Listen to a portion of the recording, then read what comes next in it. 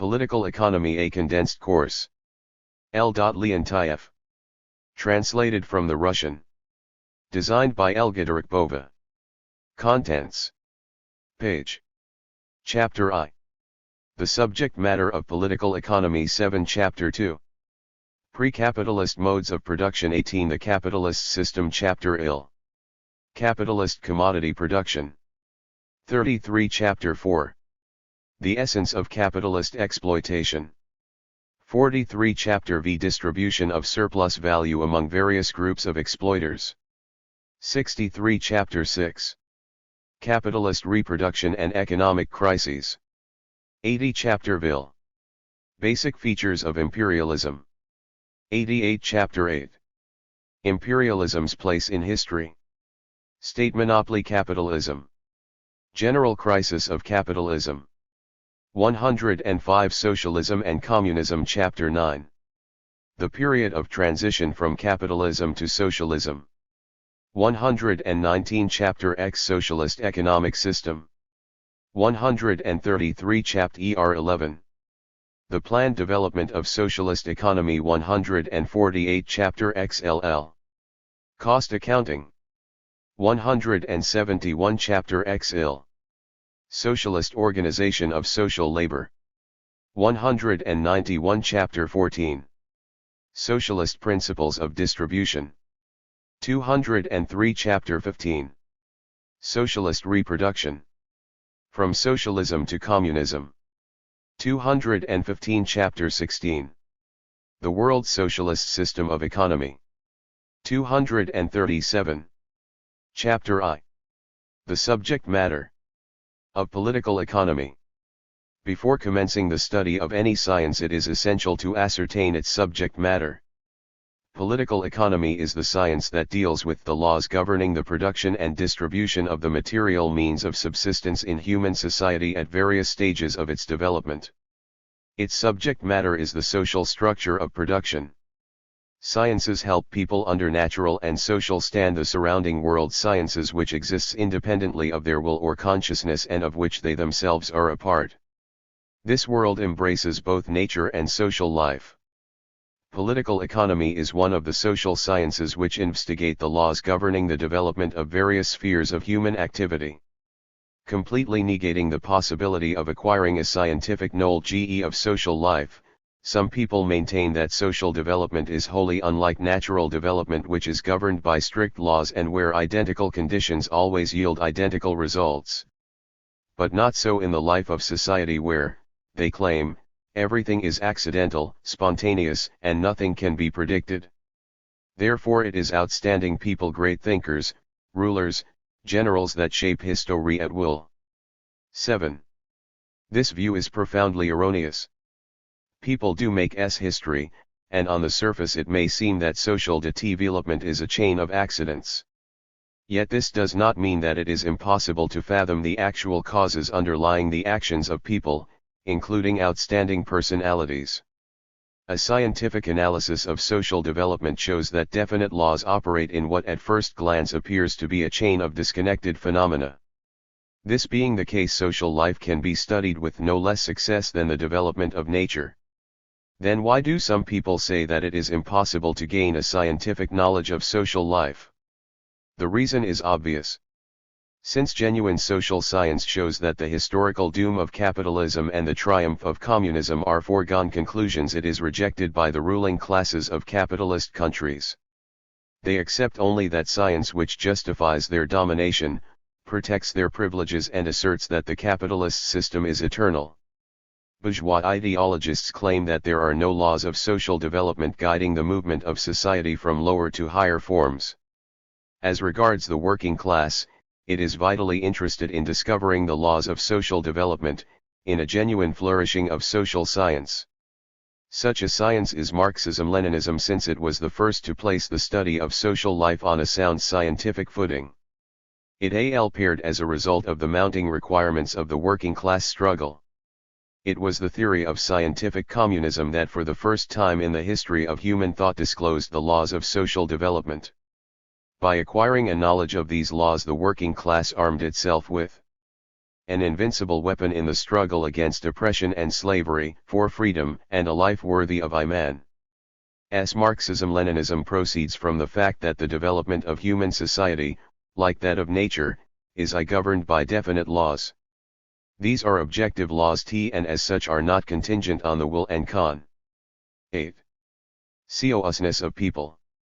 Moreover, in the final count they themselves determine the consciousness and the will and therefore the actions of the members of society. The life of society is involved and many-sided.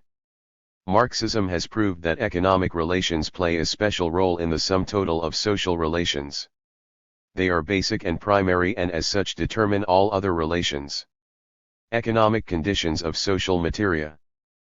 Product, life are above all contingent on the basis of social fait. Material production. People cannot live without food, clothes, shelter, and other essential material means of life, all of which are created by human labor. People's labor activity aimed at creating material means of subsistence is called production. Besides labor in various spheres of material production, of great importance for society is the labor of people working in other socially useful fields. It is the labor of teachers, doctors, scientists, artists, managers, law enforcement officers, and so forth.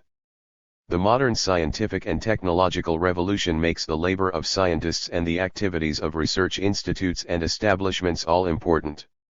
This applies not only to research and development organizations, factory laboratories, and specialized institutes engaged in applied sciences, but also to centers carrying on basic research. Without modern mathematics, for example, it would have been impossible to design and construct artificial satellites of the Earth, spaceships, automatic machine tools, and automatic control systems. From the hoary past to our day PNNC 1 Parliament's man's productive environment of production has vastly developed. In the primitive era man used the simplest tools, stones and sticks with which he knocked down fruit from trees and dug out roots and thus kept himself alive. Today people employed at huge factories and mills turn out tens of thousands of various articles. It might seem that there is absolutely nothing 9. Common between the production activity of the primitive man and people living today. But science had established that at all stages of social development three basic elements are invariably present in the process of producing material wealth: human labor, objects of labor and means of labor. Labor is a purposeful activity of the human being, objects of labor are all the things upon which man's labor is used, and means of labor are all the things with the aid of which people act upon objects of labor. Let us take a closer look at these elements. Labor is man's struggle with labor nature. In this struggle man employs the strength of animals, steam, electricity, chemical reactions, and other forces of nature to adapt objects found in nature to his needs. Labor is a natural condition for human life. Socio-economic formations replace one another, but labor always remains an essential condition for the existence of human society. Labor is the exclusive attribute of man. Human labor has two fundamental features. First, it is a purposeful activity directed towards the achievement of a preset goal, and second, it is indispensably connected with the production of instruments of labor. Marx considered that the 18th-century American statesman and writer Benjamin Franklin was right in observing that man is an animal which produces tools. Labor is the essential distinction between the primitive human society and the herd of apes from which it emerged as a result of a prolonged process of evolution. Labor is not only a process thanks to which man emerged from the animal world, it is also a process which objectively unites people in definite groups or societies. Man's productive activity, his struggle against nature always take place within the framework of specific social ties of which labor is the underlying basis. Consequently, labor is the foundation on which human society rests. 10. We have already said that objects of labor are all the things upon which man's labor is used. They can be objects found in nature, or objects upon which some labor has already been applied. One and the same object can be subjected to many stages of processing, and at many stages man's labor can be applied to it. Therefore in all cases it will be an object of labor. The universal object of labor is land with its mineral wealth and waters. Nature can be likened to a gigantic storehouse which holds inexhaustible stocks of objects of labor. It is the task of the people to make the land and the seas and oceans yield these objects of labor. The land, its mineral wealth, soils, and climates are an aggregate of natural conditions which human society has at its disposal. The means of labor are the things, which in the process of labor man places between himself and the objects of labor, and include all those things with the aid of which he acts upon the object of his labor and transforms it. Means of labor. So long as the means of labor are simple, their role is clearly manifest, as, for example, in petty handicrafts production. But the same applies to a modern large-scale production equipped with the most sophisticated machines. Whether we take a giant blast furnace or a huge metal-working machine tool, an Autom's.tick line or the intricate equipment of a chemical factory, they are all means of labor with which man influences the object of labor. A particularly important role in the development of material production is played by instruments of labor. These are the means of labor which can be regarded as extensions of man's natural organs, his hands, legs and brain. In the course of history the instruments of labor covered a long road of development from the stone and the stick of the primitive man to sophisticated machines and mechanisms, electronic computers and control systems used in production, science and management. The objects of labor and the means of production means of labor together form the means of production. The further the society develops, the greater the significance of means of production created by human labor. They embody past labor. Political economy calls this labor embodied labor. But the means of production are nothing more than a lifeless heap of objects until people apply their labor to them.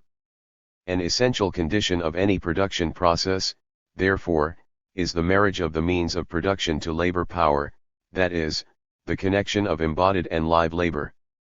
The productive forces of society. Productive forces are the means of production and labor power in their interaction.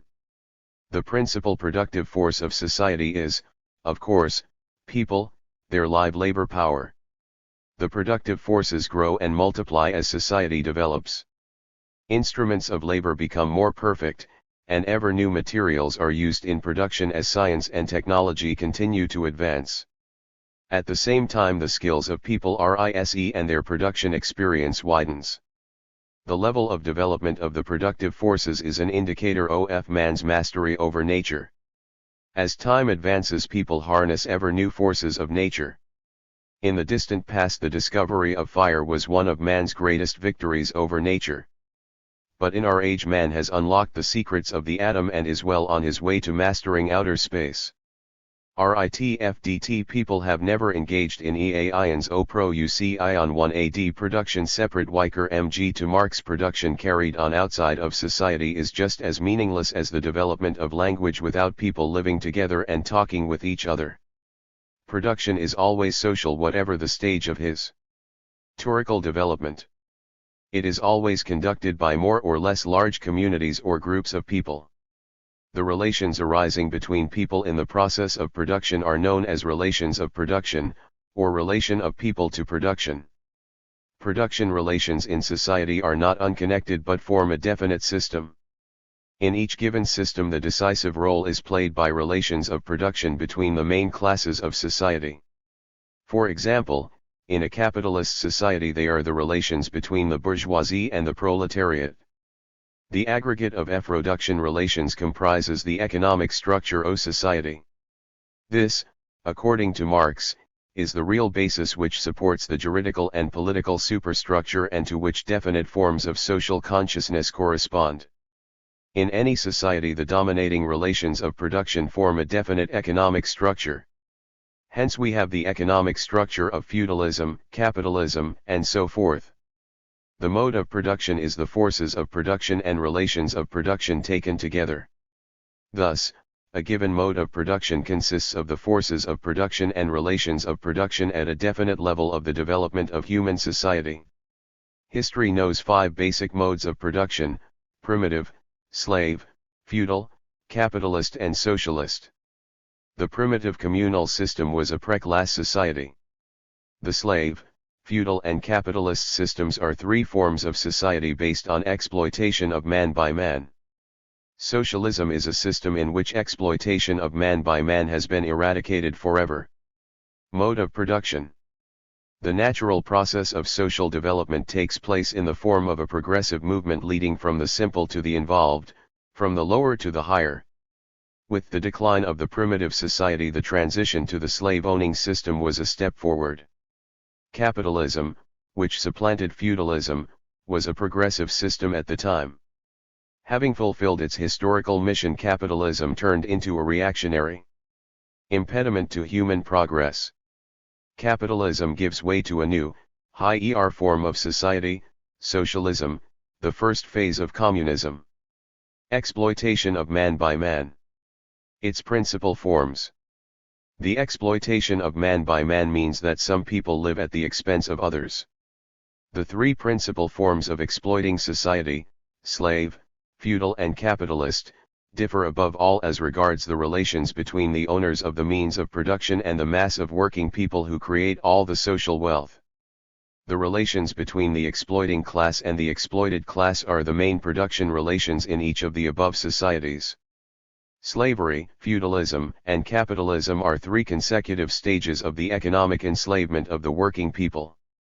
Common to all these modes of production is that the material conditions of production and life are, in one form or another, the property of the ruling class, which forces the working people to work for its benefit. In primitive times, people lived for centuries without exploiting one another. They all contributed to production and shared the scanty fruits of their labor. Their labor did not yield surplus product. If some people lived without working, at the expense of the labor of others, the latter would simply have been unable to exist. Exploitation appeared following the breakup of the primitive society, when labor began to yield a surplus above what the producers needed for themselves. But exploitation is by no means eternal. The entire course of historical development proves that capitalism is the last social system based on exploitation. The rise of capitalism is inevitably accompanied by the growth and exacerbation of irreconcilable contradictions, and mainly by the class contradictions between the proletariat and the bourgeoisie. Capitalism is doomed, such is the law of social development. It will inevitably be destroyed by socialist revolution.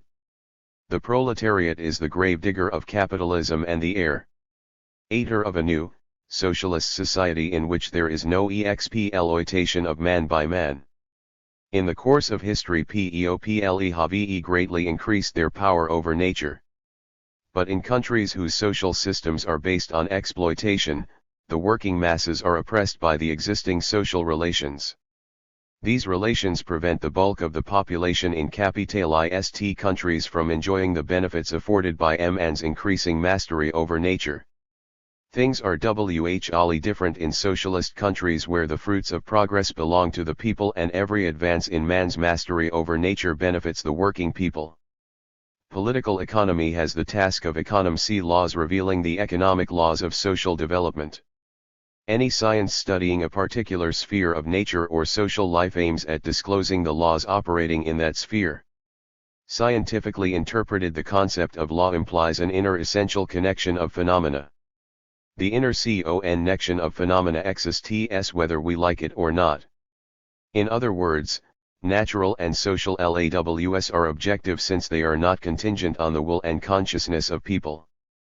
But people discover and use these laws.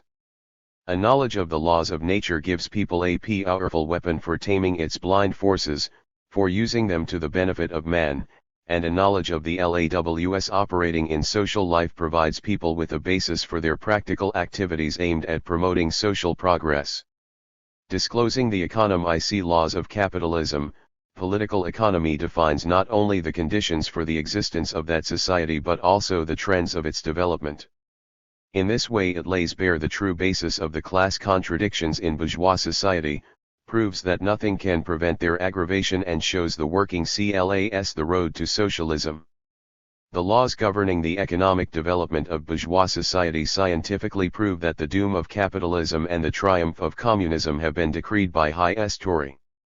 Investigating the character and essence of the economic laws of socialism, political economy proves that the victory of socialism in its economic competition with capitalism is historically inevitable. Determining the laws of production and distribution of the material wealth at the various stages of social development, political economy provides the key to an understanding of the entire complex process of historical development. It teaches that the relations of production emerging at a definite level of the development of the productive forces promote their further growth for a certain period of time, after which they turn into an obstacle to their advancement. Then there arises the historical necessity of removing the old production relations and replacing them with new ones. In a class antagonistic society, this takes place in the form of a revolution. Vitally concerned with retaining its power, wealth, and privileges, the ruling class resists the revolution which is carried out by the oppressed classes. The revolution smashes the obsolete forms of social life and clears the road for the further development of the productive forces. There were many revolutions in human history. But all revolutions of the past replaced one form of exploitation by another. Only the socialist revolution destroys all exploitation of man by man.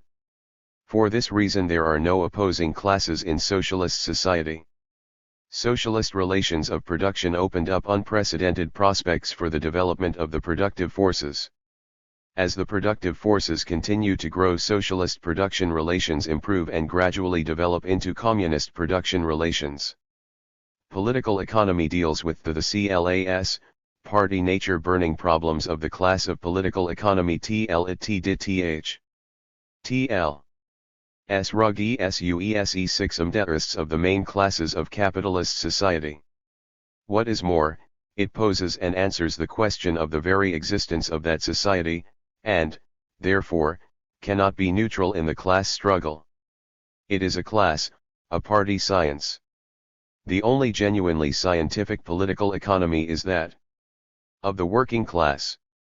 Created by its great teachers, Marx, Engels, and Lenin, it is being developed and enriched by all Marxist-Leninist parties in the world, by the collective thought of the international communist movement. Marxist-Leninist political economy endows the working class and all progressive social forces with the priceless gift of scientific foresight, tremendously important for successful practical activity. It develops in parallel with the general course of historical development, in close association with practical tasks and on the basis of a generalization of practical experience. The experience of socialist and communist construction in the socialist countries, the experience of revolutionary struggle of the working class in the capitalist countries for its vital interests, for socialism, continuously enrich economic science with new conclusions and premises generalizing the new historical experience. Chapter 2. Pre-capitalist modes of production. 1. Primitive society. The primeval epoch lasted for a very long time, many hundreds of thousands of years, and ended only 6,000 or 7,000 years ago. What principally distinguished human society from the animal herd was labor, the production of instruments of labor. A herd of apes devours all the fruit in a given place and then hunger chases it to another place. Instinct enables them to adjust themselves to nature passively, and no more. Human society, on the contrary, vigorously acts upon nature by its labor. There is no impassable chasm dividing society from nature. But the emergence of human society was one of the greatest revolutionary leaps. Contrary to the unscientific assertions of the enemies of revolution to the effect that nature does not make leaps, nature abounds in them. The primitive man waged in methods of procuring unending bitter struggle against the means of subsistence. Phi L nature. His RST2s were stones and sticks. In a way they were an artificial extension of his bodily organs, stones of the fist, sticks of the extended arm. These simple tools enabled him to obtain more food.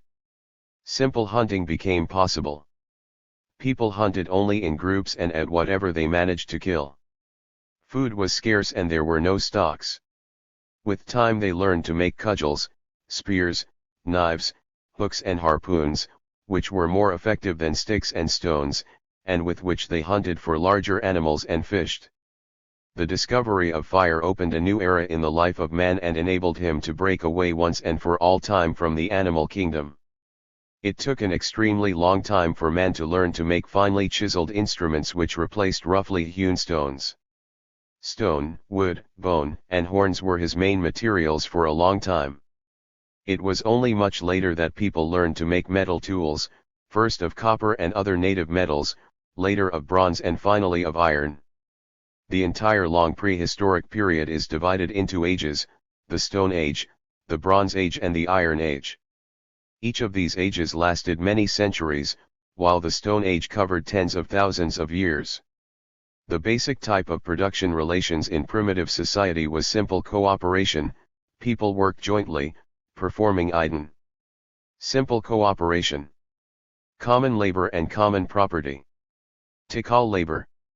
Joint work enabled them to perform such tasks, for example during the hunt, that were beyond the powers of a single individual. There was no private property. Everything the primitive group owned was common property. Common labor and common property were dictated by the level of development of the productive forces characteristic of the period.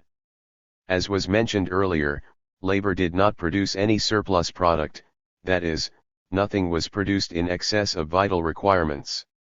Exploitation, that is, systematic appropriation of the fruits of other people's labor, was impossible. The development of the instru division of Labo W. Ments of labor wrought a great emergence of crop and animal farming ual change the orgamsaban of labor. Rudiments of a natural division of labor, that is, a division of labor according to sex and age, appeared. Women looked after too. The children and homes and prepared food. When a group moved from place to place, the women carried the FCW belongings of the entire group, leaving the men free to hunt on the way. The invention of the bow and arrow made hunting more rewarding. At the same time, hunting and fishing were becoming more complicated. Women no longer took part in procuring food. The division of labor between the sexes became permanent. The further improvement in the methods of obtaining means of subsistence was connected with rudimentary crop and animal farming. The observation that grain accidentally dropped takes root and sprouts was probably what led people to take up agriculture. Evidently, animal farming emerged also in analogous manner. Primitive man first domesticated the younglings, which instinctively followed people carrying away their killed mother. As time passed, the primitive herd tribal system evolved into the tribal system. The tribe was a group of people characterized by common ancestry. At first, the group consisted of several dozen kinsmen, and anyone outside of it was considered a stranger.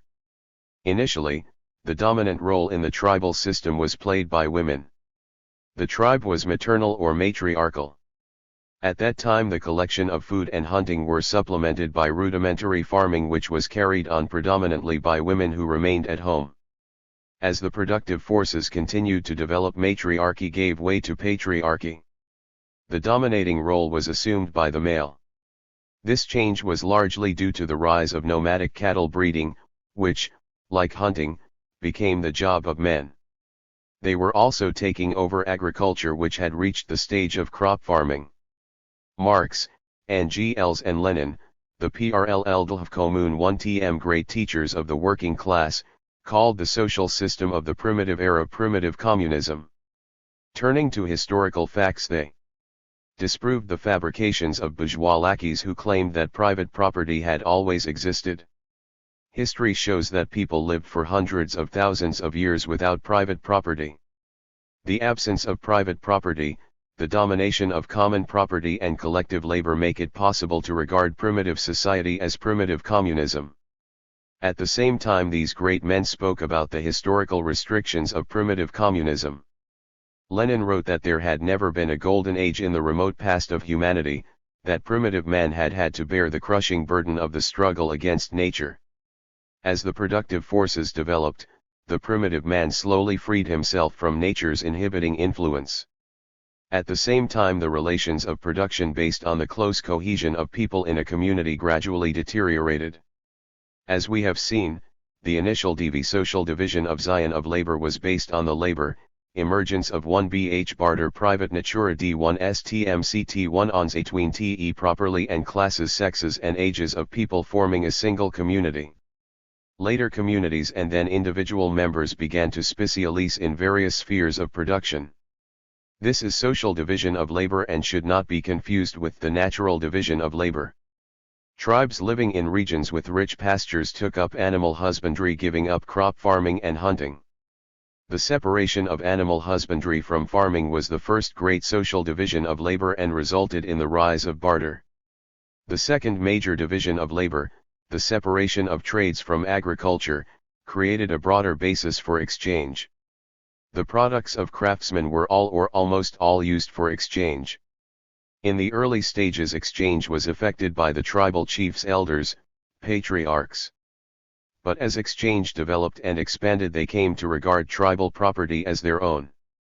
Cattle, being the principal object of 21. Barter, was the first to become private property. Inequality in property appeared among members of the community. With the growth of the productive forces, the labor used in stock breeding or crop farming started bringing richer fruit. There appeared the possibility of obtaining surplus labor and surplus product, that is, an excess of labor and products over and above a workman's subsistence minimum. Formerly prisoners were either killed or set free, since there was nothing else that could be done with them. Now prisoners were turned into slaves. Slave labor led to greater inequality. Later the rich nobility turned not only prisoners into slaves but did the same to the impoverished members of the community and those who were in debt. Thus, it was only natural that the rise of private property led to the formation of classes. The primitive system was replaced by class society. Since then the history of mankind became a history of class struggle. Slavery is the earliest and the most glaring form of low exploitation. The succeeding two forms of exploiting society's feudalism and capitalism are, to quote Sii Marx, nothing but mitigated forms of slavery. Pt. At the outset slavery was of a SL, from patriarchal slavery, patriarchal nature. There were to the slave mode of F. T1 production EU slaves and their owners worked with them. Slave labor was used to satisfy the various wants of a large patriarchal family. Further development brought about a radical change. The invention of iron smelting revolutionized production.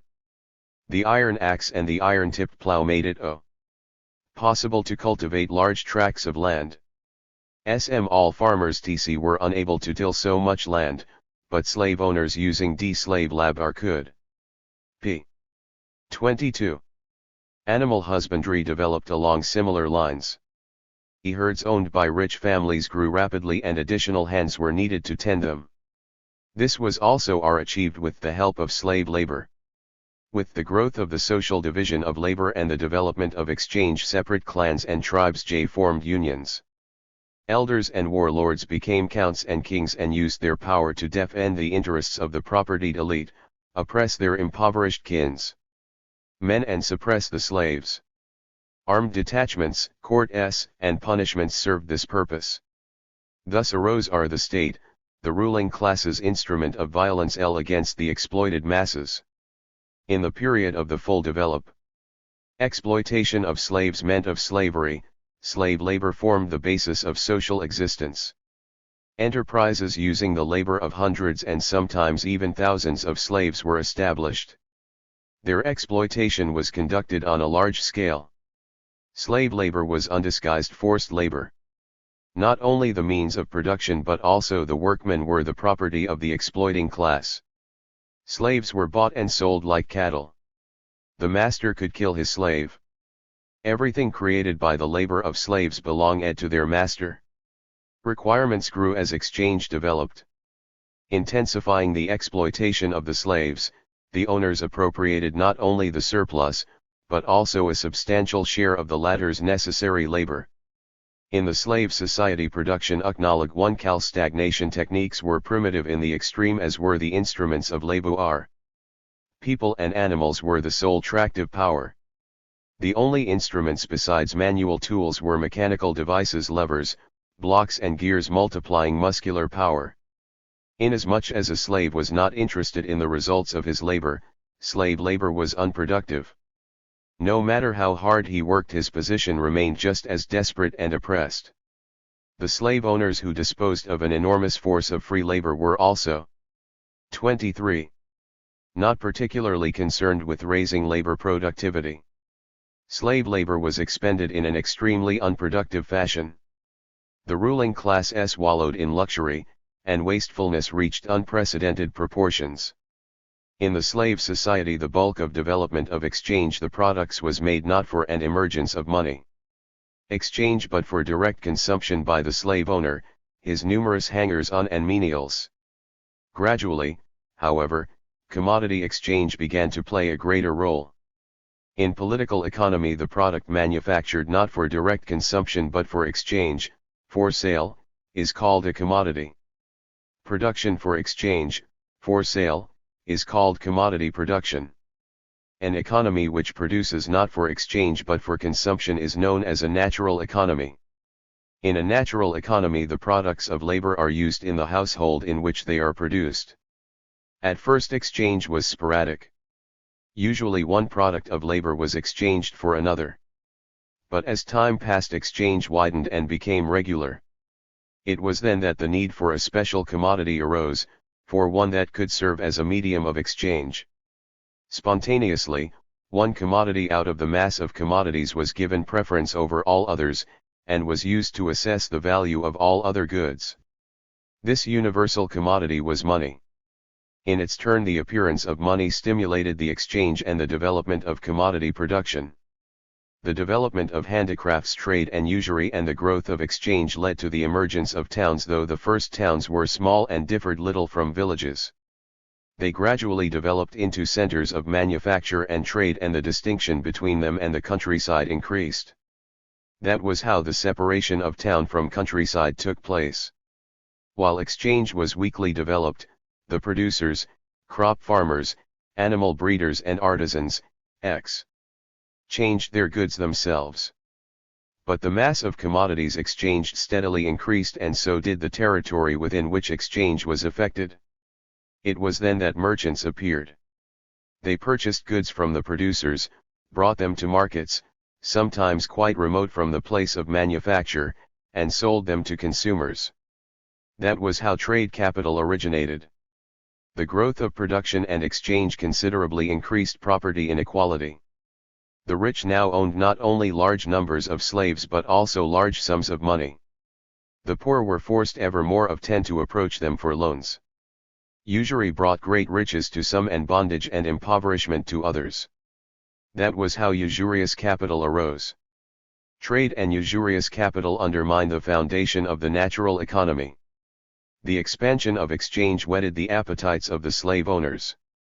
But in a slave society the direct producer was a thing, and in these conditions trade and usurious capital were unable to master production and convert it to the basis of wage labor.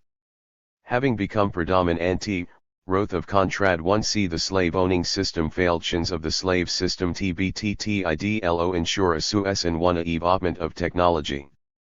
At the same time it ruthlessly destroyed human labor power, the main productive force of society. The slave-owning system cultivated a deep contempt for labor among the rich. The slave owners withdrew to an ever-increasing extent from the management of production, entrusting these functions to managers and supervisors who for the most part were recruited from among the slaves. Physical labor became the lot of the slaves, an occupation unbefitting free people. The development of the slave mode of production ruined free small producers. The slave-owning state gave them handouts from the surplus product created by slave labor. 25. Downfall of the slave-owning system. Compared with the primitive era, the slave-owning system was a considerable step forward in human history. Subsequently, however, the system based on slave labor became a brake on the development of the productive forces. Having reached its apex, slavery outlived itself. Commerce declined, the once rich lands barren, the population decreased and formerly flourishing trade slumped.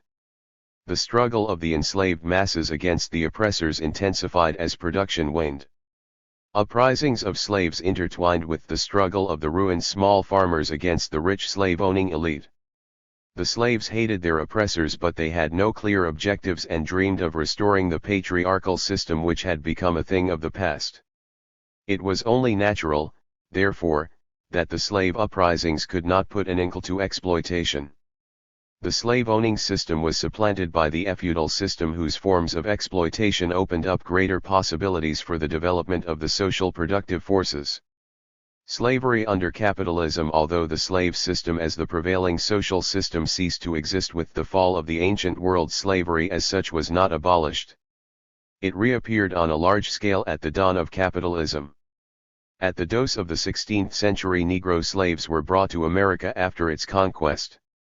Slave trade flourished in the 17th and 18th centuries.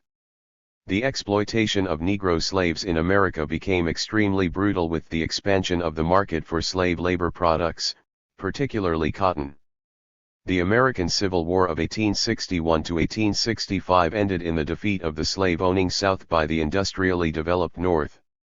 Juridically, slavery was abolished, but the Negroes remained the most oppressed section of the population.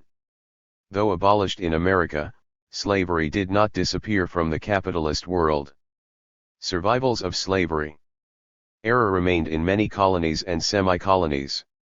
Only .sa the Illumination of colonialism, which is currently taking whose place, will completely and for all time efface the disgrace of slavery. Rise of feudalism. The feudal system arose in Western Europe on the ruins of the Roman slave-owning system, on the one hand, and as a result of the disintegration of the primitive communal system of the people who had overrun Rome, on the other. In fact, it emerged as a result of the interaction of these two processes. The Roman Empire fell at the close of the 5th century AD. The tribes that conquered Rome seized a large part of its territory. Initially, the land became common property, but soon tribal chieftains began to appropriate the people's property. Monarchic power emerged. Large tracts of land passed into the possession of the church, which became an important mainstay of the monarchy. The kings distributed the land among their retinue, first for lifelong, and then for hereditary tenure. Those given land were obliged to render military service to the king. The land, as before, was worked by individual farmers who were dependent on their new masters. The latter imposed manifold duties on the dependent peasants. The plots allotted by the new owners on these conditions were called feuds, and their owners feudals. Hence, the name of the system, feudalism. Like the slave-owning economy, level of technology, the feudal economy was mainly natural. The peasants produced mainly for their own consumption and rarely exchanged commodities. The feudal lord likewise relatively rarely resorted to trade, for almost everything he needed was produced by serf labor. 27. Agricultural methods were primitive, especially at the beginning of the feudal period. In the 9th to 10th centuries the long fallow land system was still predominant. A plot was sown for several years in succession and was then permitted to rest for 20 to 25 years. 1. The three-field system, introduced in the 11th century, dominated agriculture for many centuries. There were only spades, picks, wooden plows, sickles and other primitive tools, and because of frequent wars there was a scarcity of livestock and the peasants often had to draw the plows themselves. Yet, under feudalism the productive forces attained a higher level of development as compared with the slave-owning system. Slowly but surely grain farming, vegetable growing, wine and butter making techniques improved. The methods of smelting and working iron advanced, and gradually iron plows, harrows, and looms became widespread. Towards the end of the feudal era the development of crafts and the steady improvement of artisan tools created conditions for the emergence of capitalist manufactories. Feudal land ownership led to the feudal Explockstaten establishment of direct rule over the people who, in one form or another, were attached to the land. The land was the principal means of production in those days. And although it was the property of the feudal lord, his power depended not so much on the size of his estate as on the number of people dependent on him. The feudal system rested on the exploitation of peasants by the landowners, with the latter appropriating the surplus product of the peasants' labor. The two main forms of feudal exploitation were corvée and rent in money or kind. Under the corvée system, the peasant worked part of the week with his own means of production on his plot, and the rest of the week with the same means on his master's field. Under the rent system, the peasant was obliged to hand over regularly to the landowner a specific amount of grain, fowl, and other farm products, or a fixed sum of money. Thus, rent was paid either in kind or in money. More often than not, in addition to paying rent, the serfs had to render various corvée tasks on the landowner's estate. The surplus product appropriated by the landowner is known as ground rent, while the surplus product appropriated by the ruling class under feudalism is called feudal ground rent. In effect, the condition of a serf differed little from that of a slave. Still, as distinct from the slave, the serf could spend some of his time on his land, so that in some measure he belonged to himself, a factor that opened up ways of development for society inconceivable under the slave system. The essence of all forms of feu possibilities o.f economic dal exploitation was the pro-development m feudal. FHL, LB society naban ooterpeopesr, or the product of that labor by the landlords. But different forms of exploitation offered different possibilities for the economic development of society. Under the corvée system, the peasant expended his surplus labor on the landowner's field under the supervision of the landowner or his manager.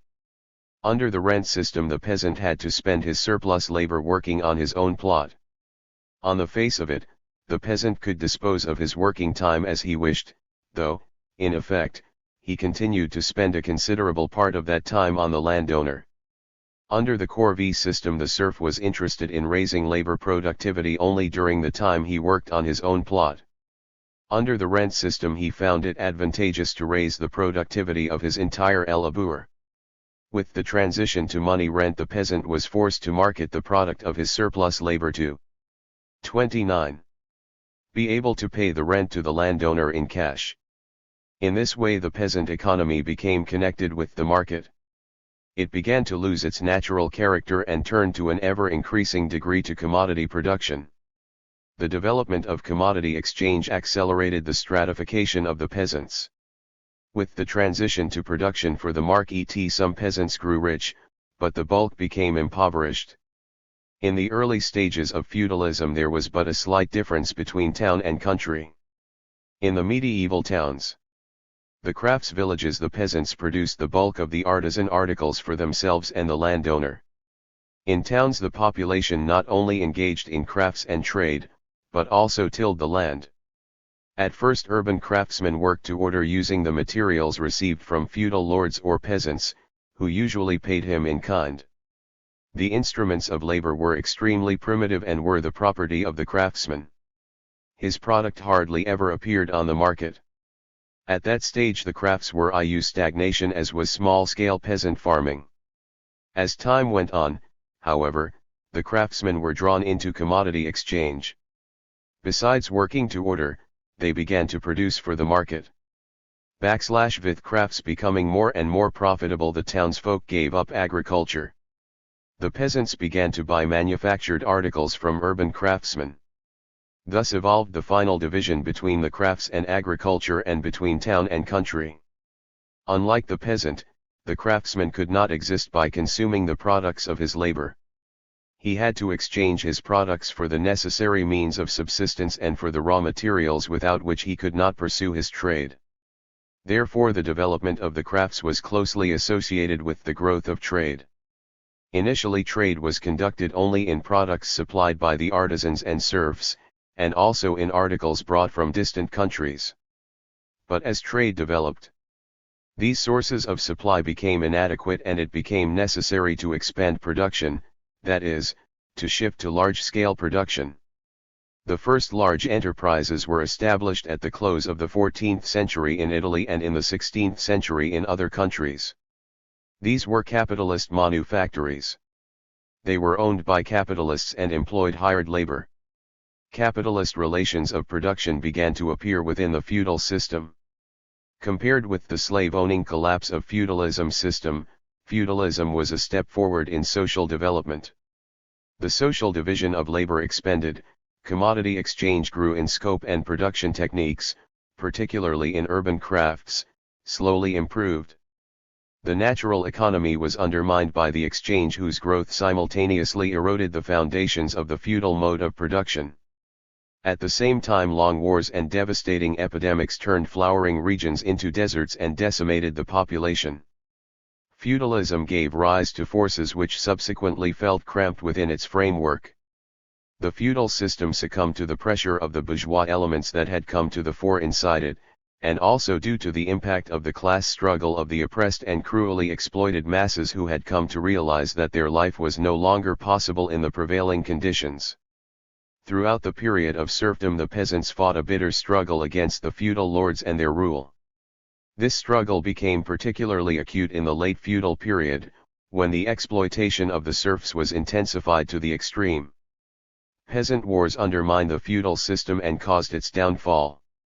The nascent bourgeoisie took advantage of the struggle of the serfs to hasten the collapse of feudalism and replace feudal exploitation by capitalist exploitation. The peasants constituted the bulk of the fighters in bourgeois revolution and Sulach. Overthrew the rule of the feudal lords and opened up broad prospects for the development of capitalism.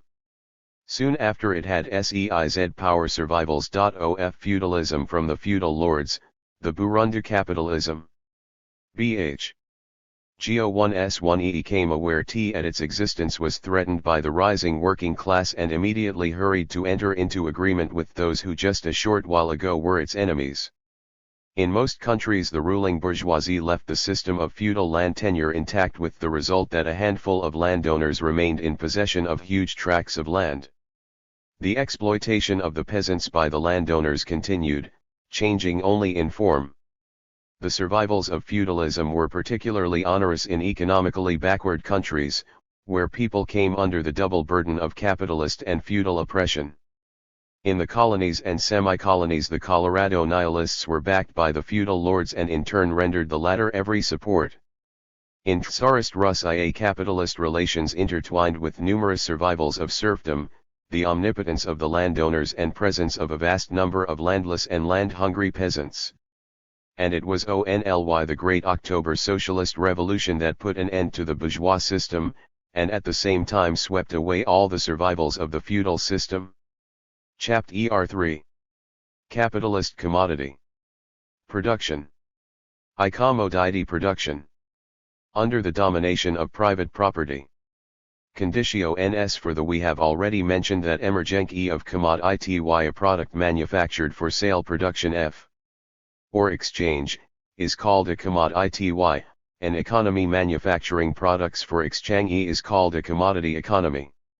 An economy in which products are made for direct consumption and not for sale is called a natural economy. Capitalist enterprises produce their entire output for sale. As capitalism develops, small producers market an ever-increasing portion of their output. Commodity production is based on the social division of labor, which consists in that individual members of society produce different products. But for natural economy to turn into commodity production, there must be, in addition to the social division of labor, also private ownership of the means of production.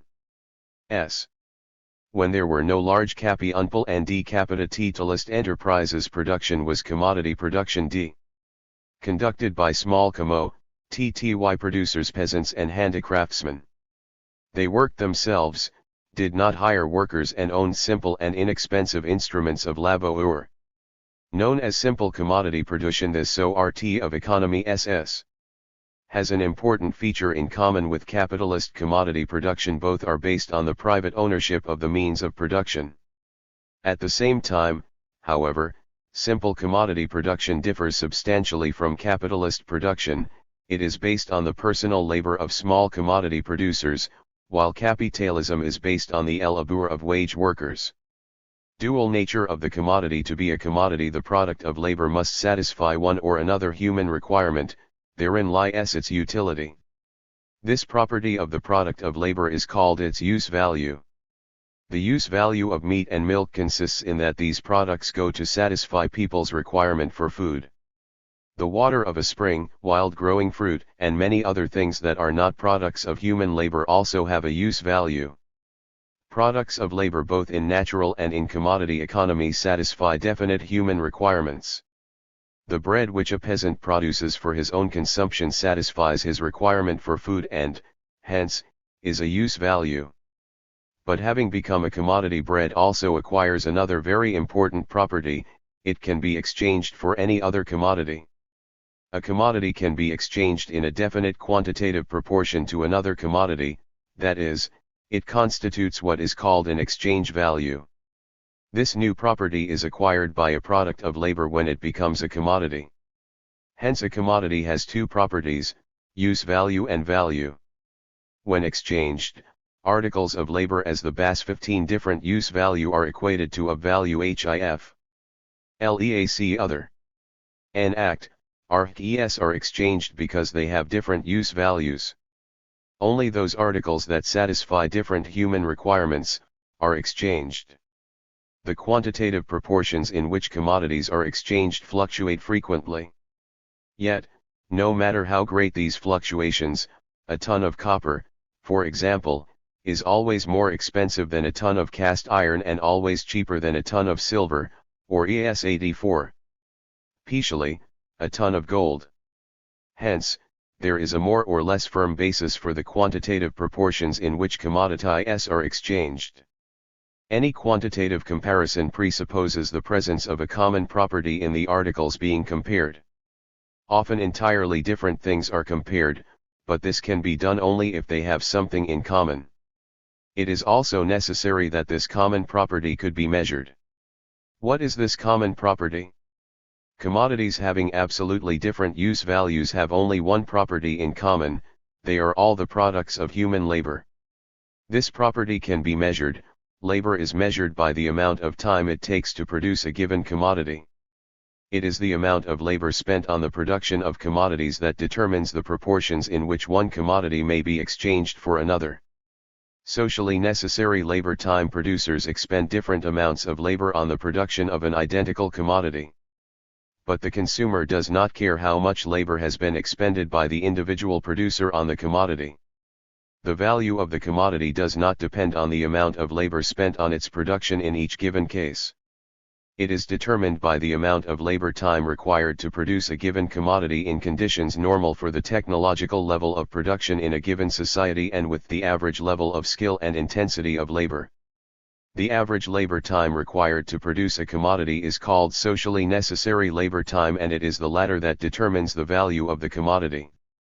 Dual nature of: we already know that he labor embodied ity is both a use value and a commodity value. The nature of the labor embodied in the commodity is also dual. Labor is just as diversified as the use values it produces. Various kinds of labor differ from each other. 85. As regards their purpose, instruments, methods, objects, and results. Every use value embodies a specific kind of labor.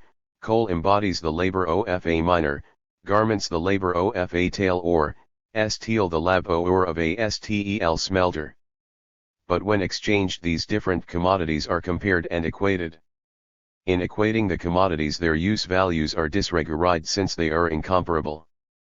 But disregarding the use value 0 commodities, the producers also disregard the differences between the concrete types of labor embodied in their production. Commodities are considered products of human labor in general. Therefore, labor embodied in the commodity is considered homogeneous, an expenditure of human labor power in general, that is, abstract labor. As such, the expenditure of labor power of different producers does not differ qualitatively but quantitatively. It follows, therefore, that the labor of the commodity producer is, on the one hand, concrete labor creating use values as such, and, on the other hand, the expenditure of labor in general, abstract labor, a share of the social labor, creating the value of the commodity as such. Thus, the dual nature of the commodity is the inevitable consequence of the dual nature of the labor embodied in it. Simple and complex labor: the value of the commodity is the expenditure of human labor in general. but the labor which creates use values may differ in skill. An unskilled worker has no preliminary training.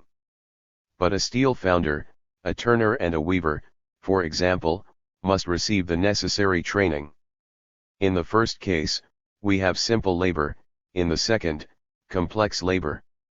A commodity may be the product of the most complex labor, but its value equates it with the product of simple labor. Complex labor is multiplied simple labor, in 1 hour complex labor. 86. Creates a value that simple labor would require several hours to produce. In a society based on private prop contradiction of AI.I, NPL every producer the small commodity production HDFHB. And one CRAsman or TEIG capitalist arts at his own risk. Every commodity producer is independent, production is his private business and his labor is private labor. At the same 6me every commodity producer depends on other commodity producers. In order to have the means of subsistence and do business he must exchange the commodities he produces, sell them in order to purchase raw materials and instruments, and consumer goods for himself and his family. The labor of an individual producer must comprise a specific share of the total labor expended by society for the satisfaction of its requirements. It is the social labor embodied in the commodity that forms its value. The contradiction of simple commodity production lies in the contradiction between private and social labor and develops further under capitalism. To money under capitalism. Essence of money. The value of a commodity can be expressed only by equating it to another commodity, by exchanging it for another commodity. Under developed commodity production goods are not exchanged directly as a rule. All commodities are equated to a definite sum of money. Developed commodity production is inconceivable without money, for it is money that makes possible the all-round social links existing between isolated individual producers under commodity production. Every commodity must be exchanged for money, in other words, it must be sold. If it cannot be sold, its producer has wasted his labor. That means he has wasted his labor and the means of production to produce a commodity for which there is no social demand. 87. If the commodity has to be sold at a lower price, that means that part of the producer's labor has not been recognized by society. Thus, the emergence of money promotes the growth and development of the contradictions inherent in the commodity. Exchange involving money presupposes an all-round connection of the commodity producers and a constant intertwining of their transactions. At the same time, such exchange makes it possible to separate sales from purchases. The producer can sell his commodity and keep the proceeds for a certain period of time. But owing to the all-round economic links that exist between producers and the latter's dependence on each other, the sale of some commodities without the buying of others in exchange will cause a delay in the sales of some commodities and create a situation fraught with crises. The further development of commodity production and its transformation into capitalist production makes crises not only possible but inevitable. The exchange of commodities reflects the relations between the people producing commodities. Hence, value expresses the social relation of production, the relation between commodity producers. This relation between people is manifested as a relation between things qua commodities, and the value of a commodity seems as much its natural property as, for example, its color or weight. One says, for instance, that a loaf of bread weighs so many grams and costs so much. The properties which commodities possess solely by virtue of a definite system of social relations are regarded as their natural property. TS is the fetishism of commodities typical of capitalist production. Fetishism conceals the essence of capitalist relations, their true nature, and lends them a deceptive appearance. In capitalist society, money fulfills functions of money. The following functions: it is 1. The measure of value, 2. A circulation medium, 3. A means of accumulation, 4. A means of payment, and 5. Universal money. Every commodity is sold for a definite sum of money. This sum expresses the value of a commodity, and the price of a commodity is the monetary expression of its value. Before a commodity is bought or sold, it is necessary to measure its value in money, that is, to determine its price.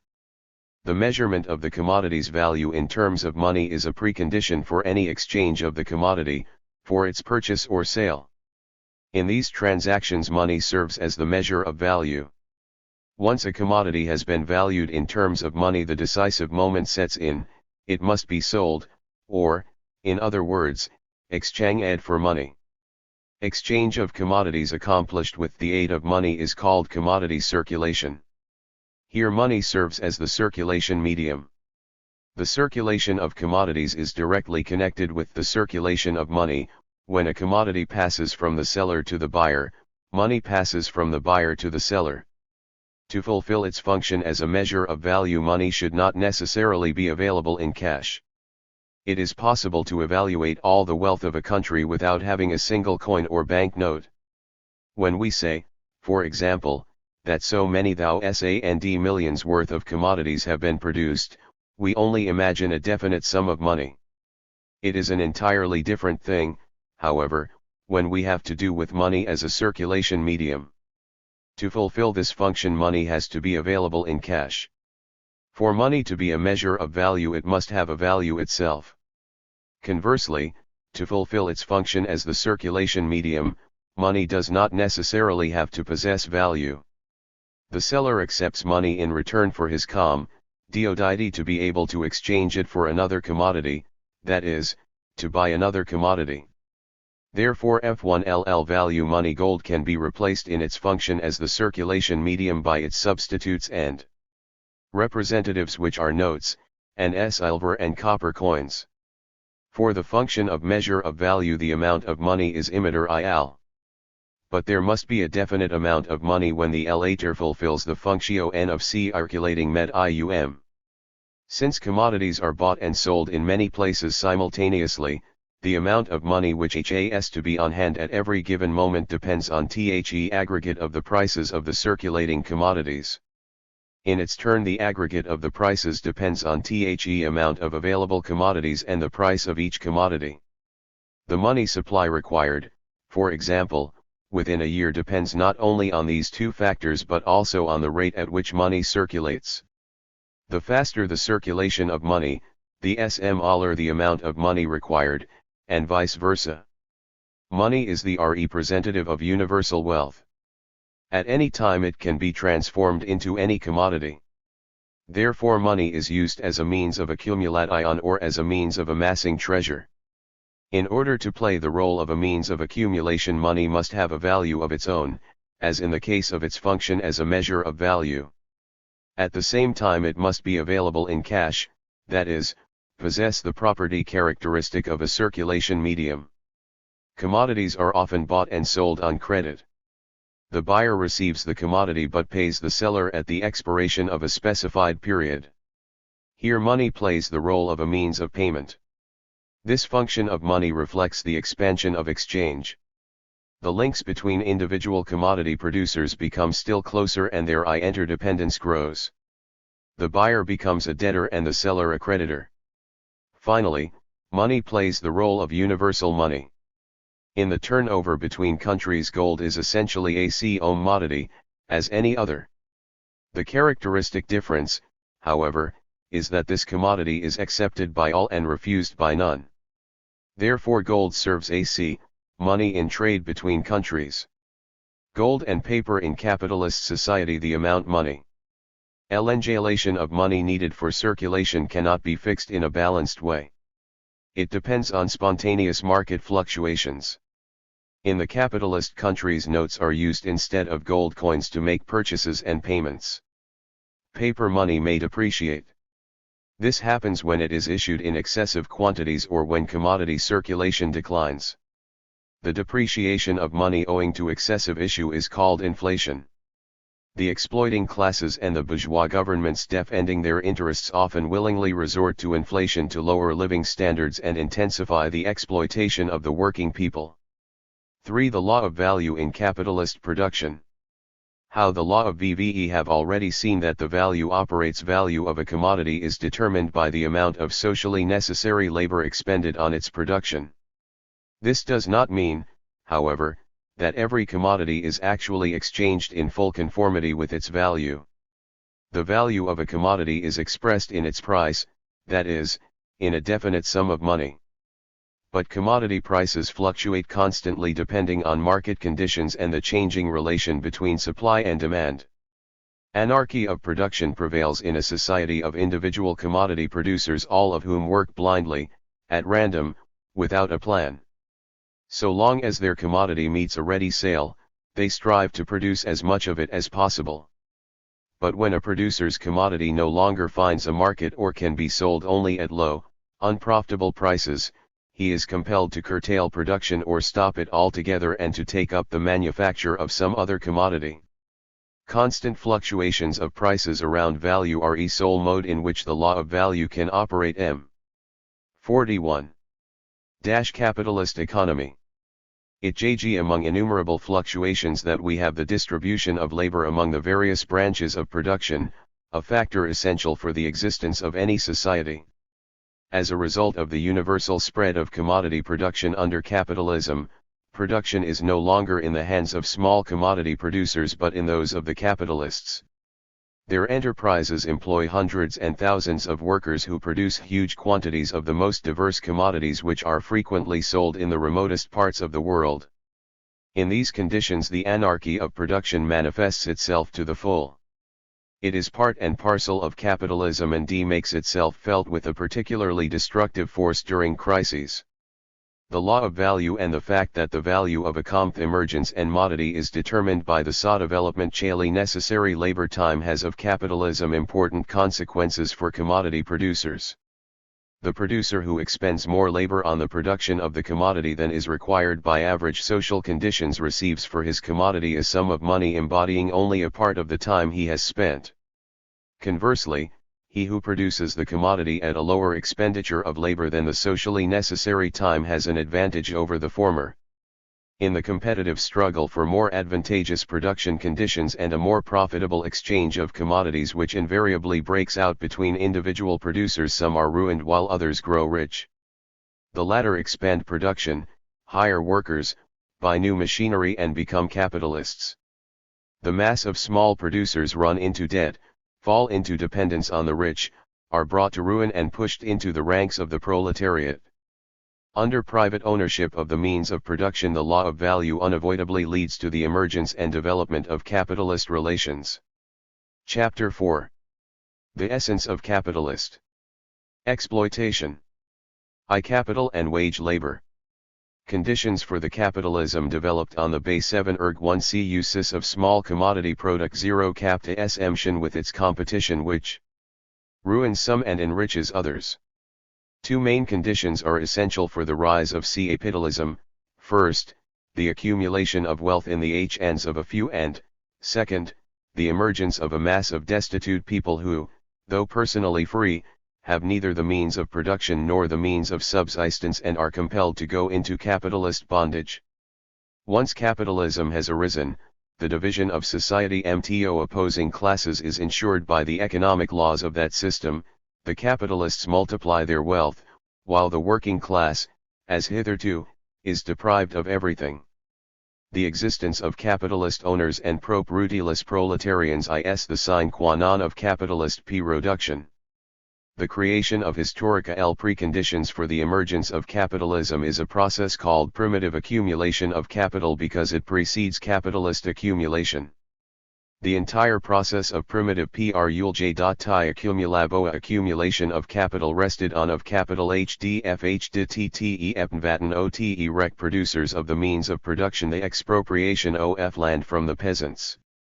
The liberation of peasants. 43. 111. From feudal dependence, which took place in the period of the disintegration of feudalism, was accompanied by another no less important liberation, the liberation of peasants from the land which they tilled. Surplus hands left the villages to form the army of wage workers becoming available to capital. But this alone could not give rise to capitalist production. Vast wealth had to be concentrated in the hands of a small number of people, a process which received great impetus in the era of great geographical discoveries. The discovery of America was followed by an influx of people in search of easy gain to that continent. European states sent expeditions which destroyed and looted flourishing countries. The plunder of rich overseas countries was one of the most prolific sources of primitive accumulation of capital in Europe, above all in Britain. In all countries the authorities encouraged the concentration of vast wealth in the hands of a handful of people. Under capitalism the bulk of the means of production are the private property of a small group of capitalists and landowners. The vast majority of the population, the working people, have no means of production of their own and are compelled to go into bondage to those who own factories, mines, and land. A bourgeois economist answered, "What is capital?" This question as follows: in the first stone which the savage flings at the wild animal he pursues, in the first stick that he seizes to strike down the fruit which hangs beyond his reach, we see the appropriation of one article for the purpose of aiding in the acquisition of another, and thus discover the origin of capital. This definition of capital is very convenient for the bourgeoisie, since its purpose is to make people behave that capital has always existed and will always exist. But it is false from beginning to end. The stone and the stick are instruments of labor and not the means of exploitation of man by man. Under simple commodity production, the owner of commodities sells his goods in order to purchase others. The purpose of this exchange is to satisfy the requirements of commodity owners. The capitalist pursues a totally different aim in investing his money. Owning a definite amount of money, he strives to increase that amount, that is, to make a profit. The amount of money he invests grows in the process of capitalist production. Capital is not an object but a definite social relation between the class owning the means of production and the class deprived of them and, therefore, compelled to submit to exploitation. Things, buildings, machinery, raw materials, finished articles are not capital in themselves. But they become means of exploitation, that is capital, under definite social relations, namely, when two opposing classes emerge in society: the class of private owners of the means of production and the class of propertyless workers, the proletarians. These social relations are not everlasting. On the contrary, emerging as they do at a definite stage of social development, they are abolished at another, later stage of development. The Great October Socialist Revolution in Russia and then the triumph of socialist revolutions in a number of other countries have proved in practice that the means of production cease to be means of exploitation when the bourgeoisie is deprived of power and private ownership of the means of production is abolished. Labor power, as in a society where private commodity-list property prevails, the only thing owned by the bulk of the people is their labor power, in other words, their ability to work. Man owns this ability under any social system.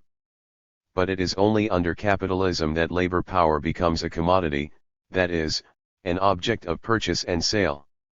Capitalism is commodity production at the highest stage of its development when labor power, too, is a commodity. 45. After the abolition of capitalism, labor power ceases to be a commodity. In socialist society, the means of production are socialist property. The working people here do not sell their labor power, but apply it at enterprises which are public property. A worker at a capitalist specific via years of price does not sell his labor, the commodity FBFD phi jabu or power or ever, UT or AEMTE period, a day, a week, a month, in return for daily, weekly, and monthly wages. As any commodity, labor power has a definite value. We have already learned that the value of a commodity depends on the amount of socially necessary labor required for its production. The value of the commodity labor J, hour is, therefore, equal to the value of the commodities required by the worker to maintain his life and to regenerate his ability to work. In other words, the value of labor power is the value of the essential means of subsistence of its owner. Capital needs a constant influx of labor power. For this reason, the worker must have the opportunity to support not only himself but also his family. And since capital needs both unskilled and skilled workers to operate sophisticated machinery, the value of labor power includes certain expenses on training the growing generation of workers. That is how things stand with the value of labor power as a commodity. But once it is a commodity, labor power also has a use value. What makes labor power a use value to the capitalist who buys it? It is a use value because he makes the worker work, and because the worker's labor creates a value which is greater than that of the commodity labor power. This feature of the commodity labor power is the key to an understanding of the mechanism of capitalist exploitation. 4. 2. Production of surplus value. The workers' surplus. Jab or the source of the capitalist's wealth. Taking up business, the capitalist buys or builds factory premises and buys machinery, machine tools, raw and other materials, fuel, and other essential means of production. But all these things remain dead and unproductive until live human labor is applied to them. The capitalist hires workers who set the machines in operation and turn the raw materials into finished goods, commodities. Then he sells these commodities and buys raw and other materials, pays the workers, etc., with the proceeds. What is the value of the manufactured commodity? First and foremost, this value includes the value of the commodities consumed in its production. Raw materials have been processed, fuel has been burnt, and machinery depreciated. Let us assume that the value of these commodities is 200,000 working hours or $400,000 in terms of money. Furthermore, the value of the manufactured commodity includes the new value created by the labor of the workers at the given factory. Let us assume that 200 persons worked 100 days at the factory for 8 hours a day. In that period they created a new value amounting to 160,000 working hours or $320,000 in terms of money. Hence, the full value of the manufactured commodity amounts to 360,000 working hours or $720,000 in terms of money. Now let us see how much the commodity had cost the capitalist. He paid $400,000, that is, a sum corresponding to 200,000 working hours, for the machines and materials needed for production. In addition to these 0,000 working hours, the value of the new commodity includes 160,000 working hours spent by hired workers at the capitalist's factory. The workers' labor created a new value equal to $320,000. Did the capitalist pay the workers an amount equal? 47. I to this value? The answer to this question discloses the simple secret of capitalist exploitation. The value produced by the worker's labor and the value of his labor power plus are two different magnitudes. The former is much bigger than that of the latter. The difference between them, is an essential condition for the exploitation of labor of TI by capital. For the difference between the value of the S1 labor power and the value of the articles produced by Cap1, the labor of a worker is wholly appropriated by the capitalist. Lobby, the capitalist pays the workers only for the value of their labor power. Let us assume that the means of subsistence which the worker needs to satisfy his S&hour wants cost $8 a day. In that case the owner pays 200 workers the sum of $160,000 for 100 days' work. WA1 for the commodity produced at his factory in that one period the capitalist receives $720,000. His expenditure on the production of the commodity comprises $400,000 MO1I plus $160,000, that is, $560,000. The difference of $160,000 is the increment to his capital. 1. In our example, a worker worked daily for 8 UNC hours and created $16 worth of new value. The capital all is paid the worker $8 for his 8-hour working day, that is, he paid him only for the value of the labor Li1 power, or, in other words, for the value created during 4 hours of work. So, the worker worked 4 hours to compensate for the value of his labor power, and another 4 hours, free of charge, for the capitalist's benefit. Ca1 It follows, that the labor the worker spends at a pre-capitalist factory can be divided into two parts. During Ra, one part of the working day he produces the value SBC equal to the value of his labor power. This is necessary in the process of capitalist production. Consequently, the part of the capital spent on buying labor is called variable capital and is denoted by the letter V. Rate of exploitation. How intense is capitalist exploitation? An idea of this can be gained from the proportion in which the working day is divided into surplus and necessary labor. The rate of exploitation of labor by capital increases when surplus labor time grows, while the necessary labor time diminishes. The surplus labor is embodied in the surplus value, while necessary labor corresponds to the variable capital. The ratio of the surplus value to variable capital is called the rate of surplus value and is an indicator of the rate of exploitation of the worker by the capitalist.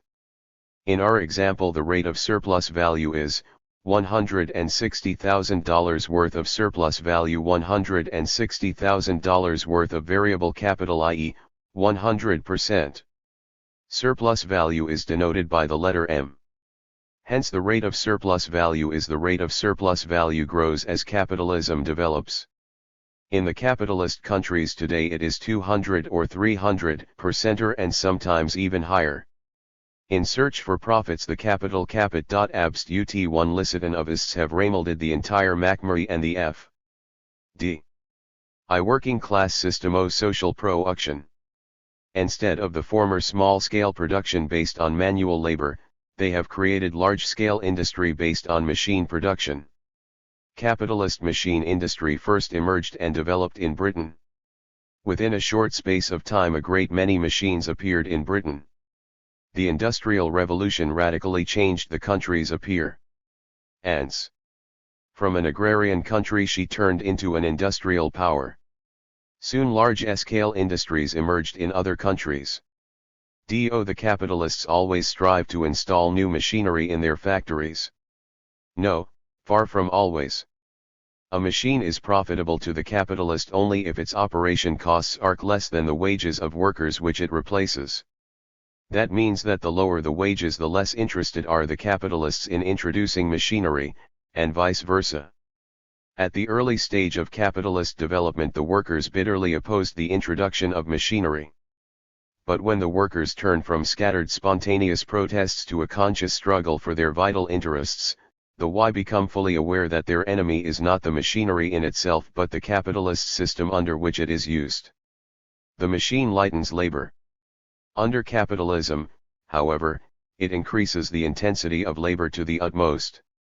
W. Heil, being a faithful helper T.O. man in his struggle to master the forces of nature, the machine in capitalist society is a terrible weapon of the exploiters in their struggle against the exploited.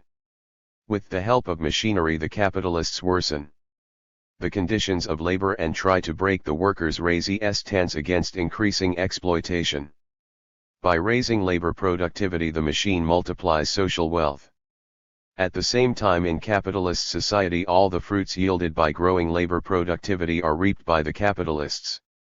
Consequently, the utilization of machinery under capitalism contains deep contradictions which cannot be resolved so long as the capitalist system exists.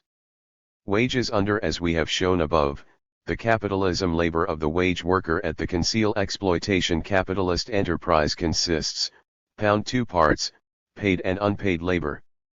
But when the capitalist pays the worker his wages, the latter does not s.e.e. that his wages compensate only part of his labor while the other part is appropriated free of charge by the Cap 51. Dash dash dash dash dash dash dash dash dash dash dash dash dash dash dash dash dash dash dash 111 Italist. The payment of wages is effected in such a way as to create the impression that the worker is paid for his entire labor. There are two ways of calculating wages, either in accordance with the length of the working time, hours or weeks, or in accordance with the quantity of products manufactured. In both cases the impression is created that the worker sells his labor and not his labor power, that he is paid for the whole of the labor he expends. The fact that wages conceal the exploitation of the worker by the capitalist and create the impression that the worker has been fully paid for his entire labor plays an important role in the life of capitalist society. This false impression persists in the minds of workers until they manage to cast off the ideological influence of the bourgeoisie. In capitalist society wage slavery is essentially wage slavery. A Roman slave was fettered by chains, while a wage laborer, to use Marx's expression, is tied by invisible threads to his owner. The inexorable laws of the capitalist mode of production chain the worker securely to the chariot of the capital. The champions of the capitalist system strive to impress upon the working people that under capitalism they will be able to do away with exploitation. They portray capitalism as a social system which offers equal opportunities to all people. All this is completely false. In reality, capitalism exposes the bulk of the population, the working people, to exploitation and by an insignificant minority. An insecure life, an uncertain future and worsening living conditions, such is the lot of millions of working people in capitalist society. The mechanics of capitalist society is such that the workers constantly remain propertyless proletarians whose only choice is to sell their labor power. Formally, according to the laws of bourgeois countries, workers are free. The worker can quit a given 52. Enterprise only to enter the employ of another capitalist. Thus, under capitalism, freedom is the complete and unrestricted freedom for the capitalist to exploit workers and the freedom for workers to sell themselves into bondage to capitalists. Equally untrue is all the talk about equality under capitalism. Bourgeois revolutions proclaimed the equality of all citizens before the law. However, it is easy to see that there is no, nor can there be, genuine equality of people so long as there is exploitation. There is a contradiction between basis on reduction private and social labor even of capitalism d. On simple commodity production. Under capitalism, this contradiction turns into a contradiction between the social nature of production and the private capitalist form of appropriation of the fruits of production. With the development of modern industry, production becomes increasingly socialized. Hundreds and thousands of people are employed at every enterprise. There are close links between individual enterprises. Hence, hundreds of thousands and millions of people are directly connected with each other in the production process. But instead of being placed at the disposal of all society, the product of this social production is appropriated by a handful of private owners. Capital organizes the labor of hundreds and thousands of workers at each enterprise separately, but social production as a whole is dominated by anarchy of production. Thus, the basic contradiction of capitalism finds expression in the anarchy of production, in effective demand lagging behind expanding production, and in the class struggle between the working class and the capitalists. Significance under capitalism exploitation is of the theory camouflaged. It was Marxist proof surplus value judicial economy that revealed the essence of exploitation of labor by capital. The secret of capitalist exploitation is disclosed in the theory of surplus value evolved by Marx. 53. The theory of surplus value teaches the working class and all working people in the capitalist countries to discern the genuine causes of their privations and sufferings. It shows that the oppression of the working classes, of all working people, is not due to accidental causes or the arbitrary rule of individual capitalists, but springs from the very essence of capitalist production relations. The theory of surplus value reveals the essence of capitalist exploitation. Lenin called the theory of surplus value the cornerstone of Marx's economic theory. It lays bare the roots of class contradictions and class struggle in capitalist society. 3. Development of capitalism and the position of the working masses. 11. Capital has an insatiable greed of capital for profit. No matter how rich a capitalist, no matter how large his profits, he always wants to be richer still. If the capitalist does not want to go under in the merciless struggle of all against all, he has to add a large share of his profits to his capital, to invest it in production. The addition of a part of the surplus value to the capital is called the accumulation of capital. By annually accumulating part of the surplus value, the capitalist becomes the owner of a steadily growing capital. Capital also grows in another way.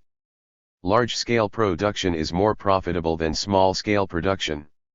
In the course of the competitive struggle, the large capitalist swallows up his small and weaker rivals. Struggle, which brings victory to some and ruin to others, results in the growth of capital, the merger of several capitals into one. In view of the advantages of large-scale production, capitalists often pool several smaller capitals into a single large capital. As a result, huge sums of capital become the property of a very small number of tycoons. This handful of millionaires and multimillionaires owns huge fortunes and decides the fates of tens and hundreds of thousands of people. By installing new equipment, each capitalist strives to raise the profitability of his enterprise. Technological innovations lower the value of the workers' means of subsistence. Less labor is needed for their production than before. That means that the worker requires less work in hours to compensate the value of his labor. Consequently, the accumulation of capital goes hand in hand with the steady rise in the rate of the exploitation of workers by capitalists. The growing rate of exploitation of labor by capital means that the working class is receiving an ever small share of the wealth it produces. The total sum of values produced over a definite period, say, a year, is called the national income of a given country. In capitalist countries, the share of the working class in the national income is steadily decreasing. At the same time, the share in the national income appropriated by the bourgeoisie and its hangerson grows all the time. Therein lies the relative deterioration in the position of the working class. It is called relative because there is a change in the ratio between the incomes of the working people and those of the non-working classes, the ratio between the living standard of the working class and that of the bourgeoisie. While the working class is fettered by an extremely low standard of life, there is no limit to the wanton waste of the bourgeoisie. Since capitalism is responsible not only for the relative but at times also for the absolute deterioration in the position of the working class, it directly worsens the latter's living and working conditions. In the face of these facts, the champions of capitalism only concede a relative worsening in the position of the working class, but they furiously deny that there is an absolute deterioration. Do not, they 55. Ask, the workers of the latter half of the 20th century enjoy many benefits which were inconceivable a century or half a century ago. This is usually followed by references to bicycles, motorcycles, cars, radios and TV sets, washing machines, refrigerators, and other comparatively recently invented durable goods. Their intention is to confuse the question of the position of the working class under capitalism. Yet, it is clear to any rational person that people's requirements are not immutable. Technological progress, the development of the productive forces and the growth of social wealth give rise to ever new requirements on the part of all members of society, including, of course, the working masses. The requirements of the working class grow with the progress of historical development. In capitalist conditions, however, it is becoming increasingly difficult for the working class to satisfy its normal requirements. Capitalists strive to lower wages to the minimum. It is commonly known that commodity prices fluctuate, now rising above, now falling below their value. But as distinct from the prices of other commodities, wages, that is, the price of labor power, tend to fall below their value. The capitalists have devised numerous methods of picking the worker's pocket, of reducing his real earnings, thus forcing him to economize on food, clothing, and housing. In the capitalist countries, the workers suffer most from the rising cost of living. The sum of money the worker gets from selling his labor power, the nominal wage, is one thing, the amount and the quality of foodstuffs, clothing, household goods, etc., the worker can buy for the money he earns is quite another thing. It is the amount of the means of subsistence the worker is able to buy for his money that determines his real wages. As the cost of living rises, as taxes grow, real wages drop and the position of the working class deteriorates. High rents and all sorts of deductions from their wages decrease the real incomes of the working people. Labor is becoming arduous and industrial injuries ever more frequent. Only by putting up a bitter struggle is the working class able to counteract the capitalists' intention to reduce their living standard to an absolute minimum. In capitalist countries there are many categories of low-paid workers and even branches of production in which wages are low.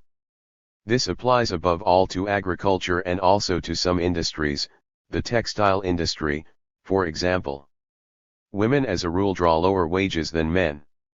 In some cases the wages of women are only half of those paid to men. The struggle of the working class in advanced capitalist countries for its vital interests has not been in vain.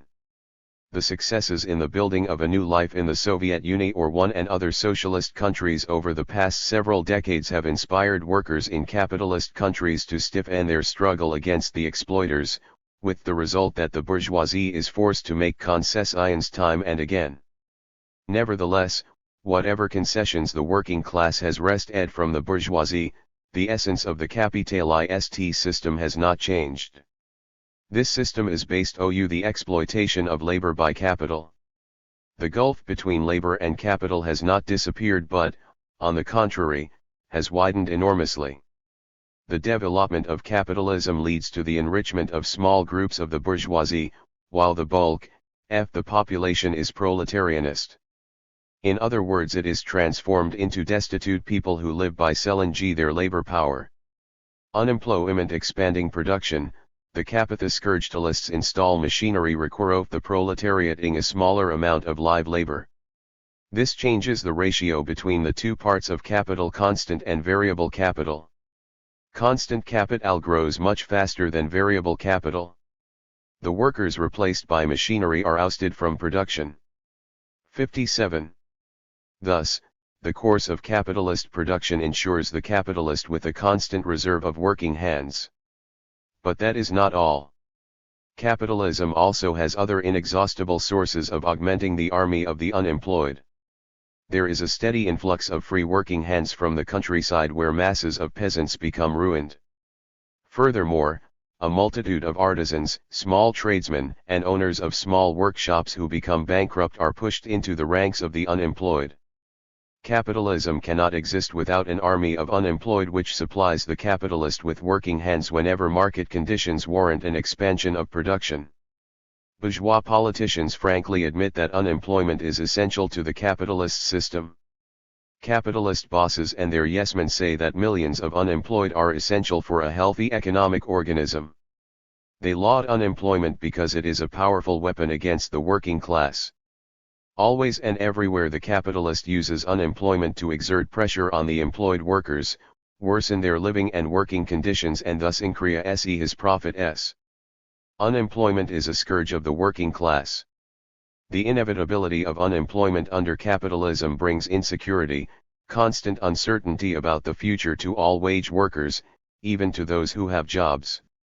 All this is not a result of accidental causes but is entirely due to the economic laws of the capitalist mode of production.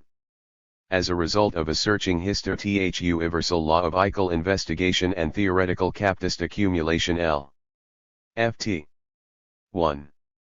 M. Anna ys1 so capta tsm, Marx arrived at the conclusion that the greater the social wealth under capitalism, the larger the army of the unemployed condemned to poverty and hunger. The accumulation of wealth at one pole of society is at the same time accumulation of misery, insecurity, and arduous toil at the opposite pole, that is, in the class that produces all the wealth of society.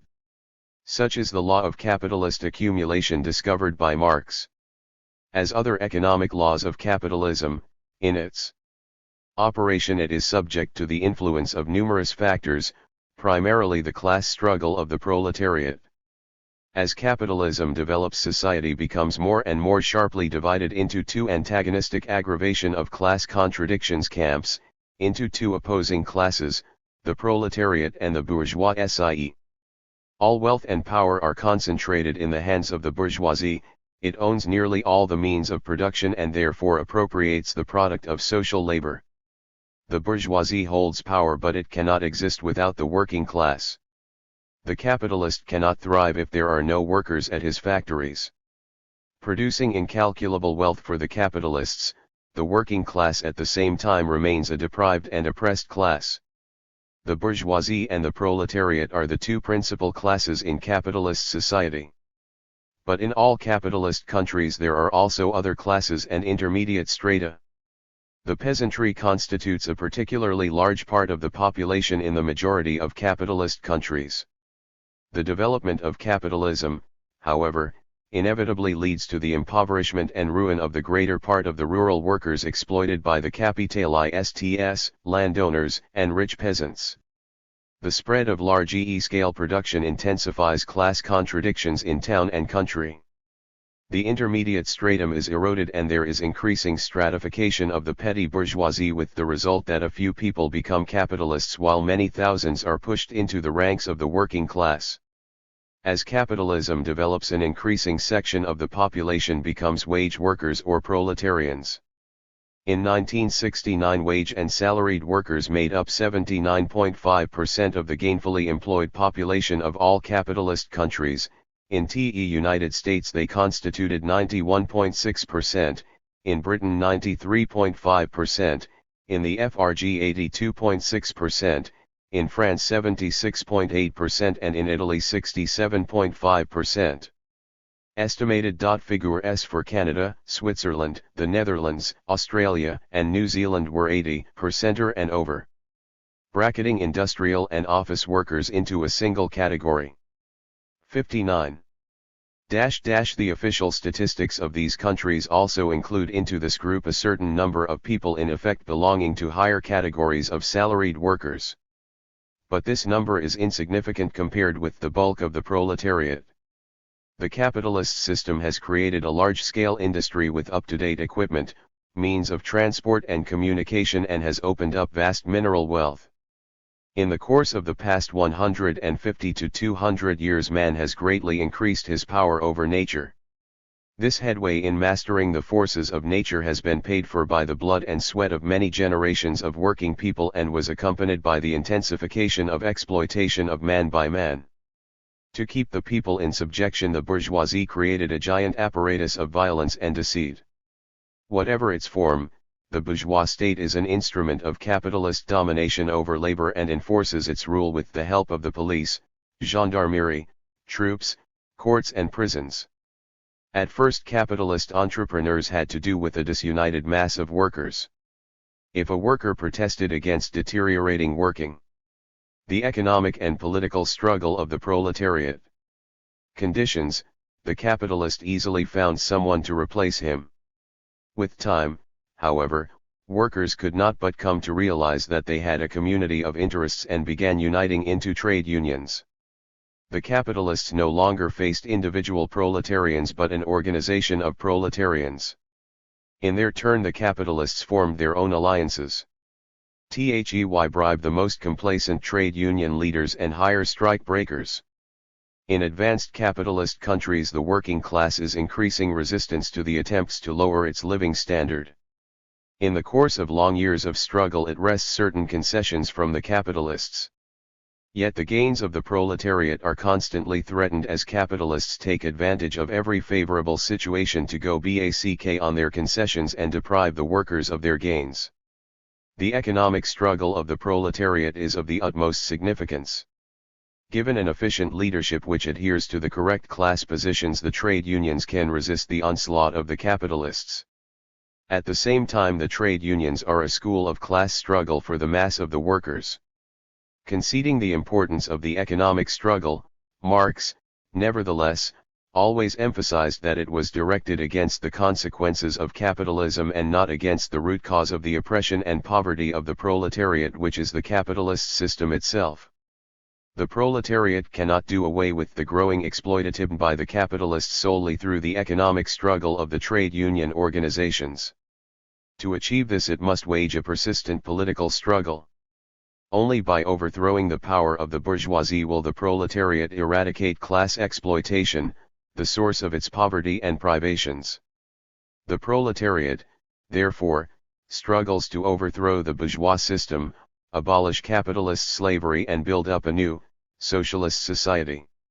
To achieve these objectives, the proletariat has to have a militant political organization, a revolutionary party of the proletariat armed with a knowledge of the laws of social development and capable of leading the workers, all working people in the struggle for the destruction of the system of capitalist exploitation and its replacement by a new system, communism. Such a party is the Marxist-Leninist Party. As the vanguard of the working class, it heads the revolutionary struggle of the proletariat, rallies around it all the working people oppressed by capitalism and guides their struggle towards the achievement of the great aim, the triumph of communism. The entire course of H1 Stonkel development prepares the proletariat for its great historical role, that of the gravedigger of the proletariat, gravedigger of capitalism, the bourgeois system, and the builder of a new, socialist society. 61. Capitalism unites the workers in joint labor. Life itself, the very conditions obtaining in capitalist society make the workers unite in the struggle against their exploiters. As capitalism develops, ruined small producers, peasants and artisans swell the ranks of the proletariat. Becoming increasingly aware of the essence of capitalist slavery, the workers strengthen their determination to struggle for their vital interests. The working class becomes a force capable of rallying all working people around itself and leading them in the decisive battle for the overthrow of capitalism and the revolutionary reorganization of society along socialist lines. The proletariat is the most advanced class in capitalist society. It is deprived of the means of production and is not interested in perpetuating private property. Only the proletariat fights consistently and to the end for the abolition of all exploitation, for socialism. The proletariat creates enormous wealth by its labor, factories, railways, houses, and public buildings. United at large factories, trained by harsh capitalist labor discipline and tempered by decades of strike action and revolutionary struggle, the proletariat develops into the genuine leader of all working masses. Only under the leadership of the working class can the other strata of the exploited population cast off the capitalist yoke and embark on the road to a free life worthy of man. 1. Distribution of surplus value. Among various groups of exploiters, the surplus value created by the labor of wage workers is the source of all unearned incomes in bourgeois society. It is distributed among various groups of exploiters as a result of the operation of spontaneous economy, laws of capitalism, through incessant struggle and vicious competition. And its production costs. Manufacture at a capitalist enterprise has two components. First, it is the value transferred from the means of production, and, second, it is the value newly created by the labor of the workers. The capitalist does not spend his labor on the manufacture of commodities, he spends only his capital for that purpose. It is this expenditure, which also has two components, that interests him most. First, it is the expenditure of constant capital and, second, the expenditure of variable capital. The capitalist production costs of commodities consist of these two elements.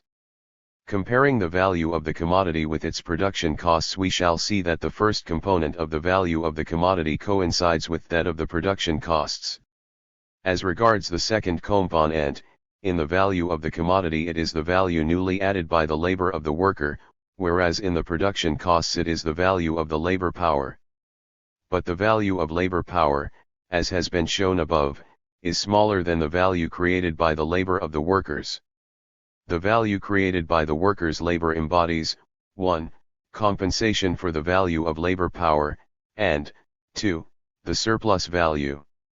It follows that the capitalist costs of production are lower than the value of the commodity, or the real production costs. The difference between capitalist production costs and the actual costs of production is surplus value. When capitalists sell commodity a list profit ties, they not only recover prone ATS rate D. Achan costs but also gam surplus value, the latter being a certain surplus over and above the costs of production. This surplus is calculated in relation to the total capital invested in the enterprise. The surplus value, taken in relation to the whole capital, is the profit.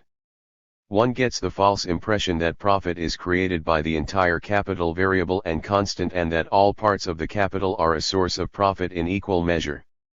As has been mentioned above, The rate of surplus value is the percentage ratio of the surplus value squeezed out of the workers to the variable capital. The percentage ratio of the mass of the surplus value to the whole capital is the rate of profit. Let us take, for example, a capital of $300,000 and assume that constant capital is $285,000 and variable capital is $15,000. Let the surplus value be $45,000. Then the rate of surplus value will comprise or 300%. The rate of profit will be 1. Cent 300 or 5%. Since the total capital is bigger than its variable part, the rate of profit is lower than the rate of surplus value. At the same rate of surplus value, the rate of profit is the low WER. The smaller is the variable and the larger the constant capital. It is the rate of profit and not the rate of surplus value in itself that shows how profitable a given enterprise is to the capitalist. Capitalist economy consists of a leveling of the great number of factories in Dirat E of profit BHF. DC. Verse rank ESOM ustri. AP1 tal of different size is invested in different enterprises. Bulletin T. In addition to difference in size, their capital also varies as regards organic composition. The organic composition of capital is the ratio of the constant to the variable capital. In enterprises employing a large number of workers where the expenditure on buildings, machinery, plant, and raw materials is small, the organic composition of capital is low. Conversely, the composition of capital is high in enterprises where most of the work is performed by sophisticated equipment, or where very expensive materials are processed and relatively little money once spent on the purchase of labor power. Rivalry between capitalists leads to a leveling of profits on equal sums of capital. For the sake of simplification, let us assume that a country has only 3 sectors, which have a capital of identical size but of different organic composition. Each sector has a capital of 100 million. In the first sector the total capital consists of 70 million constant capital and 3 million variable capital, in the second of 80 and 0 yen illion respectively, and in the third of 90 and LM1 lhan respectively. Let the rate of surplus value M all 3 sectors be 100%. 65. In that case the rate of surplus value squeezed from the workers in each of the 3 sectors will be equal of I to the variable capital, that is, 30 million surplus value F will be produced in the first sector, 20 million in the val second and 0 million in the third. If the commodities are sold at their value, the capitalists in the first sector will make a profit of 30 million, those in the second 20 million and those in the third are 10 million. But the overall size of capital is identical Pa1 in all 3 sectors. Such a distribution of profits is advantageous for the capitalists in the first sector, but entirely unfavorable for those in the third sector. The GRO capital from the third sector will flow into the first. The pro-rivalry which will develop between the capitalists will compel those in the first sector to lower the prices of their commodities and simultaneously enable with the capitalists of the third sector to raise the SEC prices of their commodities to a level that will make the profit in all 3 sectors approximately the same. Thus, competition between capitalists leads to the dominance of the law of the average rate of profit. Like all LAWs of the capitalist mode of production, it operates spontaneously and establishes itself through innumerable deviations. PEAFDTI in the above example the Comr 1 CV Pro UC on DTDD. LLHMOIIES Pros MAT Rec sectors are sold at 120 million. At the same time the value of the commodities in the first sector is 130, in the second 120 and in the third LLO. Thus the prices of commodities differ from their value. The price of all 3 commodities is made up by adding the average profit to the production costs. The price equal to the costs of production plus the average profit is called the price of production. In capitalist society commodities are sold at the price of production and not at their value. This does not mean, however, that the law of value ceases to operate in capitalist conditions. On the contrary, it operates at full measure. 66. The price of production is merely a modified form of value. This can be seen from the following. First, some industrialists sell their commodities above value and some below, but on the scale of society as a whole the sum of prices of production is equal to the sum of the values of the commodities. Second, the profits of the whole class of capitalists are equal to the surplus value created by the whole unpaid labor of the proletariat. Third, the drop in the value of commodities entails a drop in their prices of production. Conversely, a growth in their value entails a rise in their prices of production.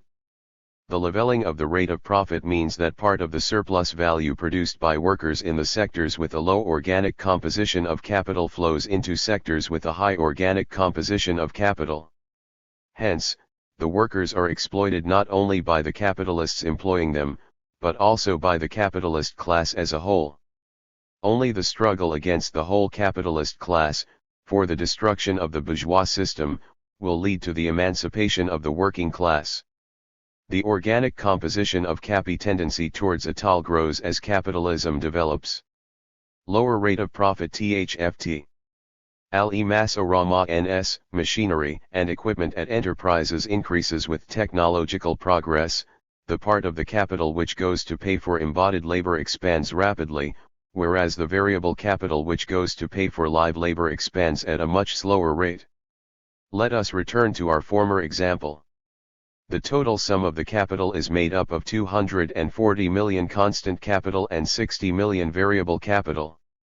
At a rate of surplus value of 100%, the surplus value amounts to 60 million, which means that the rate of profit in our example is 20%. Let us assume that after 10 years of accumulation the total sum of capital increased from 300 to 500 million. At the same time, owing to technological progress. 67. The organic composition of capital has grown and these 500 million now consist of 425 million constant and 75 million variable capital.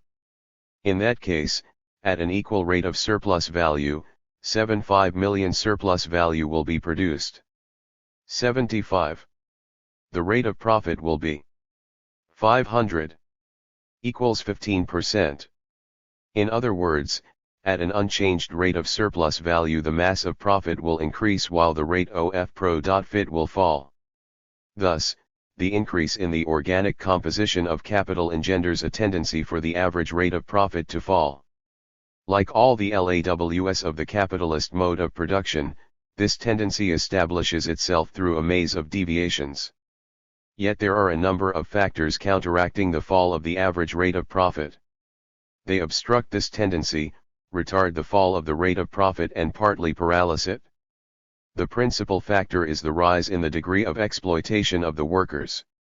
The rate of surplus value grows as capitalism develops. Furthermore, the value of every machine, of every piece of equipment, drops as labor productivity increases. These are but some of the factors retarding the fall in the rate of profit. The sinking rate of profit does not mean, however, that there is a decrease in the amount of profit, that is, in the sum total of the surplus value squeezed from the working class. The same reason which underlies the fall of the rate of profit rising labor productivity stimulates the growth of the amount of profit. The tendency of the rate of profit to fall extremely aggravates the contradictions of capitalism. The capitalists strive to counteract this tendency by intensifying the exploitation of workers, and this exacerbates the contradictions between the proletariat and the bourgeoisie. This tendency of the rate of profit to fall also intensifies the struggle within the bourgeoisie itself. In their efforts to rake in a higher rate of profit, the capitalists export their capital to other countries where labor power 68 is cheaper and the organic composition of capital is lower than in industrially advanced countries. Industrialists form all sorts of associations in order to maintain prices at a high level. They hope to raise their profits that way and prevent the rate of profit from dropping.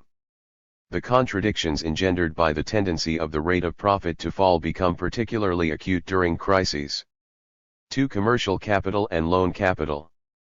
Commercial capital and the surplus value created by the commercial profit labor of workers is appropriated primarily by the industrial capitalist, who shares his profits first and foremost with the owners of commercial and loan capital. Commodities produced at a capitalist enterprise must be sold to enable the industrialist to purchase new means of production and hire workers and thus continue production. If the industrialist were to sell his commodity to the consumer himself, he would have to spend a certain part of his capital on equipping commercial premises, hiring his sales staff, and so forth. Delegating all these functions to the merchant, the industrialist shares with him some of his profit. He sells the merchant commodities at the factory price, which is lower than the price of production. Commercial profit is therefore part of the surplus value which the industrialist concedes to the merchant. Expending a certain amount of capital, the merchant must receive on this capital a profit of the usual size. It would be unprofitable to engage in commerce if commercial profits were below the usual average rate. L. 1. The capitalist does not have to own capita dfthl spend the proceeds of his commodity immediately. He has at his disposal money which he does not need for the time being. 69. Thus, every capitalist has at certain times a surplus of money capital for which he cannot find immediate application. This is idle capital, that is, capital that does not produce profit. At other times the capitalist is short of money, for example, when he has to buy new equipment. To ensure the uninterrupted operation of his enterprise he must have residential reserves on which he can draw when he is short of money, but which lie idle at other times. Since there are many capitalists, it happens that when one of them has a temporary surplus of money capital, another experiences a temporary shortage of money. Competition compels the capitalist to see to it that every part of his capital yields a profit. He, therefore, lends his free money. Since money can be obtained on loan, the industrial capitalist does not have to keep substantial sums of money idle. Furthermore, he can use a loan to expand production, increase the number of workers he exploits and, hence obtain more surplus value. The industrialist pays the lending capitalist part of the surplus value as a reward for the money capital placed at his disposal. This part of the surplus value is called interest. Loan capital is capital yielding interest. The movement of loan capital is banks as dealers in affected by banks. On the one capital interest hand, the Y collect all idle capital, and, on the other, place money capital at the temporary disposal of capitalists who are short of it. Initially, the banks were mainly intermediaries in the settlement of accounts. Entrepreneurs usually keep their money in a bank which makes payments according to their instructions. In view of this, the banks collect all sorts of money incomes and lend them out to capitalists. Thus, capital becomes a commodity which is used in settling accounts. Banks are dealers in capital. Capital functioning as a loan is a commodity and therefore has a price. Its price is the interest, the 70 SUJLL of money paid for the use of capital of a definite size over a definite period. If $3 are charged for a loan of $10 for a year, this means that the rate of interest, or simple Y the interest, is 3%. Bank SCA charge different interest rates on different operations. They pay a smaller interest on deposits than they take on loans. They also charge different interest on loans, depending on the time limit for which the loan is granted, and on other conditions. Banks likewise pay different interest on deposits. The rate of interest fluctuates frequently. If the supply of money is greater than the demand for it, the rate of interest drops, and vice versa. Under normal conditions the rate of interest is limited by the rate of average profit. In exceptional cases, however, when, for example, the capitalist is faced with bankruptcy, the rate of interest may rise above the average rate of profit. Generally, at every given moment only a small number of depositors withdraw their deposits. the withdrawal of money is usually compensated by the influx of new deposits. The bank, therefore, can pay back the deposits to all those who demand it even though it keeps a comparatively small amount of money in its SAFES, while the bulk of the money capital is placed at the disposal of capitalists in the form of loans. The picture changes radically during crises, wars, and other upheavals. The mass of depositors rush to banks to withdraw their deposits.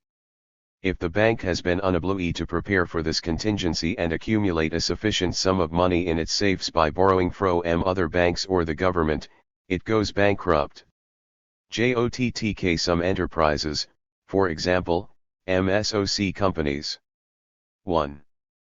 DDRA one-way construction, EMAN capital outlays. Joint stock companies are established to raise large sums of capital for such purposes. Joint stock companies, which became widespread in the latter half of the 19th century, are enterprises whose capital is owned by many people. Every owner holds a definite number of shares. A share is a certificate confirming that its holder has invested a certain amount of money in the enterprise. Formally, a joint stock company is governed by the general meeting of shareholders, which appoints the board of directors and officials, hears and confirms reports on the company's operations and passes decisions on important issues. Bourgeois ideologists claim that the spread of joint stock companies results in what they call democratization of capital. In doing so, they have every praise for the issuance of small shares, that is, shares of relatively small denomination. Workers who buy these shares, they allege, become co-owners of enterprises. According to them, this means that capital is dispersed, that it assumes the character of people's capital. In fact, however, the small shareholders have no influence on the company's activities. At their meetings, each shareholder has as many votes as the number of shares he holds, and, therefore, the true owners of the company are the big shareholders, that is, those who hold a large number of shares. The joint stock form of enterprise does not in the least mean that there is a democratization of capital. On the contrary, it enables large capital to subject and use to their own ends the accumulations of small and medium capitalists and a certain portion of the savings of the upper echelons of factory and office workers. The joint stock form of enterprise greatly promotes the growth of capital and the amalgamation of production. Separation of the U to a certain period. The capi ownership of capitalist was both the owner and the rom capit I investment manager of the enterprise. The 10 production spread of credit and especially of joint stock companies changed the state of affairs. The distinguishing feature of loan capital is that it is used in production by a person or persons other than its owner. The ownership of capital is thus separated from capital investment in production.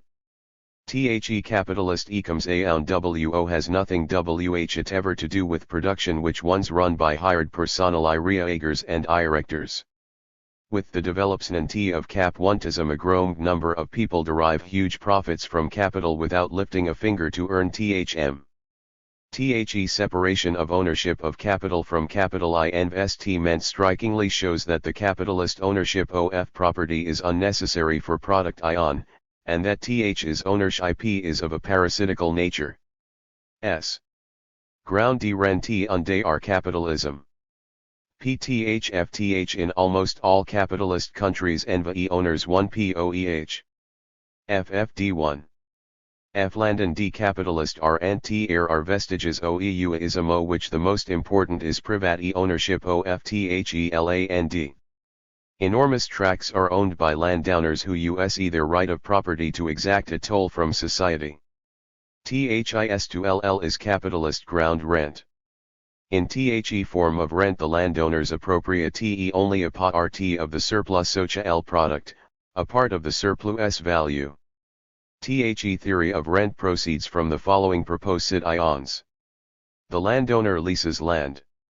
The tenant is the capitalist who runs the farm with the help of hired workers.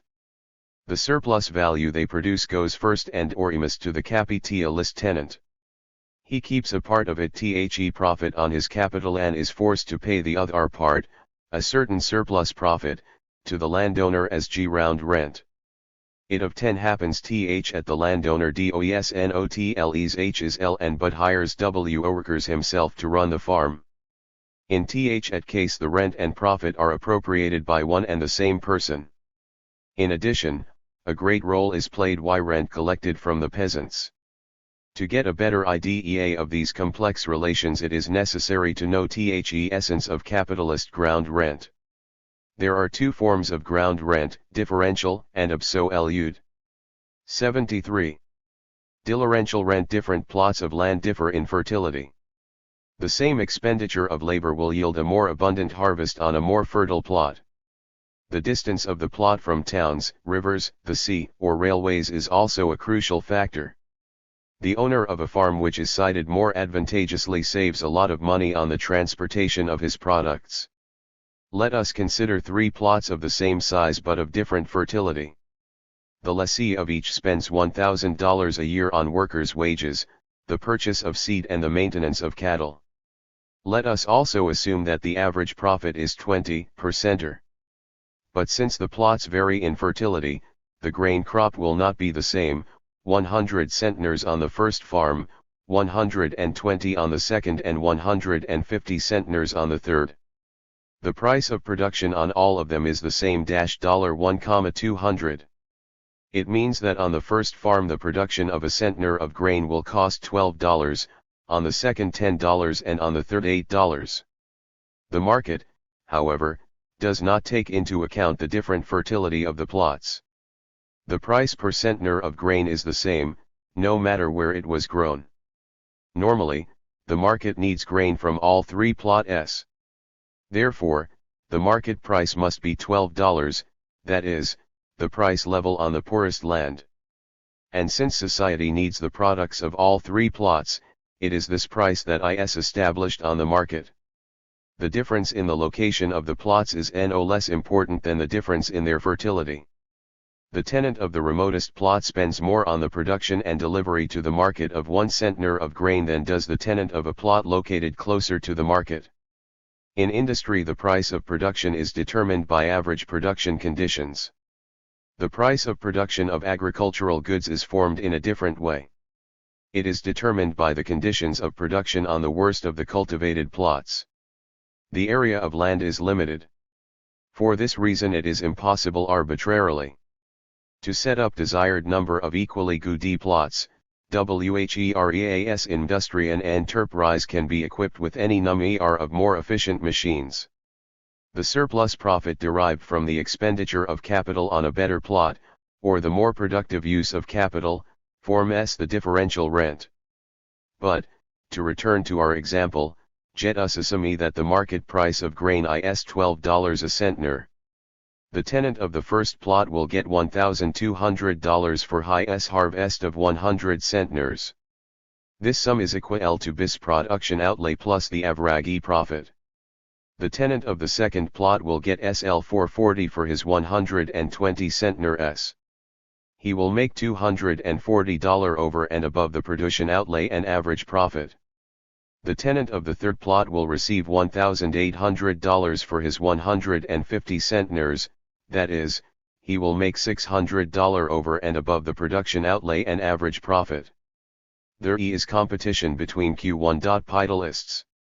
Any number of them willingly return the surplus over the average profit to the landowners as rent and keep the average profit. The surplus over and above the average profit is therefore collected by the landowners as differential rent. The surplus yielded by the outlay of capital on better soil forms the differential rent. The surplus over and above the average profit received from better plots arises irrespective of whether land is in private hands or not. But private ownership of the land enables the landowner to appropriate the surplus in the form of differential rent.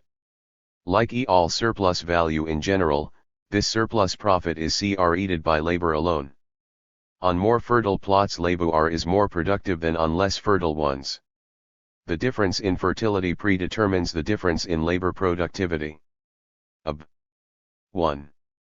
In addition to differential rent, the absolute rent landowner receives absolute rent. Let us recall our example again. No surplus profit forms on the first, The worst plot. We have assumed 75. That the tenant of the worst plot of land must sell grain at a price which is made up of his outlay plus the average profit, that is, at the price of production. But the landowner will not allow the tenant to use it free of charge. Hence, the tenant of the worst plot must make a certain surplus over and above the average profit when he sells his wheat to pay the landowner for THERIGHTTO invest his capital in the land. This means the market price of agricultural products must be higher and the price of reduction on the worst plot. Agricultural products are therefore sold at prices at a higher in the price of production. The surplus thus received goes to the landowner. This is absolute round rent. Like differential rent, absolute rent is part of surplus value. Ground rent is a toll that society under capitalism is pay class of landowners. As capitalism develops, the size of this contribution increases. Yet, the landowner is an absolutely unnecessary figure for capitalist production. His income is of a purely parasitical nature. Differential rent deprives society of all the advantages accruing from the natural fertility of the soil, and transfers them to the landowners. Absolute rent makes agricultural products foodstuffs for the workers and raw materials for industry more expensive. Were it not for absolute rent, these products would have been sold at the production price. But because of absolute rent, they are sold at prices above the production price. Frequently land is leased from one frohg,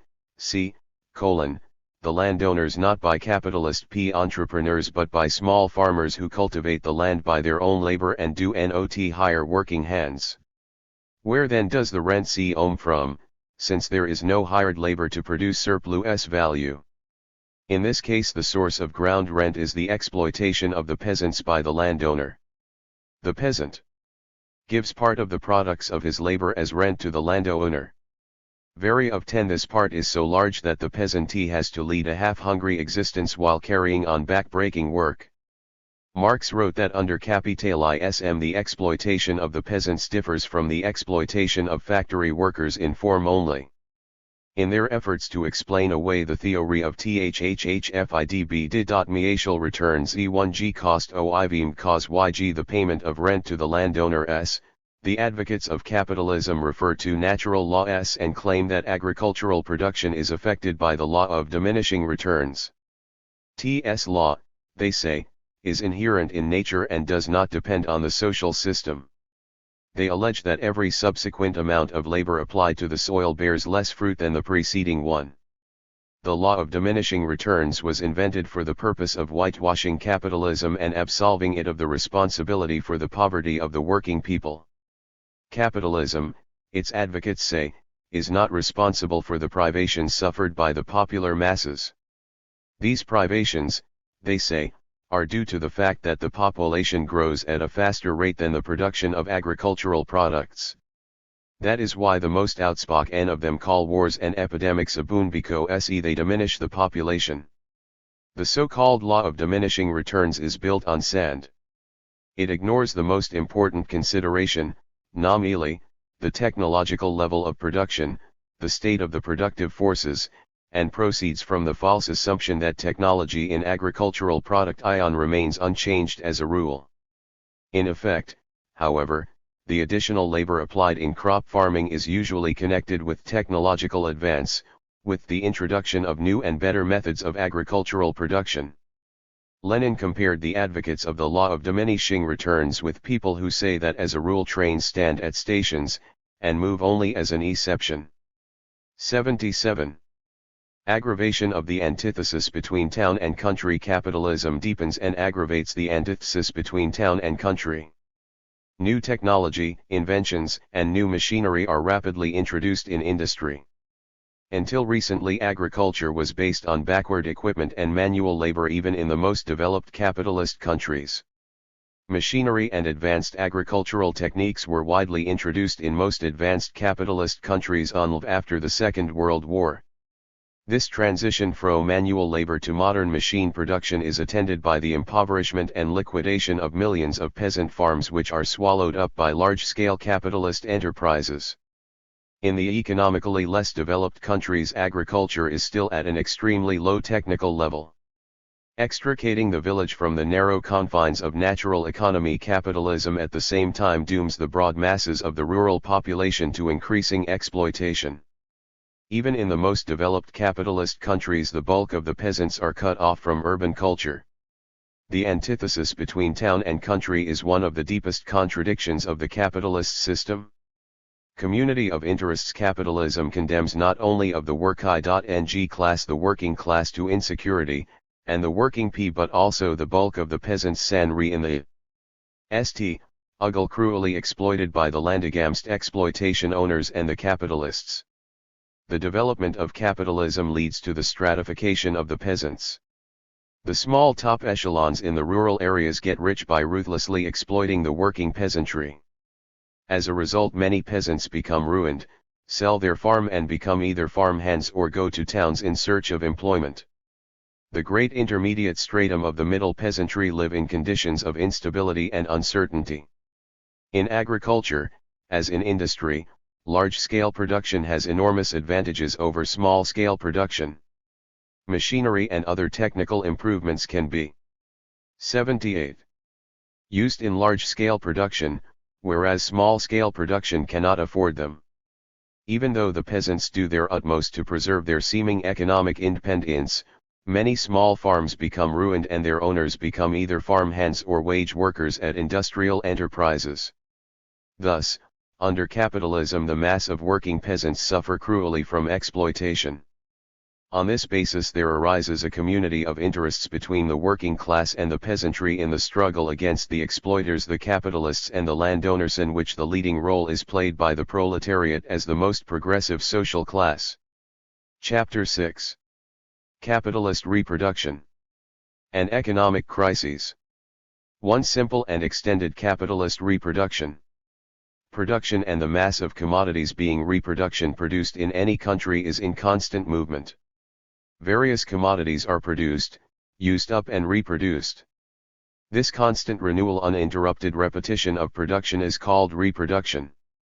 Reproduction is essential for the existence of society, whatever its social system.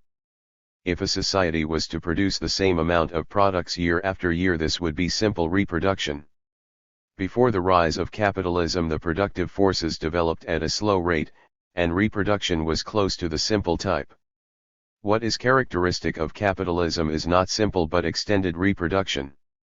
Any society reproduces not only the mass of products but also the social relations of production. If production is capitalist in form, reproduction also takes this form. The entire mass of material, the social product and wealth produced in society over the national income DAEMTE penno, example a year, forms its social product. The social product is divided into two parts. One part compensates for the wear and tear of equipment, the value of consumed fuel, raw and other materials. This is necessary for reproduction. The other part is the value newly created during the year. This is the country's national income. 80. In capitalist society, this income is only nominally national. The bulk of it is appropriated by the capitalists and is spent, first, on their personal needs and, second, on expanding production. A considerable portion of the national income is appropriated by the bourgeois state. State budget allocations are spent mainly on the maintenance of the state apparatus, which is an instrument of violence used by the exploiters against the exploited, on the arms race and on assistance to capitalist firms experiencing financial difficulties. Taking up production, a capitalist contra one chance of buys the means of production and capitalized reproduction lbaltfar power. As a result, production capital takes the form of a definite amount of commodities. The capitalist sells these commodities and realizes a definite sum of money with which he buys new means of production, hires workers, and so forth. Hence, every capital moves in a circle. Reproduction is contingent on the constant circulation of capital. In bourgeois society there are many capitalists and consequently many capitals. It is therefore essential that the entire mass of capitals should be able to circulate. The actions of individual capitalists and therefore the movements of individual capitals are closely interlinked. This multifold connection makes itself felt on the market where capitalists realize the commodities produced at their enterprises. As capitals circulate they become intertwined to comprise the movement of social capital as a whole. Social capital is not just a simple sum total of all individual capitals. In the social capital the individual capitals are interconnected. Though independent of each other, they are nevertheless contingent on one another. This contradiction becomes manifest when the finished product is sold, in the course of the reproduction of the total social capital. In the course of capitalist reproduction the relations of the exploitation of labor by capital are not only 81. Repeatedly renewed but also widened. More and more workers fall into the clutches of capitalist exploitation whose rate steadily increases. Thus, capitalist reproduction is invariably bound up with the growth of class contradictions in bourgeois society. The annual product of a country, the blem of, is made up of a multitude of realization CLFFDTADIRENT,11 S regar s their material form. The entire mass of diverse commodities is divided into two major groups, I, means of production, and 2, articles of consumption. Correspondingly, production as a whole is also divided into two groups, 1, production of the means of production, and 2, production of articles of consumption. The material form of every product determines its further role in the reproduction process. At the same time, when selling the produced mass of commodities, the capitalist must realize its value to be able to continue production. We know that the value of a commodity produced at a capitalist enterprise consists of 1, constant capital, 2, variable capital, and s, surplus value. These three components also make up the value of the whole annual product of capitalist society. The division of the annual product according to value predetermines the diverse roles which its various components are to play in the future. In the process of realization, each part of the annual product must be exchanged in a way enabling it to play the role assigned to it both as regards material form and value. This calls for a definite quantitative correlation between the separate parts of social production both in value and physical form.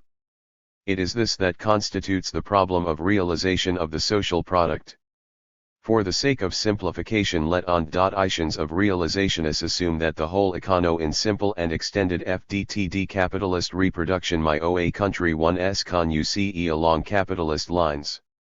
In that case reproduction will proceed as follows.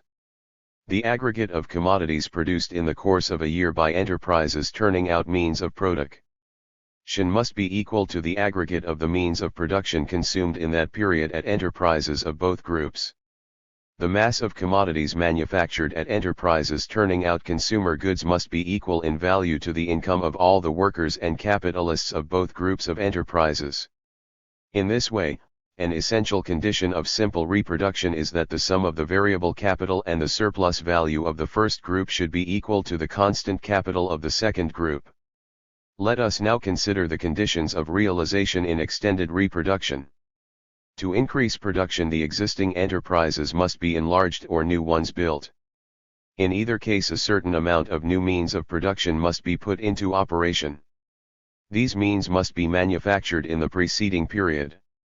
It follows that the annual product of the first group of enterprises, those producing the means of production, must contain a certain surplus over and above the amount needed for simple reproduction. This means that the sum of the variable capital and the surplus value E of the first group must be greater than the constant capital of the second group. Such are the essential conditions of the realization of commodities in simple and extended capitalist reproduction. Unimpeded reproduction depends on a constant, complex relationship between the individual branches. The complexity of the process of capitalist reproduction inevitably results in its violation by periodic economic CRI 5 ES. Two economic crises under capitalism. Crises of overproduction. Society witnessed numerous upheavals and catastrophes before the capitalist system emerged and asserted itself. Then they were caused by floods, droughts, devastating wars, epidemics and other natural and social disasters which sharply decreased production, destroyed the fruits of labor of many generations of nations and doomed people to extreme poverty and country hunger.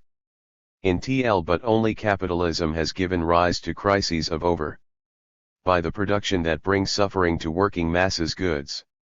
Because an excess of commodities is produced.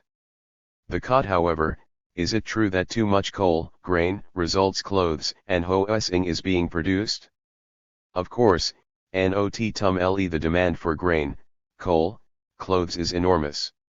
The ply too many commodities are produced not as of soci paired with the actual requirements of the majority of the working people but as compared with their per count, chasing power. Connect being concerned solely with selling commodities at a price that will bring in a sufficiently high profit, the sal capitalists care little about satisfying the requirements of society. But during crises they are unable to decrease this. And it is the great discrepancy between the MSSRNVD of commodities produced at capitalist enterprises and the effective demand of the population that leads to economic crises of overproduction.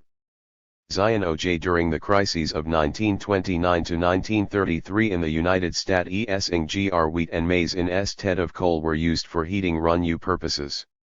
Millions of pigs were destroyed and a large portion of the cotton harvest was left to rot in tea fields.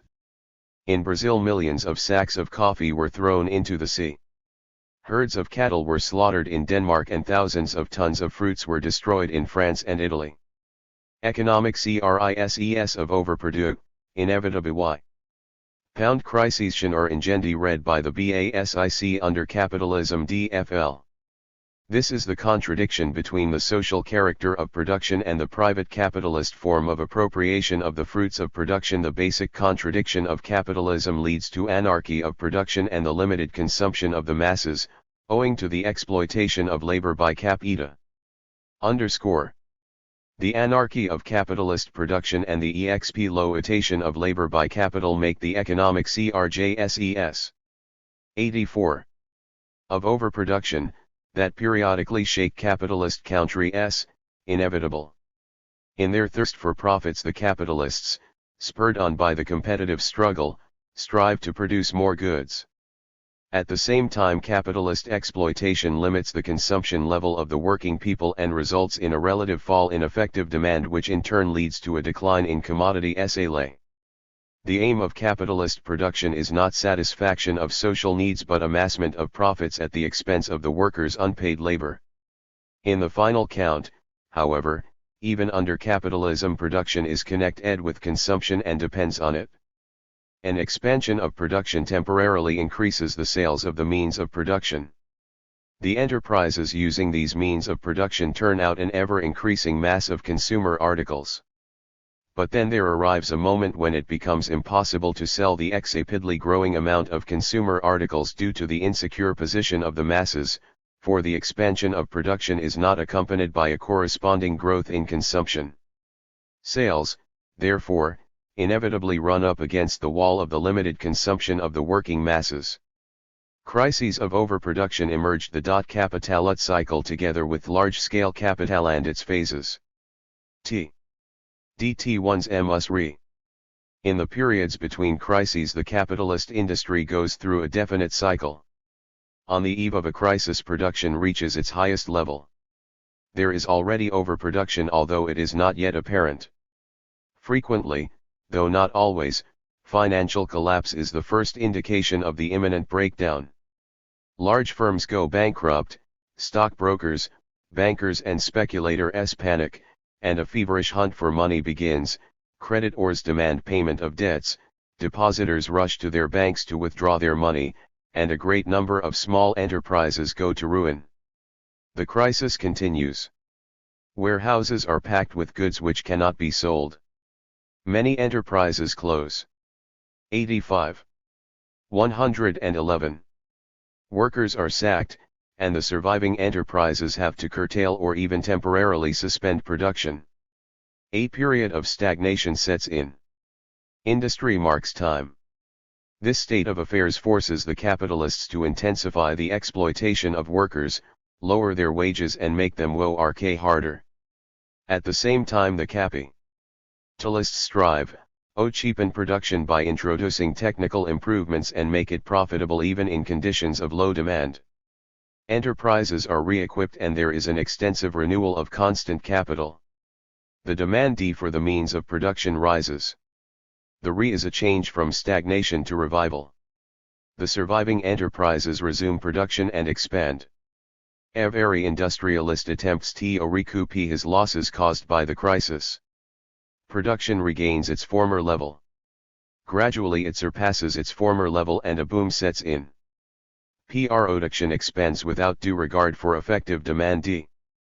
But the demand is limited and after a time increased production inevitably encounters the narrow confines of the market. A fresh crisis breaks out and the cycle begins all over again. Crises expose the deep-rooted significant contradictions of capitalism. Durovnces HFF1B FM Jeanses TERMTSOARO the working class and the toiling peasants are destroyed. The productive forces of society are wasted. Thousands of workers are thrown out into the street and doomed to protracted unemployment. Workers who had reached a certain age are forever deprived of the hope of ever returning to the bench. The rising generation of the working class is barred from production and there is also unemployment among the intellectuals. The capitalists take advantage of the crises and unemployment to lower wages and worsen labor conditions. That is why crises not only bring down enormous want on the unemployed but also deteriorate the position of the working class as a whole. Many bourgeois scientists attempt to gloss over the true nature and the causes of crises. In an effort to show that crises are not inevitable in capitalist society, the attribute them to subjective causes which allegedly can be eliminated even under the capitalist system of economy.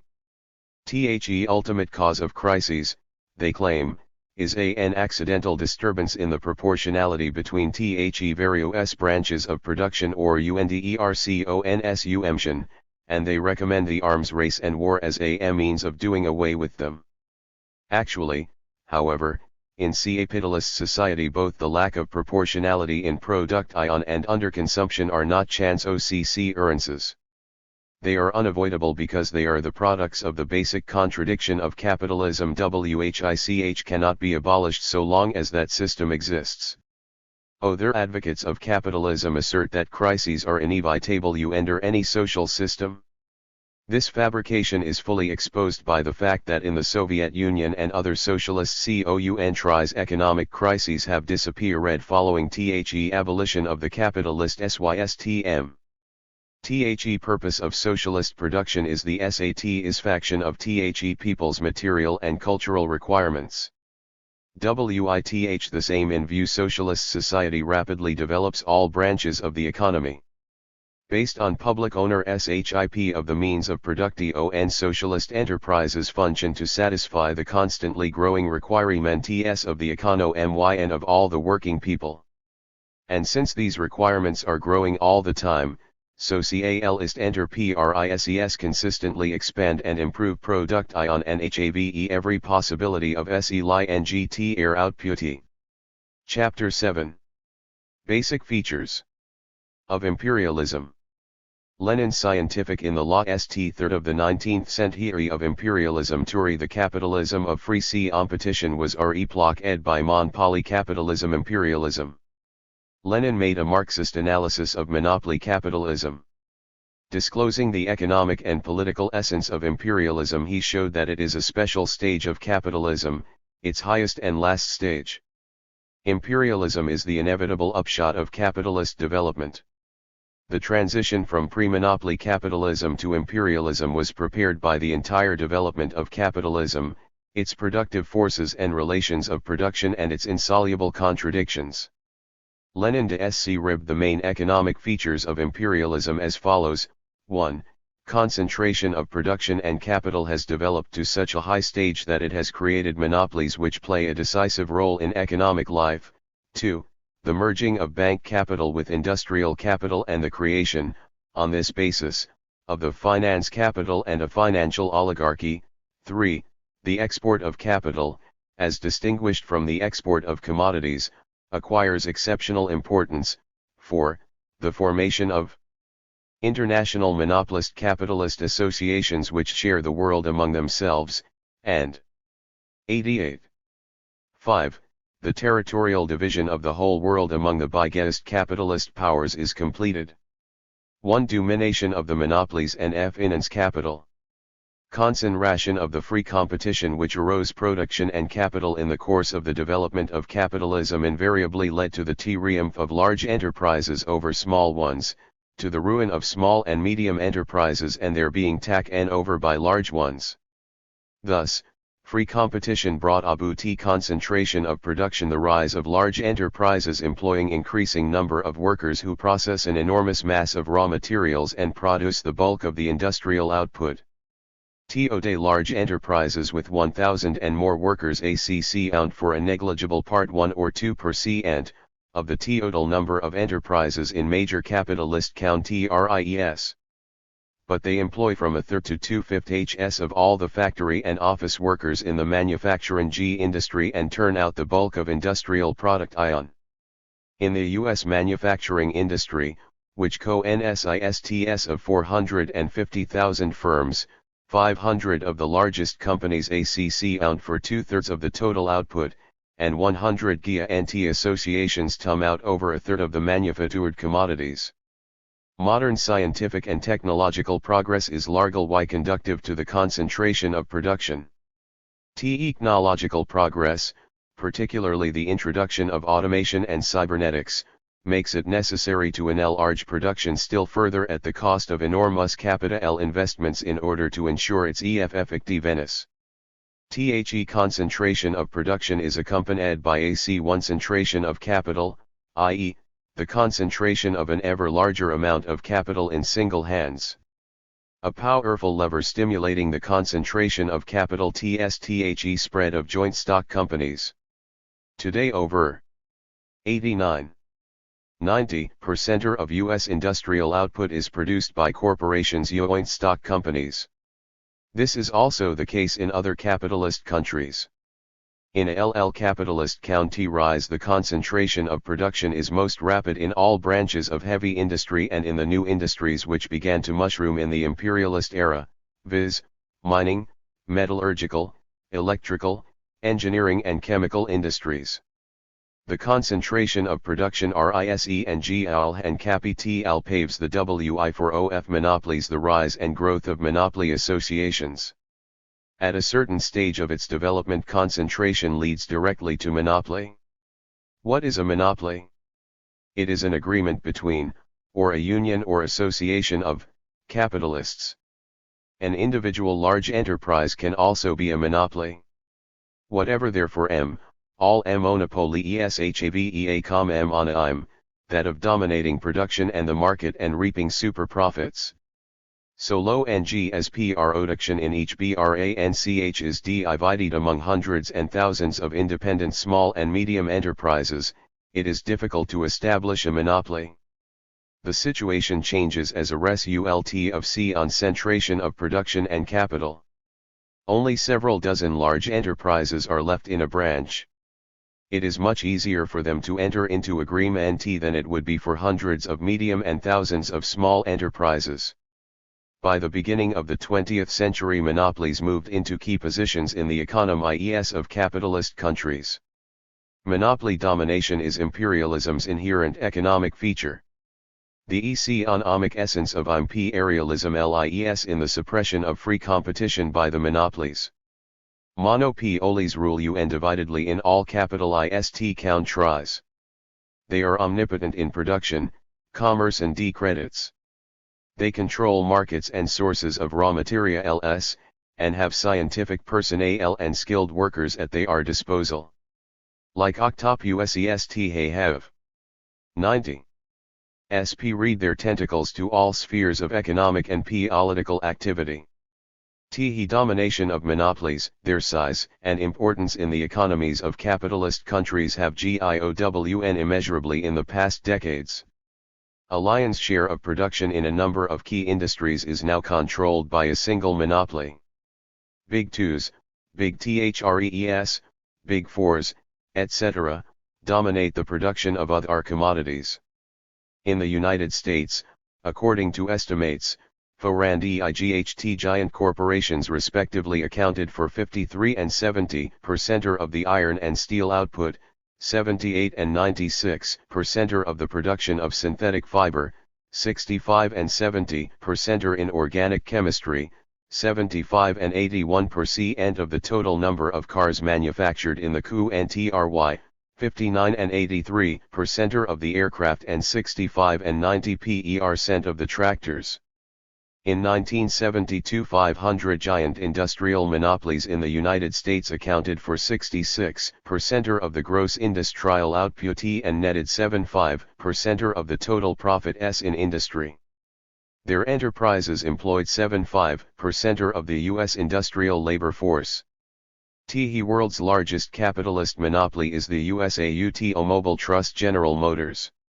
In 1971 its trade turnover amounted to over $28,000 million, it had a capital of $4,200 million and netted a profit of $1,700 million. Its enterprises employed 773,000 people. The simplest form of monopoly and forms of are short-term price agreements. Mono OLYTHBLH. Agreement 01 guess TE signatories to maintain SAL ES prices specified in the agreement T for the period OF its duration. The next step in monopoly development are agreements on prices and SAL ES called cartels and syndicates. The members of a cartel divide the sales market among themselves and are obliged not to lower commodity prices below a fixed level. Frequently, a cartel fixes a sales quota for each participant. A trust is a higher form of monopoly association. Entering a trust, enterprises lose their independence and 1. Unite into a single enterprise, their owners become shareholders of the trust, and receive dividends according to the number of shares they hold. Trusts often join still large monopoly associations called concerns which embrace dozens and in some cases hundreds of enterprises in different branches of industry, and also commercial firms, banks, transport companies, and so forth. The group dominating the concern controls enormous sums of capital. Monopolies are the very antithesis monop. L.IES and cis of free competition on which competition 1. D. HL pervade EMTE pre-monopoly stage of capitalism. At the same time, the domination of monopolies does not abolish competition. On the contrary, it becomes even more violent and destructive. Even in the most advanced capitalist countries, pre-monopoly and sometimes pre-capitalist forms of economy exist side by side with the monopolies. In the developing countries, the share of these forms of economy is even higher. In the capitalist world, peasants make up a considerable part of the population, and there is a large number of artisans working in small workshops, petty traders, and also independent enterprises which have not joined monopoly associations. Though the monopolies do not embrace all social production, they are dominant because they control all the commanding heights of the economy.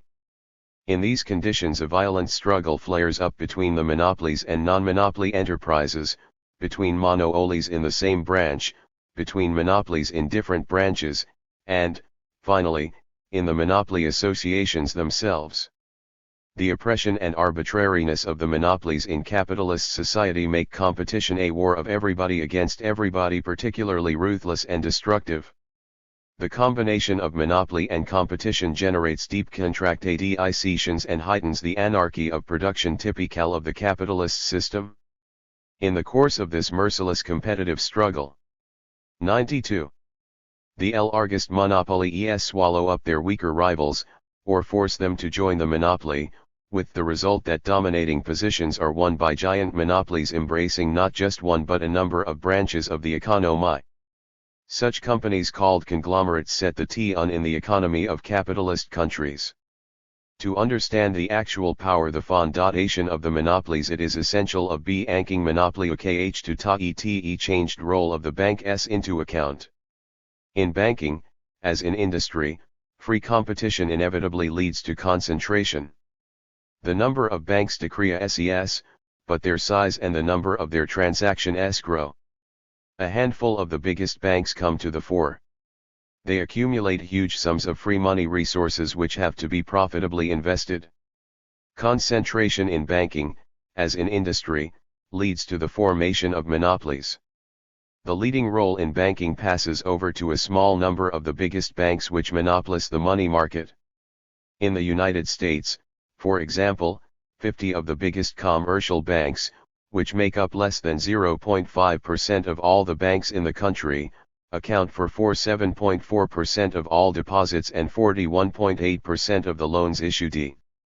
In Italy, 6 banks making up 1.5% of the country's crediting organizations have 62% of the total deposits and issue 62% of the loans. Once they have subordinated the money market, banking monopolies strive to gain control over all savings. They increase their financial power, establish close contacts with insurance companies, financing societies, and investment associations. These financial institutes are turned into branches of one or another banking monopoly dominating a specific field. Insurance companies accumulate vast sums of money. In recent decades, the promulgation of pension laws led to the formation of pension funds which have huge sums of money on their accounts. Deductions from the wages and salaries of working people constitute the PRMC 1/4 of all this money. I finance capital, the concentration of industry and banking, the formation of industrial and banking monopolies bring about a substantial change in the relations between banks and industry. Originally, banks were intermediaries in the making of payments. But as capitalism developed, the credit operations of the banks expanded and they became merchants in capital. Banks granted the capitalists short-term loans. As the sum of deposits mounted, the banks established closer links with industry. Acquiring the shares and bonds of various companies, they became co-owners of industrial, commercial and transport enterprises. In turn, industrial monopolies hold shares in the banks connected with them. This gives rise to a personal union of the heads of banking and industrial monopolies. Bank directors are brought into the management of industrial enterprises. At the same time, industrial monopolies have their representatives on the governing bodies of banks. The same people head the largest monopoly associations in banking, industry, and commerce, in the most diverse branches of the capitalist economy. There is an increasing coalescence of banking and industrial capital. The joint capital of banking and industrial monopolies is called finance capital. Tracing the rise of finance capital and the essence of this concept, Lenin noted the following factors: concentration of production, the monopolies arising therefrom, and the merging or coalescence of the banking and industrial monopolies. Imperialism is the epoch of finance capital. The domination of finance capital strikingly manifests the parasitical nature of capitalist private property. In the pre-monopoly stage of capitalism, private property meant that the owner of the means of production had the right to appropriate the labor and the fruits of labor of others. In the epoch of finance capital, the monopolist controls not merely the labor of others, but also other people's capital, which is frequently greater than his own. The monopolists appropriate the bulk of the profits from other people's capitals and gain increasing control over these capitals. Fin. 1.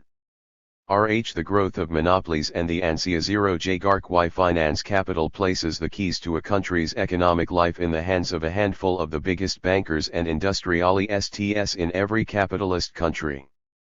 The domination of the financial oligarchy is the concrete expression of the power of finance capital. Possessing unprecedented power and authority, the heads of banking and industrial monopolies arbitrarily control the economy of capitalist countries, whatever their form of government. The domination of the financial oligarchy is inevitably felt in all spheres of public life irrespective of the country's political system. The financial oligarchy fixes the reactionary domestic and foreign policy course. A small handful of the biggest businessmen, having control over thousands of millions, initiates aggressive policies, invasions, the arms race and preparations for new wars.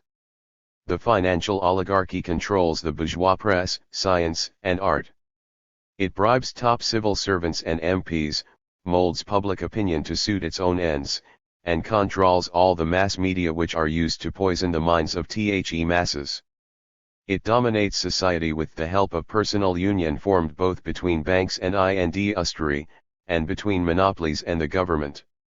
The financial oligarchy imposes monstrous contributions on the population in their respective countries and enmeshes other countries in a web of financial dependence, the economic foundation of the exploitation of the part of the world which is subject to imperialist rule, and primarily the développement countries. The tune in all capitalist count group S4.Ming the tree S is set by powerful industrial financial oligarchy and financial empires resting on the domination of a handful of magnates over vast of other people's capitals.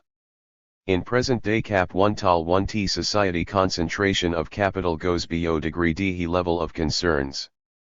The highest form of monopoly at 10n. 95. Are financial oligarchic groups, of which there are 20 in the United States, 10 in Britain and France, and 6 or 7 in Japan. The nucleus of a financial group are banking and industrial monopolies closely associated with each other. The coalesced elite of the head companies ensures their control over numerous other companies operating in various branches of the economy.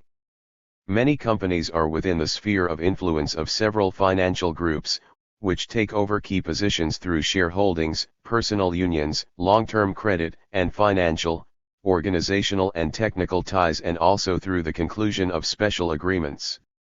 Among the principal financial groups in the United States, the leading role is played by 8 New York Groups controlling assets worth $214,000 million.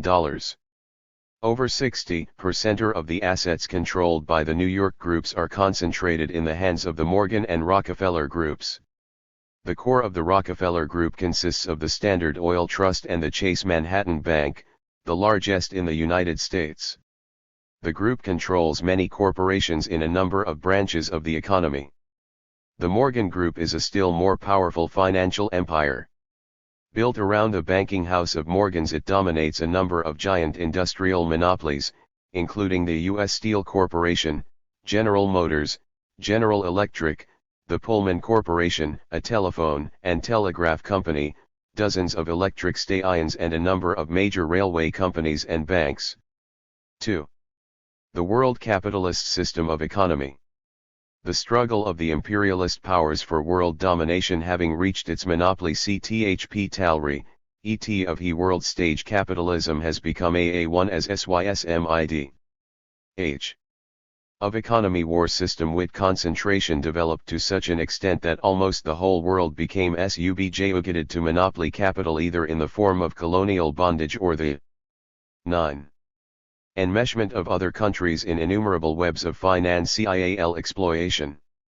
Lenin noted that imperialism aliens that capital has transgressed the boundaries of national states, that finance capital has become interlinked to an extent that leads to the internationalization of capital, the internationalization of economic relations. Bourgeois ideologists portray the world capitalist system of economy as a great boon, and claim that the RISE of the system has enabled mankind to benefit from scientific and technological progress and the international deforization of labor. They allege that capitalism has given the formerly backward countries all essential conditions for economic and cultural growth. In effect, however, all the gains of social progress were reappropriated by the monopolies of the most advanced capitalist countries, and the people of the colonies and semi-colonies were deprived of even elementary conditions for human existence and were doomed to poverty and hunger by imperialism. The world capitalist system of economy arose on the basis of relations of domination and subjection. In it the world ruled by capital became divided into two parts.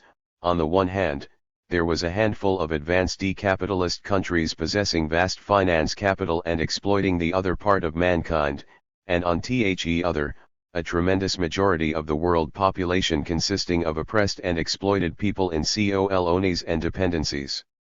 This system developed from such manifestations of a monopoly domination as the export of capital, t.hec, no Mike divi zion of the world between monopolies and the completion of the territorial division of the WORLDBTWEC and the major powers. LH. The export of commodities was export of capital typical of pre-monopoly. Capital M with its free competition. Under imperialism and monopoly rule the export of commodities grow tremendously. But it is the export of capital that is the N1OST characteristic feature of imperialism. In the advanced countries the accumulation of capital assumes gigantic proportions under monopoly rule. On the eve of the First World War about 75% of the world's industrial production and 80% of the securities were concentrated in the four biggest capitalist countries, the United States, Britain, France, and Germany. Thus, a small number of capital-rich countries held a monopoly of surplus capital. Capital becomes surplus, first, because the low living standard of the masses impedes the further growth of production, and, second, because of the growing unevenness in the development of the different branches of the economy. As a result, surplus capital is exported to countries where capital yields a high rate of profit. Bourgeois ideologists claim that the export of capital by the imperialist countries is a boon for the backward countries. By investing their capital, the rich countries, they say, help the poor countries develop their industry, build railways, and advance along the road of progress. Actually, however, the export of capital is a means of subjugating some countries to others and becomes the basis of imperialist oppression. Capital importing countries become dependent on the imperialist powers. By exporting capital, the financial oligarchy of a few developed capitalist countries fetters the backward countries.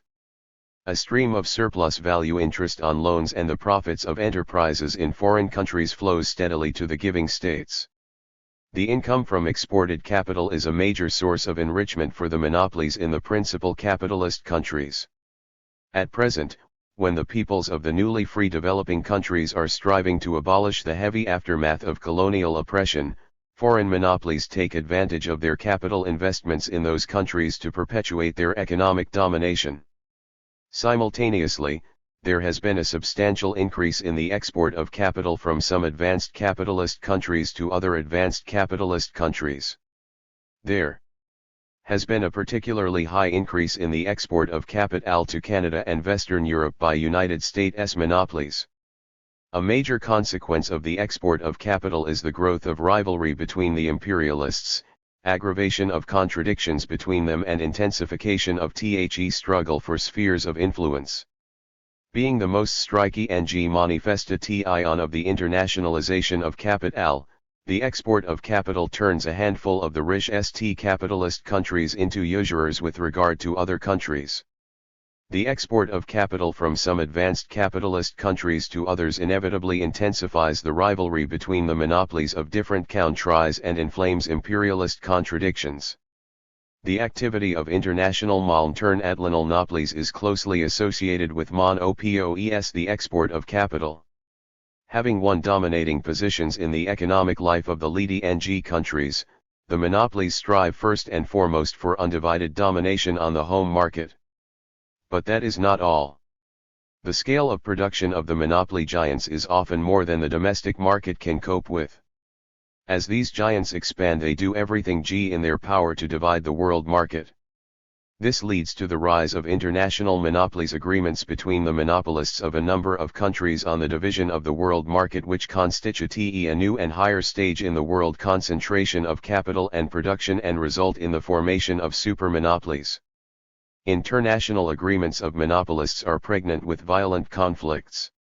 The world market is divided among the international monopolies according to the power they wield. The power of the monopolies of different countries is constantly changing, and this leads to a violent struggle for the redivision of the markets. Waged by various groups, this struggle is supported by their respective states. In the period between the two world wars, 10 international monopolies played a fatal role. The Prepara 99. 9. p. Tion of the Second World War by world imperialism. Deals into which the monopolies had entered became the basis for the Western powers' policy of appeasement and encouragement of the fascist aggressors. Whichl led to the outbreak of the Second World War.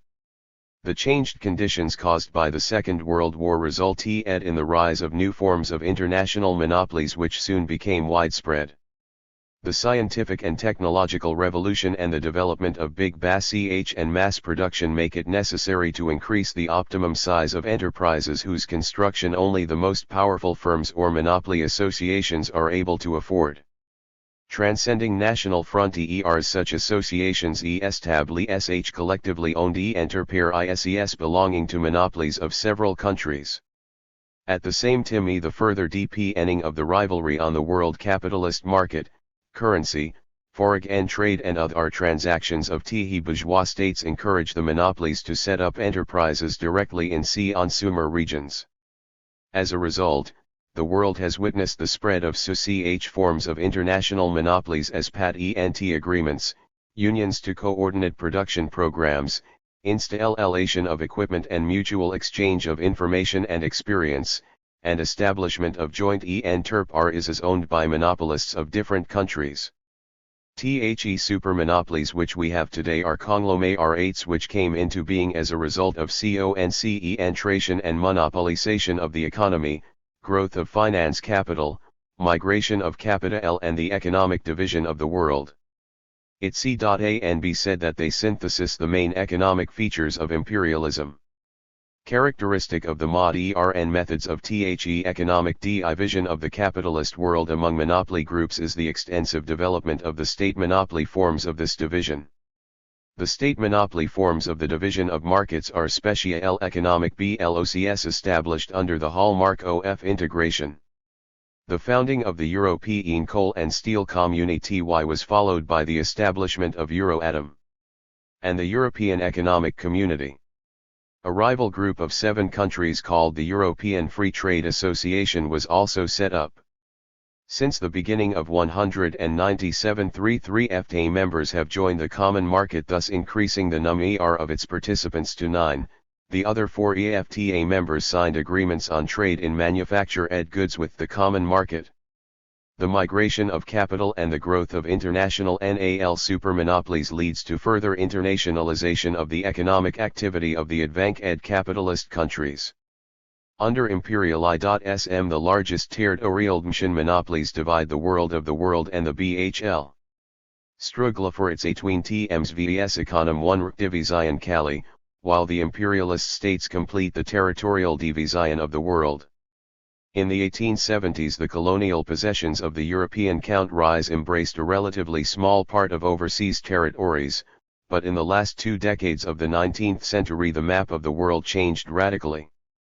From 187-6 to 1914 the so-called Great Powers seized about 25 million square kilometers, a territory twice the size of the whole of Europe.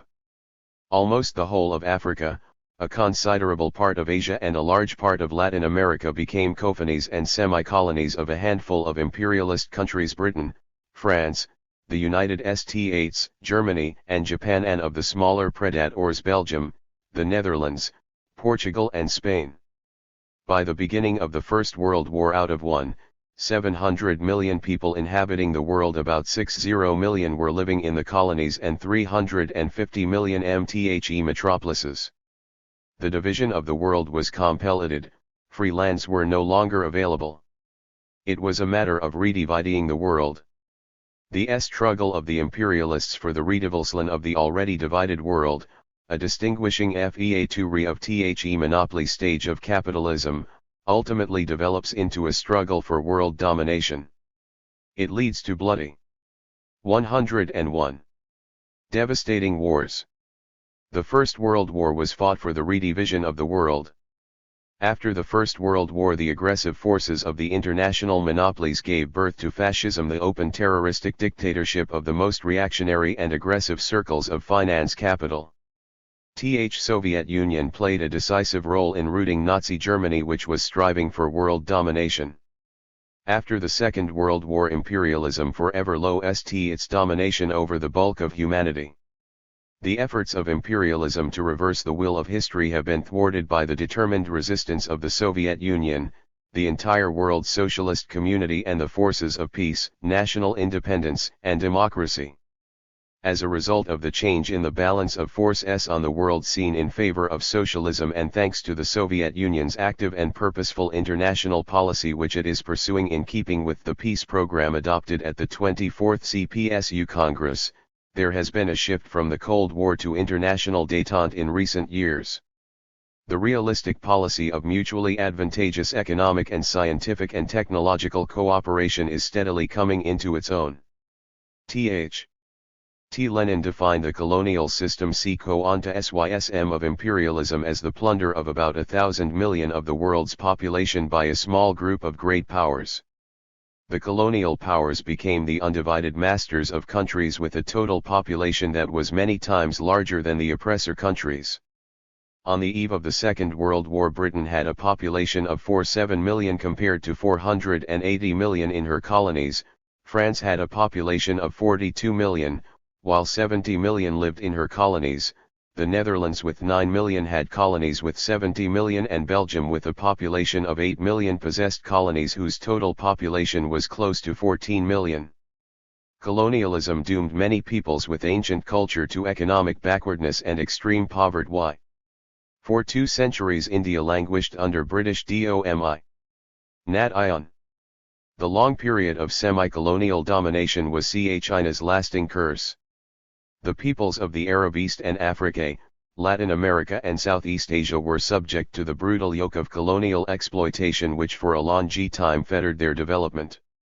Colonialism brought hunger to countries with inexhaustible natural resources and industrious populations. Colonial exploitation became one of the mainstays of the entire economy of monopoly capital. Imperialism turned the colonies into a well from which it drew enormous wealth in the form of tributes, profits from capital investments and transport, insurance, and financial transactions. The colonies and semi-colonies became the most profitable consumer markets, raw material sources, and a field for capital investments. The importance of colonies as consumer markets and sources of raw materials for the monopolies has grown particularly under the system of unequivalent exchange. Unequivalent exchange means that monopolies regularly sell their commodities to dependent countries at highly inflated prices and purchase their goods at extremely low prices. Monopolies which conducted Colorado-Nile trade amassed profits amounting to several 100% and became the rulers of entire countries, disposing of the lives and property of dozens of millions of people. The colonies were a particularly reliable field for capital investments. The political and economic sway of the monopolies in the colonies guaranteed high profits on invested capital.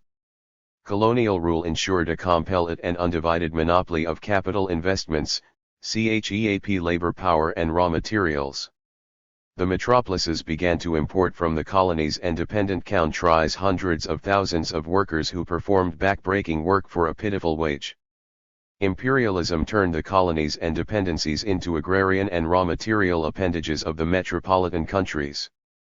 The ruling monopolies tolerate the development of only those branches of production. 103. That ensured deliveries of raw materials and foodstuffs. As a result, the economies of the colonies and semi-colonies acquired a one-sided and subordinated nature. Many countries specialized in the production of one or two products, all of which were exported: cotton, oil, coffee, rubber, sugar, etc. The one-sided development of agriculture made entire countries dependent on the monopolies purchasing raw materials.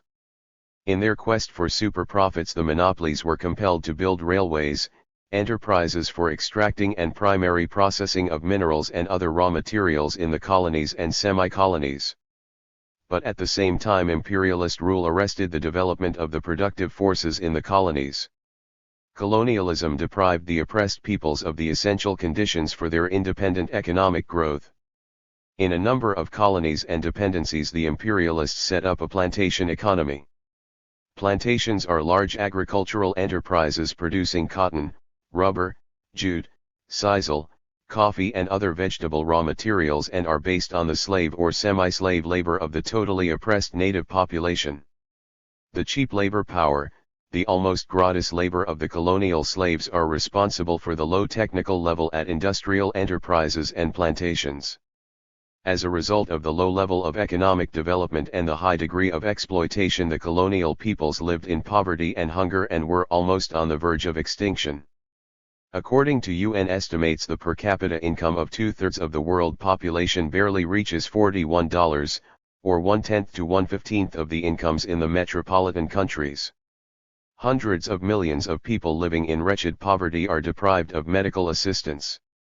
In the United States there is one doctor per every 800 people, in France 1 per 900, in West Germany 1 per 700, whereas in many of the former colonies there is only one doctor per 40,000 to 70,000 of the population.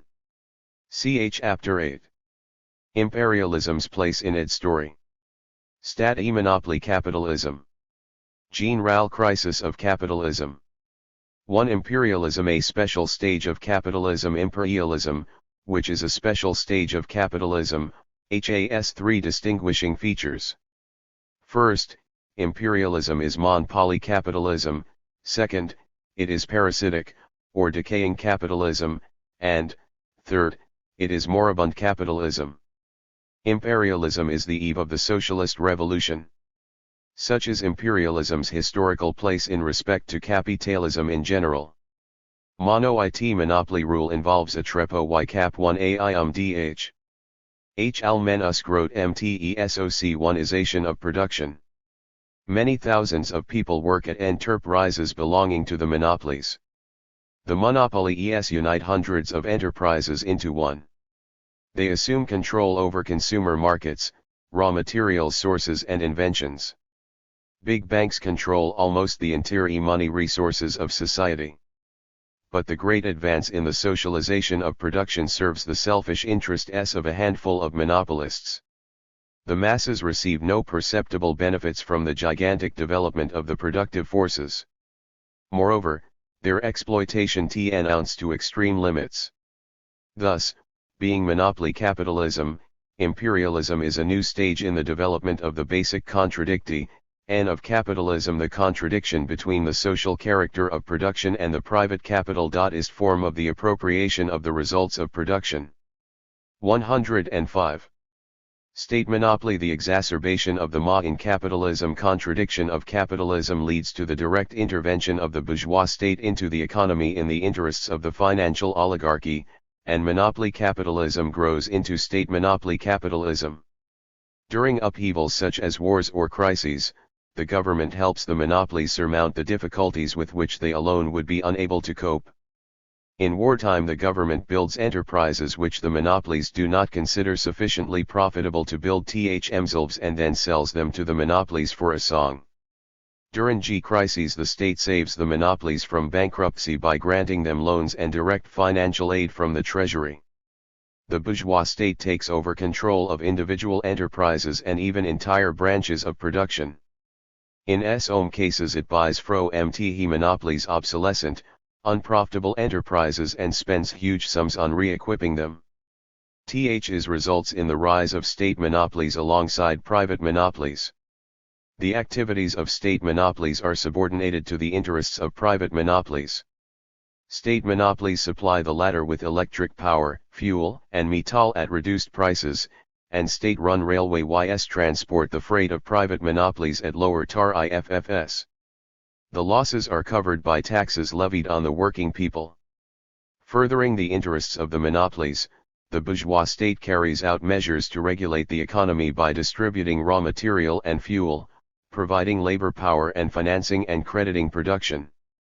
The state places extremely profitable orders with the biggest monopolies, particularly orders for arms.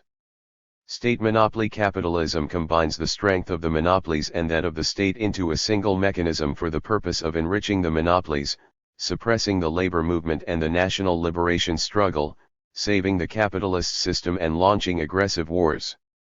Speaking up in defense of the monopolies, bourgeois ideologists claim that the intervention of the bourgeois state into the economy makes it possible to resolve the contradictions of capitalism. They assert that capitalism can get its nature, that it has become a planned, regulated, people's capitalism. Such assertions are far removed from the actual state of affairs. State monopoly capitalism does not change the nature of the bourgeois system. As before, the aim of production is the amassment of profits through the exploitation of the working class and the broad working masses. The gulf between labor and capital, between the majority of the nation and the monopolies, deepens. Competition becomes more acute and the anarchy of production mounts. This inevitably aggravates the general chaos and disorganization of the capitalist system as a whole.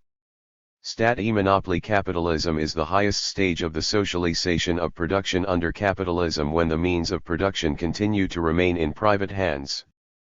In this sense, Lenin regarded state monopoly capitalism the complete material preparation for socialism, its eve.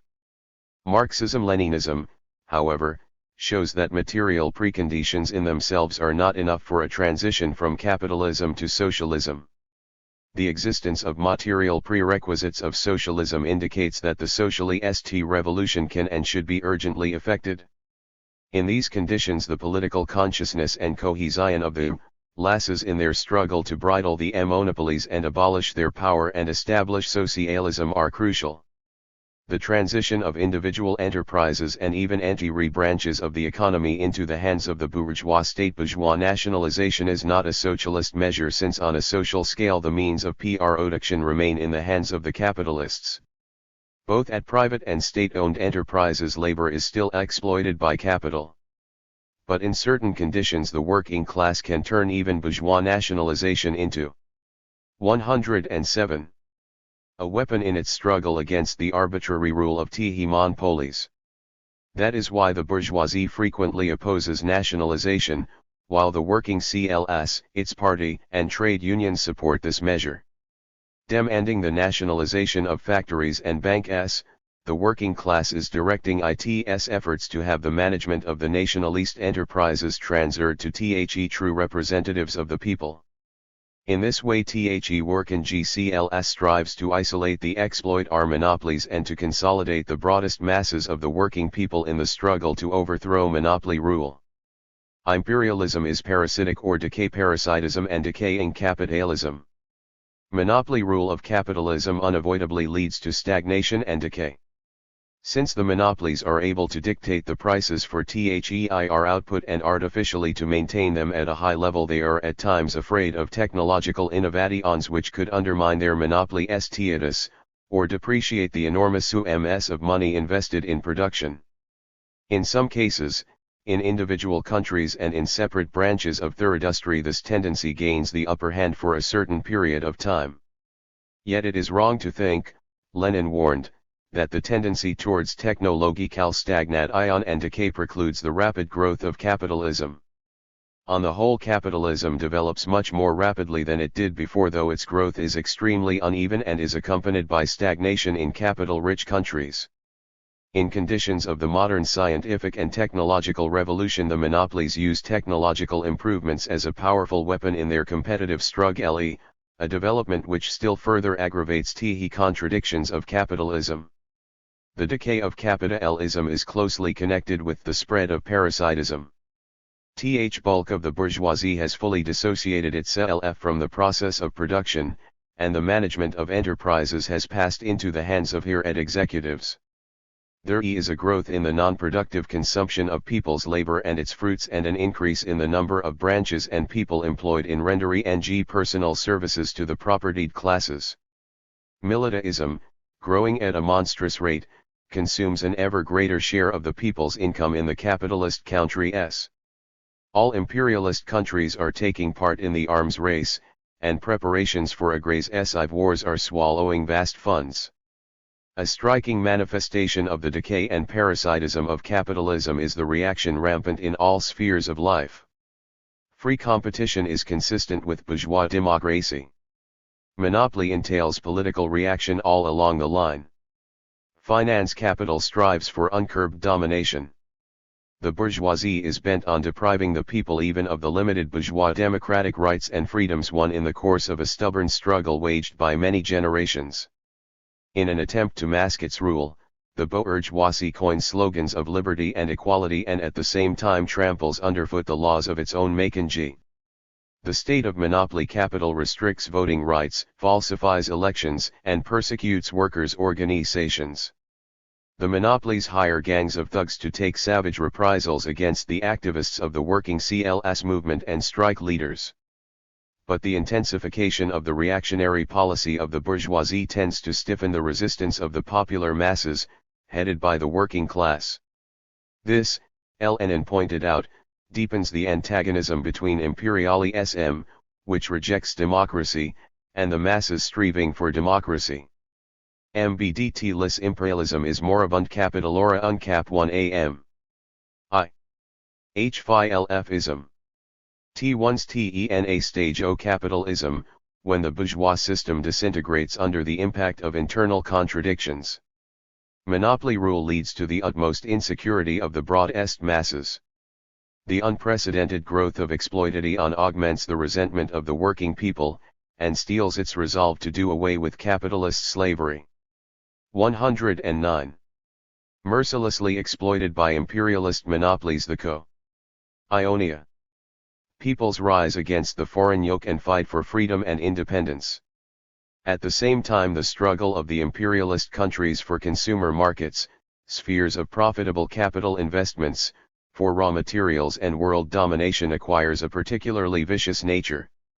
Being moribund capitalism, imperialism is characterized by an unprecedented aggravation of the contradiction between the productive forces and the capitalist relations of production which have long since been fettering society's productive forces. It is this contradiction that causes all conflicts and clashes in the imperialist epoch. As we have said, imperialism is moribund capitalism, but it does not mean that it dies of its own accord. The historically predetermined supersession of capitalism by socialism is a result of the persistent revolutionary struggle of the proletariat which rallies the broad masses of the working people around itself. Having defined imperialism as moribund capitalism, Lenin showed that imperialism brings the proletariat to the threshold of socialist revolution. The bourgeois system has exhausted its historically progressive role and has become a monstrous obstacle on the road of society's further development. The jaw of uneven development, the conditions in which the working class struggles for socialism, change to a large extent in the monopoly stage of capitalism. This change is a result of the operation of the law of uneven development of the capitalist countries in the imperialist period. Private ownership of the means of production and the anarchy of production prevent an even development of individual enterprises, branches, and even of different countries. Some countries outstrip others in their development. The uneven development of separate countries intensifies sharply in the imperialist period. The unprecedented advance in technology enables the young tries rapidly to catch up with and even outstrip their older rivals. At the same time, monopoly rule is marked by a tendency towards parasitism, decay, and technological stagnation. This explains the rapid development of some countries and the retarded growth of others. The export of capital is yet another factor which promotes uneven development. The division of the world into spheres of influence ruled by imperialist groups and powers is complete. There are no free territories left.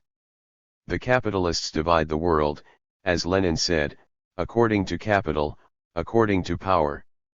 But the power of individual countries changes depending on the level of their economic and political development. The changed relation of forces between the powers runs up against the old distribution of colonies and spheres of influence. So long as imperialism held undivided sway throughout the world, the struggle for the redivision of the already divided world invariably led to devastating wars between imperialist groups. The uneven economic development of the capitalist country in the imperialist epoch caused their political development to be uneven, too. The relation between the class forces and the conditions for the struggle of the working class are by no means the same in all countries, and the same applies to the development of the political awareness and revolutionary determination of the proletariat and its relations with the mass of the peasants and other working sections of the population. The unevenness of the economic and political development of the capitalist countries in the imperiality period leads to the uneven maturing of the economic and political conditions for the socialist revolution. Marxism-Leninism characterizes peaceability of socialism. The period of imperialism's underdeveloping first in ADLFHIDTH single country v1 ed RUEOTE war as e epoch of imperialism, wars, and proletarian revolutions. Creatively developing Marxism, Lenin showed that the revolutionary collapse 111 of capitalism does not take place at one and the same time throughout the world. Because of the uneven economic and political development of capitalism in the imperialist period, the socialist revolution is accomplished in different countries at different times. First, socialism triumphs in one capitalist country, and then other countries gradually fall away from capitalism and take to the socialist road. Lenin's teaching that the socialist revolution can triumph in individual countries has opened up new revolutionary vistas to the proletariat and has inspired it to storm bourgeois positions in their countries. It became a manual of action in the greatest revolution ever, the Great October Socialist Revolution in Russia. The breakaway from capitalism of a number of countries and their first steps along the socialist path after the Second World War brilliantly confirmed Lenin's theory of the socialist revolution. 2. The general crisis of capitalism. The rise of the revolutionary transition crisis of capitalism from capitalism to socialism is a natural result of social development. This transition inevitably involves a lengthy period of struggle between capitalism and socialism. It is the period of the general crisis of capitalism. The general crisis of capitalism was ushered in by the First World War and the Great October Socialist Revolution. The socialist revolution in Russia made the first breach in the imperialist front. It shook the foundations of the world capitalist system and threatened its further existence, and marked the beginning of the world socialist revolution. Further historical development led to the collapse of capitalism in a large group of other countries and their transition to the socialist road. Socialism transcended the borders of a single country and became a world system. Vision of the world. Russia's departure from capital Jado systems and ism meant that the capitalist Sicily one true GGLCDB between them turned cease to the sole worldwide economic system. The undivided rule of the capitalist system was relegated to history. A socialist system emerged and began to develop. The war became divided into two systems. Socialism and capitalism are not only different but also opposing social systems. The contradiction between them is mankind's main contradiction today. The struggle between the two systems, moribund capitalism and triumphant socialism, has become a decisive factor in world history. The simultaneous existence of the TWO systems inevitably leads to competition between them, which embraces the economy, politics, culture, and all other spheres of social life. For almost 3 decades the Soviet Union was building socialism in a capitalist encirclement. The rout of the Nazi aggressors in the Second World War promoted the departure of a number of European and Asian countries from the capitalist system, and the victory of the socialist revolution in them made socialism a world system. Today there are two world systems, the socialist and the capitalist. The world community of socialist countries is a mighty stronghold of the world's progressive forces. No power on earth can restore capitalism in the countries that have broken away from the capitalist system. The development of socialism into a world system has convincingly proved capitalism's inevitable historical doom. A new stage set in the struggle between the two social systems, a struggle which is the principal feature of the general crisis of capitalism. The main contradiction of the modern epoch, namely, the contradiction between developing socialism and dying capitalism, has reached a higher stage.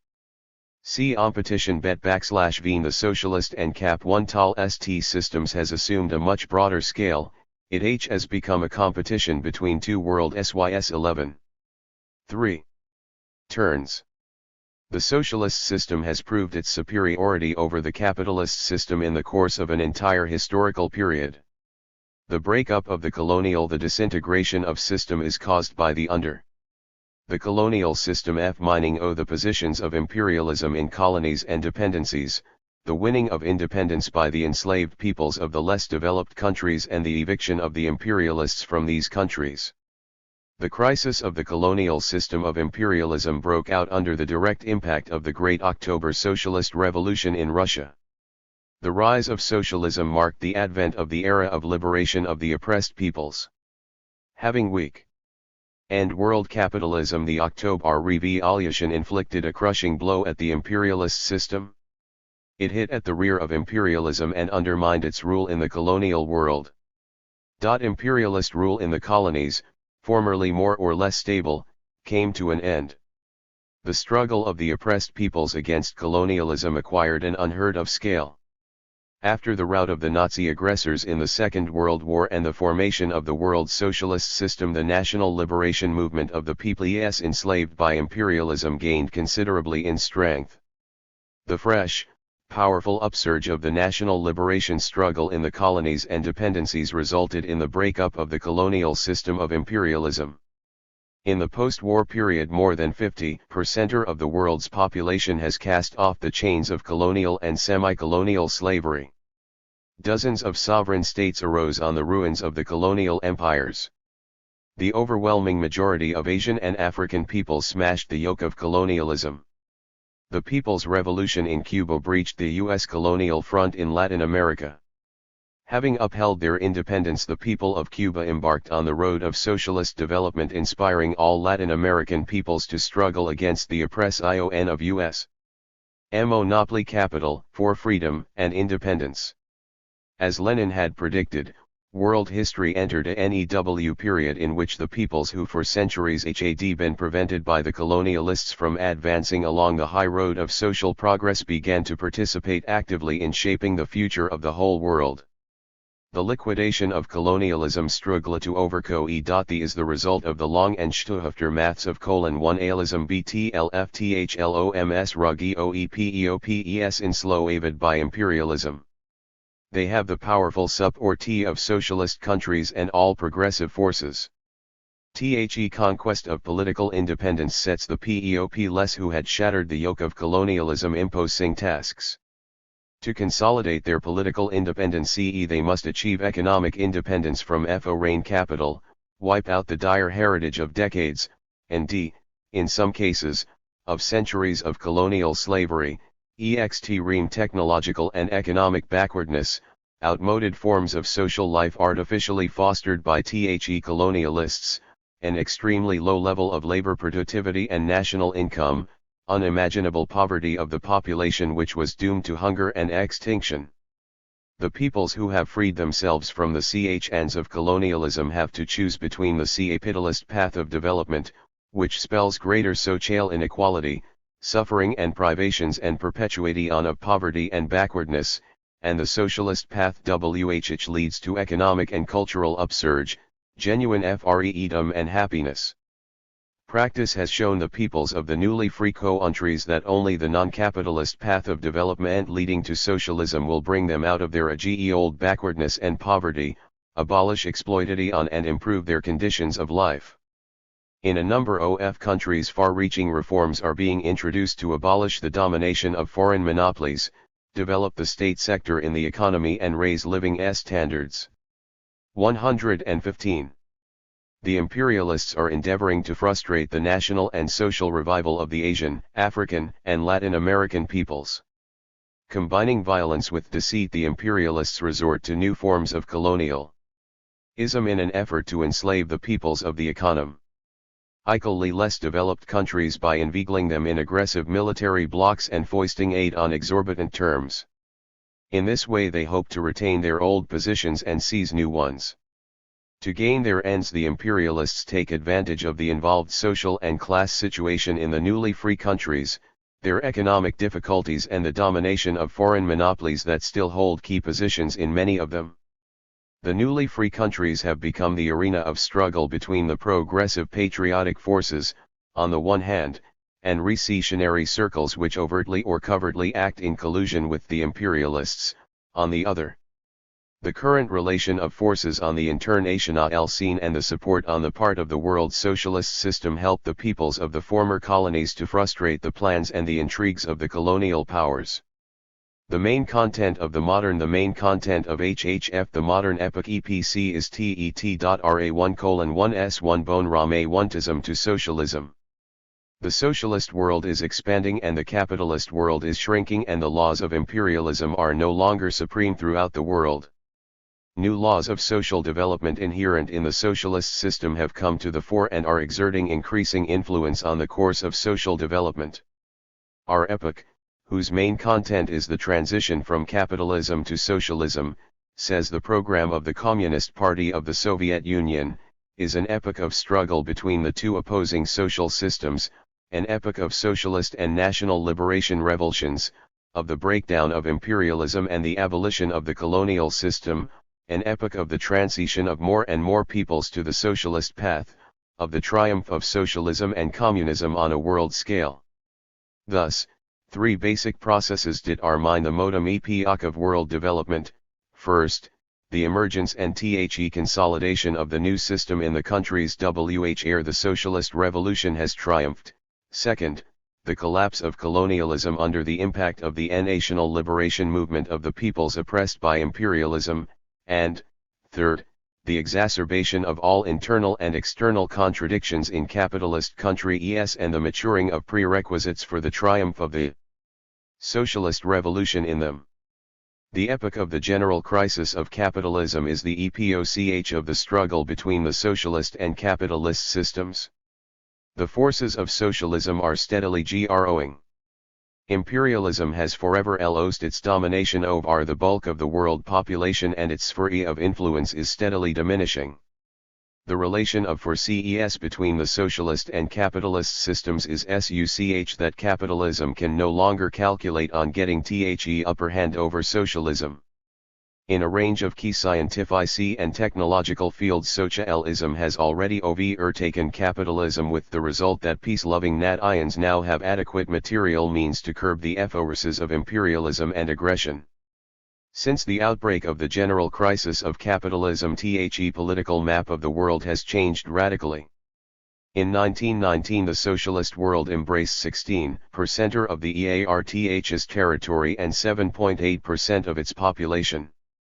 By mid-1971 the socialist countries occupied 25.9% of the world's territory and embraced 32.9% of its population. In 1919 the major imperialist powers with their colonies covered 44.4% of the world's area and accounted for 48.1% of its population. By mid-1971 advanced capitalist countries accounted for 8.6% of the territory of the world and for 4.9% of its population. In 1919 all colonies, semi-colonies and dominions covered 72% of the territory of the world with 69.4% of its population. But in 1971 the developing countries accounted for 58.7%, 117 of the world's area and for 7% of its population. A document adopted at the International Meeting of Communist and Workers' Parties held in Moscow in June 1969 defines the contemporary stage of world development as follows. Powerful revolutionary processes are gathering momentum throughout the world. Three mighty forces of our time: the world socialist system, the international working class and the national liberation movement, are coming together in the struggle against imperialism. The present phase is characterized by growing possibilities for a further advance of the revolutionary and progressive forces. At the same time, the dangers brought about by imperialism, by its policy of aggression, are growing. Imperialism, whose general crisis is deepening, continues to oppress many peoples and remains a constant threat to peace and social progress. Capitalism has become a monstrous obstacle to human development. Ours is an age of rocketing productive forces and unprecedented development of science and technology. And if it has not yet put an end to the poverty of hundreds of millions of people nor created an abundance of material and spiritual wealth for the whole population of our planet, capitalism alone is to blame. The growing conflict between productive forces and production relations, points out the program of the CPSU, imperatively demands that mankind should break the decayed capitalist shell, release the powerful productive forces created by man and use them for the good of society as a whole. This task is being solved by the Socialist Revolution. Chapter 9. The period of transition. From capitalism to socialism. Emergency of the socialist mode of production. As has been shown above, capitalism emerges spontaneously and is not built according to slavery and feudalism. The pre-systems also emerged spontanea coensius plan. Satan G exploiting a slow Y. In contrast to capitalism and all other pre-G forms of society, socialism cannot arise spontaneously. It is built by the people under the guidance of the working class led by the Marxist-Leninist Party. Differing fundamentally from all other revolutions, the socialist revolution is the most radical revolutionary upheaval in human history. All previous revolutions replaced one form of private ownership of the means of production by another such form. The socialist revolution abolishes private ownership of the means of production and makes them socialist property. All previous revolutions substituted one form of exploitation for another. The socialist revolution abolishes all exploitation of man by man and does away with the exploiting classes. No preceding revolution had ever abolished an RCHY of production. Only the socialist revolution eradicates. 119. Anarchy of production and leads to the transition to the planned organization of social production. Socialism cannot be built so long as the bourgeoisie remains in power. The building of socialism begins only after state power passes from the hands of the bourgeoisie into the hands of the working class. A revolutionary transition period is essential to pave the way for the socialist transformation of society. In different countries this period may have specific features of its own and may vary in duration. But always and everywhere the transition from capitalism to socialism begins with the triumph of the socialist revolution. The replacement of capitalism by socialism is subject to the objective laws of social development. At the same time this replacement is effected through the self-sacrificing struggle and creative labor of the masses led by the Marxist-Leninist Party. The replacement of capitalism by socialism means a radical reorganization of all spheres of social activity, ranging from the conditions of material production, which is the basis of the existence of human society, to the highest spheres of human consciousness, science, and culture. Such a radical reorganization of the intricate social organism can take place only on the basis of the creative application of Marxist-Leninist theory, which indicates the way towards the fulfillment of the great tasks of the socialist revolution. In turn, in the process of socialist transformation of society, the principles of Marxism-Leninism are not only verified, but also developed as a result of the generalization of the new historical experience. Role of the dictatorship. The socialist revolution may take of the proletariat in a variety of forms. But whatever establishment of its form, it invariably leads to the socialist economy, transfer of state power from the bourgeois minority to the working class, and the establishment of the dictatorship of the proletariat that leads the bulk of the population. The dictatorship of the working class, led by the Marxist-Leninist Party, is decisive for the socialist transformation of society. It heads the working masses, organizes their struggle against the forces and traditions of the old society. Crushing the resistance of the exploiters, defending the country against hostile actions from without, the dictatorship of the proletariat organizes and heads the building of a new, socialist economy. In the course of this economic upbuilding, the old bourgeois relations of production are destroyed and new, socialist relations of production are created. At the same time, the new productive forces essential for building and developing the socialist mode of production are created. The building of socialist economy presupposes the introduction of fundamental socio-economic reforms, including the establishment of the social ownership of the basic means of production, the abolition of exploitation of man by man, the replacement of anarchical production, conducted solely for the purpose of amassing capitalist profits, by planned production aimed at satisfying the requirements of society as a whole and all its members, in particular. In the course of socialist reorganization of society, the broadest sections of the employed population come to realize that their vital interests coincide with those of the working class. This leads to the formation of an indestructible alliance of the working class and the non-proletarian working masses, primarily the peasants, in the interests of building socialism and its further development towards communism. The alliance of the working class and peasantry is the supreme principle of the dictatorship of the proletariat. The dictatorship of the proletar. The leading role of HB1 DIT, the Communist Party IAT, is essential for TEMNG in the building of socialism, and the leading role socialism and of the Communist Party is in communism earnest of its success. The Communist Party is the vanguard of the working class and all working people.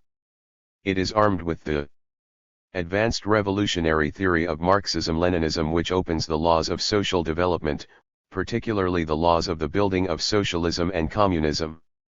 Leadership by the Communist Party guarantees that the dictatorship of the proletariat follows a correct, scientifically based course in fulfilling the complex tasks of socialist construction both in the transition period and in the subsequent development of socialist society along the road to communism. Consistently pursuing a class-orientated, proletarian policy, the Communist Party is closely linked with non-party popular masses. Leadership by the Communist Party ensures active participation of the broad masses of the working people in the organization of socialist economy. The strength of the Communist Party lies in its cohesion and its dedication to the cause of the working class, the cause of socialism. Leadership by the Communist Party is essential to secure unity of will and action in the struggle against the enemies of socialism and in the building of socialist society. The experience of socialist construction in the Soviet Union and other countries has fully confirmed the Marxist-Leninist teaching about the decisive role of the Communist Party in the establishment and development of socialist society. Events have shown that only a part faithful to the revolutionary ideas of Marxism-Leninism can organize the whole people and lead them towards the victory of socialism. Embarking on the socialist trans-SOC-10 econom.ic actors formation of society, the dictator and classes termed the determission periodship of the proletariat first and foremost socializes the basic means of production owned by capitalists and landowners. Taking over large-scale industry and transport, ANCs, and foreign trade, it assumes command positions in the economy. This inaugurates the socialist sector, which plays a leading role in the economy of the transition period. But for a certain period it is not the sole sector and not even the predominant one. Lenin indicated that in the first years of Soviet power there were 5 socio-economic sectors in the USSR economy: I. The patriarchal peasant economy; 2. Small-scale commodity production; 3. Private capitalism; 4. State capitalism; 5. Socialism. The patriarchal peasant economy was in the main a natural economy producing primarily for personal consumption. Small-scale commodity production for the most part embraced the households of the middle peasants who produced the bulk of the marketable grain. This sector also included handicraftsmen who did not employ wage labor.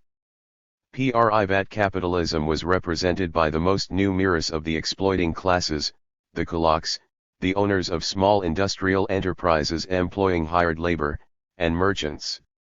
State capitalism existed primarily in the form of concessions granted to forage and capitalists, and of enterprises, forest lots, and land leased to foreigners. State capitalism played only a minor role in the economy of the Soviet Union. The socialist sector included factories, transport facilities, means of communications and banks that had passed into the hands of the state farms, and also collective farms which for several years were only small islands in the sea of individual peasant farms. In other socialist countries the economy of the transition period is also multi-sectoral. The number of sectors and the importance of each depends on the level of economic development and on the historical features of a given country. The principal forms of social economy in the transition period are socialism, small-scale commodity. 123. Production and capitalism. To them correspond the main class forces, the working class, the peasantry, and the bourgeoisie. Small-scale commodity production is a hotbed of capitalism that constantly there's capitalist elements. The transition period from capitalism to socialism is one of struggle between the vanquished, though not yet destroyed capitalism and the nascent, but still weak socialism. It is a life and death struggle, for it decides who will beat whom. And tasks of the transition period after the victory of the revolution and the takeover of command heights, the socialist state is faced with tremendous tasks. Its principal concern is to transform the multi-sectoral economy of the transition period into the socialist system of economy. The economic policy of the proletarian dictatorship is designed to solve these tasks. It embraces the sum total of economic measures effected by the socialist state which acts in keeping with the economic laws of socialism. Lenin furnished a deep scientific basis for the policy of the proletarian dictatorship for the entire period of transition from capitalism to socialism. His plan for the building of socialist society consists of three basic components, namely, industrialization of the country, cooperation of agriculture and the Cultural Revolution. Once they are carried out, these measures create the material and technical basis of socialism and result in the complete victory of socialist production relations in the whole economy. All countries embarking on the road to socialism have to tackle these three main tasks of the transition period. The magnitude of each task and the concrete methods of fulfilling it depend on historical features and the level of development of each country concerned. 2. Lenin's plan for building socialism and its implementation. Socialist on the eve of the October Revo, Industrialisation Lenin set the task first of the Soviet Union 1 LDWMNMG Poika power, and then, of catching up with and overtaking the advanced capitalist countries economically. To build socialism in the USSR it was above all essential to do away with its technical and economic backwardness by establishing a powerful socialist industry. Lenin emphasized that only a large-scale machinery industry which could also reorganize agriculture could be the material basis of socialism. The development of the productive forces involves expansion of the productive apparatus of all branches of the economy and its improvement through the introduction of advanced technology. Since sophisticated machines, lathes, tools, instruments are manufactured by the engineering industry, it is justly regarded as the backbone of industrialization. The manufacture of machinery and equipment depends on the availability of metal, fuel, electric power, chemical products and building materials. This makes metallurgy, fuel extraction, and the chemical, power and building materials industries crucial. All these branches plus the engineering industry make up a country's heavy industry whose growth serves as a basis for the development of agriculture, the steady increase in the output of consumer goods and the consistent rise in living standards. Industrialization is essential to ensure the economic independence of a country and to strengthen her defense potential. The policy of socialist industrialization of the country was the basis of the general line of the Communist Party aimed at building socialist society in the USSR. In view of the domestic and international situation, it was absolutely necessary to carry out the socialist 125. Industrialization of the USSR with the utmost speed. The small peasant economy prevailing in the country at the time was a basis more suitable for capitalism than communism. Therefore, to prevent a return to capitalism it was necessary to place the entire economy, including agriculture, on the basis of advanced technology by creating large-scale machine production. High rates of industrialization would not only assure the triumph of socialism in the USSR, but would also enable the country to preserve her independence. The industrialization of a vast country in an historically short space of time involved tremendous difficulties and could be achieved at the cost of great effort and sacrifice. This task was fulfilled because the socialist revolution had eliminated all obstacles which the capitalist relations of production had put up in the way of the development of the productive forces and opened broad prospects for their rapid growth. The overthrow of capitalism freed inexhaustible springs of people's creative activity. Armed with the Leninist plan of building socialism, the Communist Party led the Soviet people into a decisive attack on the age-old technical and economic backwardness of the country. Due to the historical advantages of the socialist system, a higher social system than capitalism, the USSR was able to achieve such rates of growth of industry and the economy as a whole that capitalism had never been able to attain. Thanks to these rates, the Soviet Union traversed a road which the capitalist countries took several times longer to cover. In the sphere of industrial production, the Soviet Union attained as much in 12-13 years as the capitalist world as a whole achieved in 80 years. As regards the most rapidly developing capitalist countries, the USA and Germany, it took them not less than 50 years. The Soviet Union required only 3 5-year plan periods. The last 5-year plan was cut short by the Second World War to build up a large-scale modern industry and become a mighty industrial power. It attained first place in Europe and second in the world in industrial output. The USSR became economically independent of capitalist countries. The defense potential of the USSR had grown immeasurably. The industrialization of the country was a major achievement of the working class and the whole people who, sparing no effort, consciously accepted privations to pull the country out of economic backwardness. After winning power, the working sociality reorganization class has to solve the eternal of agriculture. Peasant question. The peasantry is not homogeneous. At one pole there are the poor peasants, the natural allies of the working class, at the other, the rural bourgeoisie, the kulaks. The bulk of the peasantry are the middle peasants. Following its victory over the bourgeoisie, the working class policy with regard to the middle peasants must be one of distinguishing two motives in the mind of a peasant who is both a worker and the owner of the land he tills. Lenin wrote that this distinction was the very essence of socialism. The task of the working class is to draw the mass of the working peasantry into socialist construction by uniting small individual farms into large-scale socialist enterprises.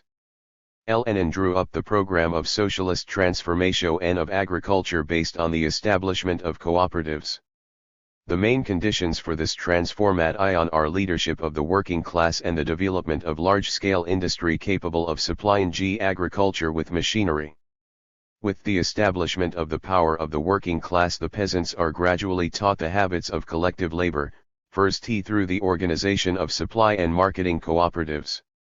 As soon as all the conditions HA.VE.B and created, a transition is effected from scattered MD1V1 dual farming to large-scale socialist producer cooperatives collective farms. Lenin wrote that the TR and SFER of the peasants from 127 individual to collective farming should be voluntary, that they should first become convinced of the advantages of large-scale social production over small individual farming. The leading and organizational role of the Communist Party and the Socialist State, combined with strict observance of the principle of voluntariness in uniting the peasants in collective farms, is an earnest of success of the socialist reorganization of agriculture. In the Soviet Union, the first major successes of socialist industrialization paved the way for the transition to large-scale agricultural production. The countryside began to receive tractors, modern farming machines and other equipment. A network of state FNs and machine and tractor stations was set up. The state farms convincingly demonstrated the advantages of large-scale mechanized production in agriculture. Run by the state, the machine and tractor stations were an important means of collectivizing agriculture and assisting the collective farms. Collectivization of agriculture permanently freed the countryside from kulak domination, from class stratification, ruin and poverty. The establishment of collective farms did away with the division into poor and middle peasants. The countryside stopped ejecting hundreds of thousands of unfortunate people who were forced to seek work in towns. This blocked one of the main channels swelling unemployment, which by 1931 had been wiped out in the Soviet Union. The victory of socialism in the countryside eradicates the age-old antithesis between town and country and creates conditions for the further rapprochement between industry and agriculture. A most difficult task of the socialist revolution after the seizure of power by the working class is that of reorganizing small scattered peasant farming along socialist lines. The fulfillment of this task is of the utmost importance for all countries building socialism. The implementation of Lenin's cooperative plan fully resolves the eternal peasant question.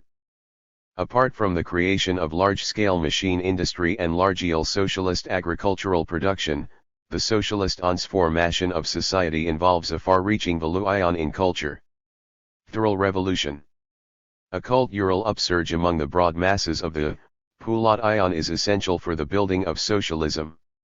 Large-scale socialist production based on the latest achievements in science and engineering must have skilled workers, engineers, and technicians.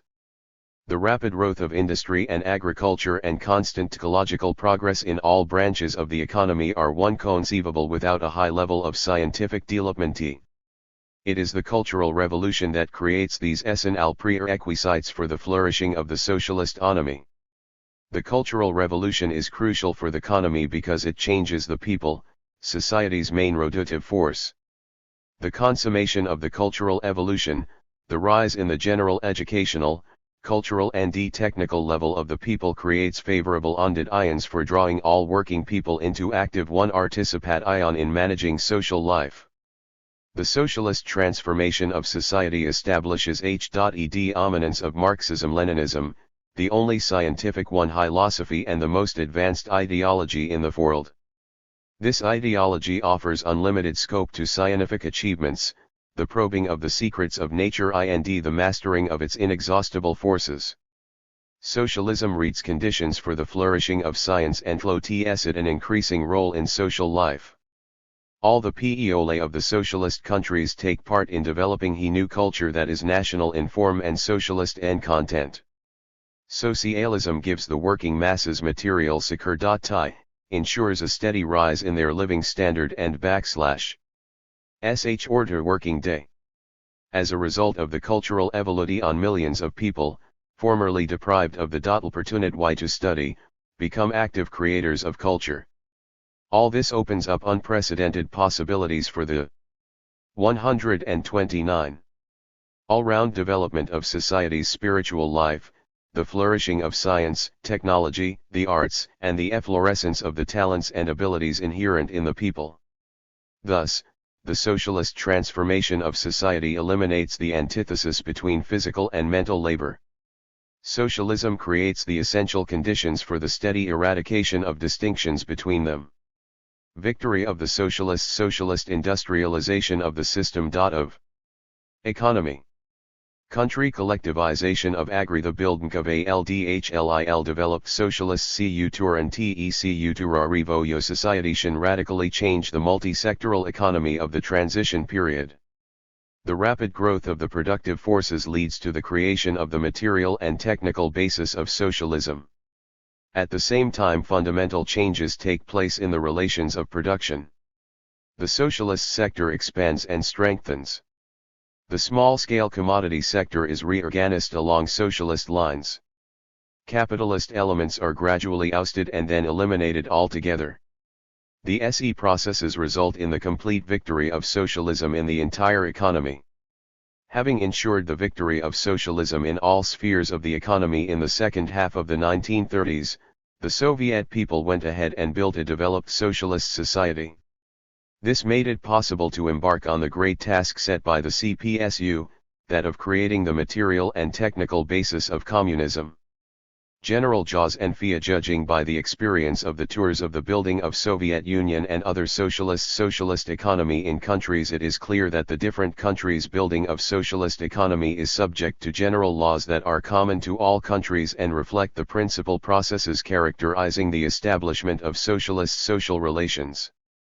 At the same time, the socialist revolution and socialist construction in individual countries have certain specific features arising from the concrete natural and socio-historical conditions in each country. The promotion of these features to the forefront, which in effect amounts to a rejection of or disregard for the general laws of socialist construction, is a violation of the basic principles of Marxism-Leninism. The historical experience of the post-war period has proved that the basic laws of socialist revolution are common to all countries, although the struggle for socialism in each country may have certain specific features arising from national and historical conditions. The beacon for all nations engaged in the socialist reorganization of society is the experience of the Soviet Union, the first country to have charted the high road to socialism. The international significance of the basic and principal experience of the Great October Socialist Revolution and the building of socialism in the USSR has been conclusively manifested in the process of socialist construction in a large group of countries that had broken away from capitalism after the Second World War. Whatever the national features of the struggle for socialism in individual countries, they do not nullify the fundamental laws of socialist revolution. Counterposition of these fundamental laws with new models of socialism signifies a departure from the basic paths of socialist transformation of society whose correctness have been verified both by the experience of the Soviet Union and that of the socialist countries. It runs counter to the principles of proletarian internationalism and affects the interests of socialism in a given country and those of the entire world socialist system. Experience shows, Leonid Brezhnev pointed out, that the road of different countries to socialism is marked by such major common milestones as the socialist revolution in one form or another, including the smashing and replacement of the state machine of the exploiters, the establishment of one or another form of the dictatorship of the proletariat in alliance with the strata of the working people, and the abolition of the exploiting classes, the socialization of means of production, and the consolidation of socialist Rela 1111. Shins of production and other social relations in town and countryside, the bringing of cultural values within the reach of the masses of the working people, i.e., the cultural revolution in Lenin's meaning of the word. On the other hand, when we speak of the main features of socialism that has been built, this question is likewise clear to communists. It is clear to us today not only from the theoretical propositions of Marxist teaching but also from the experience of development gained by socialist countries. What are these features? They are the power of the working people with the vanguard role exercised by the working class and the leadership of social development provided by the Marxist-Leninist Party, public ownership of the means of production and, on its basis, the planned development of the national economy on the highest technological level for the benefit of the whole people, the implementation of the principle from each according to his ability, to each according to his work, the education of the whole people. In the spirit of the ideology of scientific communism, in the spirit of friendship with the peoples of the fraternal socialist countries and the working people of the whole world, and, lastly, a foreign policy founded on the principles of proletarian, socialist internationalism. All these general, basic elements of socialism are of decisive significance. The Chinese leaders adopted their own platform, which was incompatible with Leninism inasmuch as it expressed their resolve to struggle against socialism and split the communist and the entire anti-imperialist movement. In these circumstances, as the 24th CPSU Congress rightly pointed out in its resolution, the only correct stand is that of consistently upholding the principles of Marxism-Leninism, enhancing the cohesion of the world communist movement and safeguarding the interests of socialism. See Chapter X. Socialist economic system. 1. Public ownership of the means of production. The nature of labor under socialism. Dominance of public. Every mode of production has a socialist property-specific form of ownership of the means of production. Public ownership of the means of production rules under VDCDLY under socialism. Public ownership of the means of production becomes dominant as a result of the abolition of the private ownership of the means of production. It emerges in two different ways. First, the socialist state expropriates the expropriators as envisaged by the founders of scientific communism. It confiscates the land of the landowners, the factories, railways, and banks of the capitalists and makes them the property of the whole people. Second, the voluntary union of peasant farms results in the rise of the socialist property of agricultural producer collectives, collective farms. Since public property emerges in two different ways, it also has two corresponding forms. As is evidenced by historical forms of experience of the Soviet Union, socialist property and other socialist countries, public, socialist property has two forms. First, there is state property, belonging to the whole people, and second, there is the cooperative and collective farm property. The difference between them is above all 188. In the degree of their maturity, the extent to which the means of production are socialized. State property is the property of the whole people as represented by the socialist state. Cooperative and collective farm property is the property of groups of working people. In state enterprises, all the means of production are socialized. In collective farms, only the main, decisive means of production are socially said, while some livestock, to the extent set down in the rules of the agricultural arte, the implements with which the collective farmers cultivate their subsidiary plots, are the personal property of the collective farmers. State property, the highest form of socialist property, plays the leading role in the building of socialism and communism. Cooperative and collective farm property can emerge only when state property has become predominant.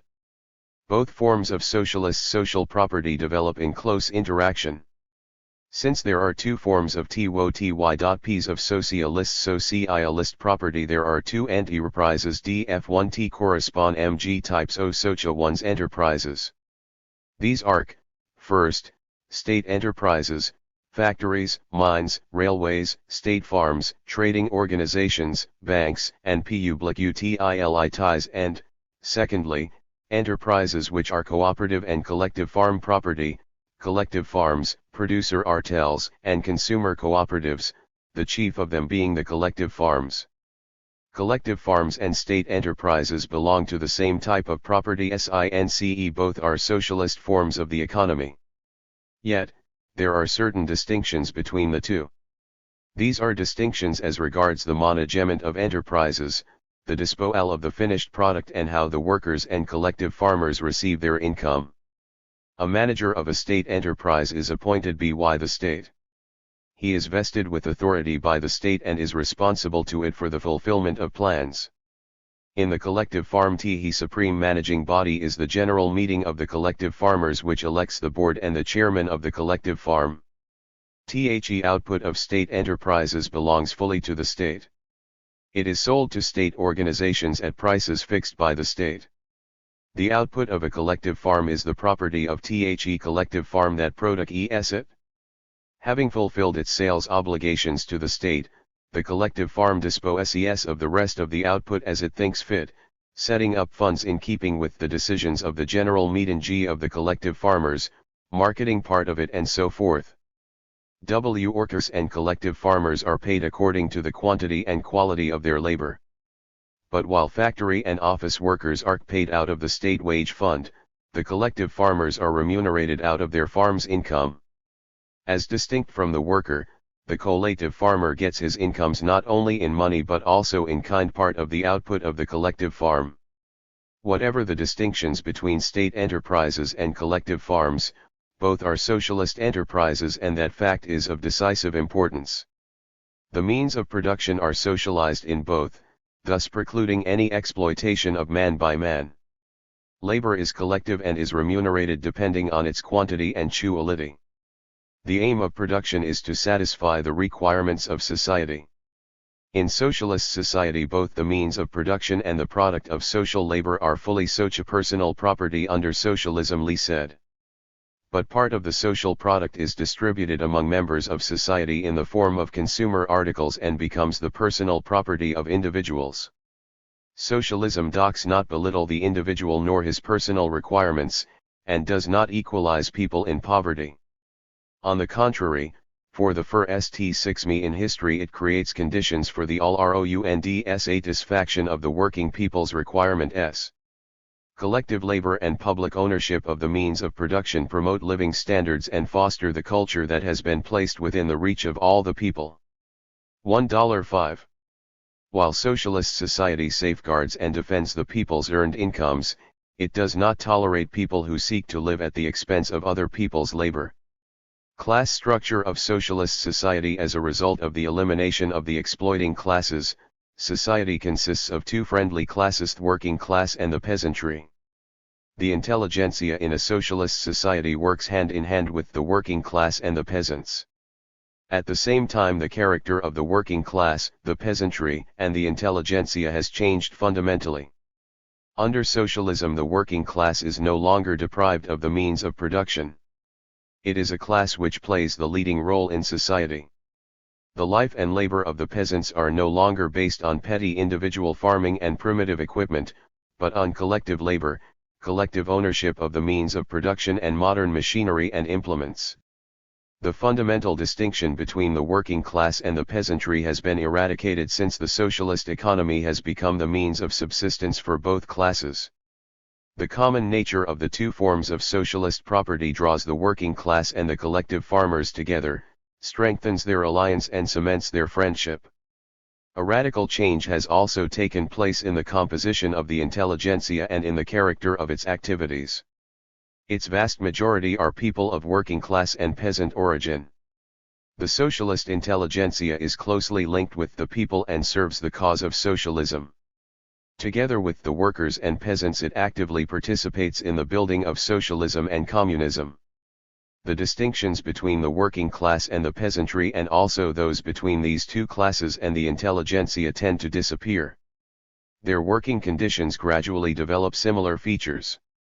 The community of the basic interests of the workers, peasants, and the intelligentsia resulted in the establishment of an inviolable socio-political and ideological unity of the people. Socialism effectuates genuine democracy. Socialist democratism guarantees both political freedoms and social rights: freedom of speech, the press, and assembly, including the holding of mass meetings, the right to elect and be elected, the right to work, rest and leisure, education, and maintenance in old age and also in the case of sickness or disability.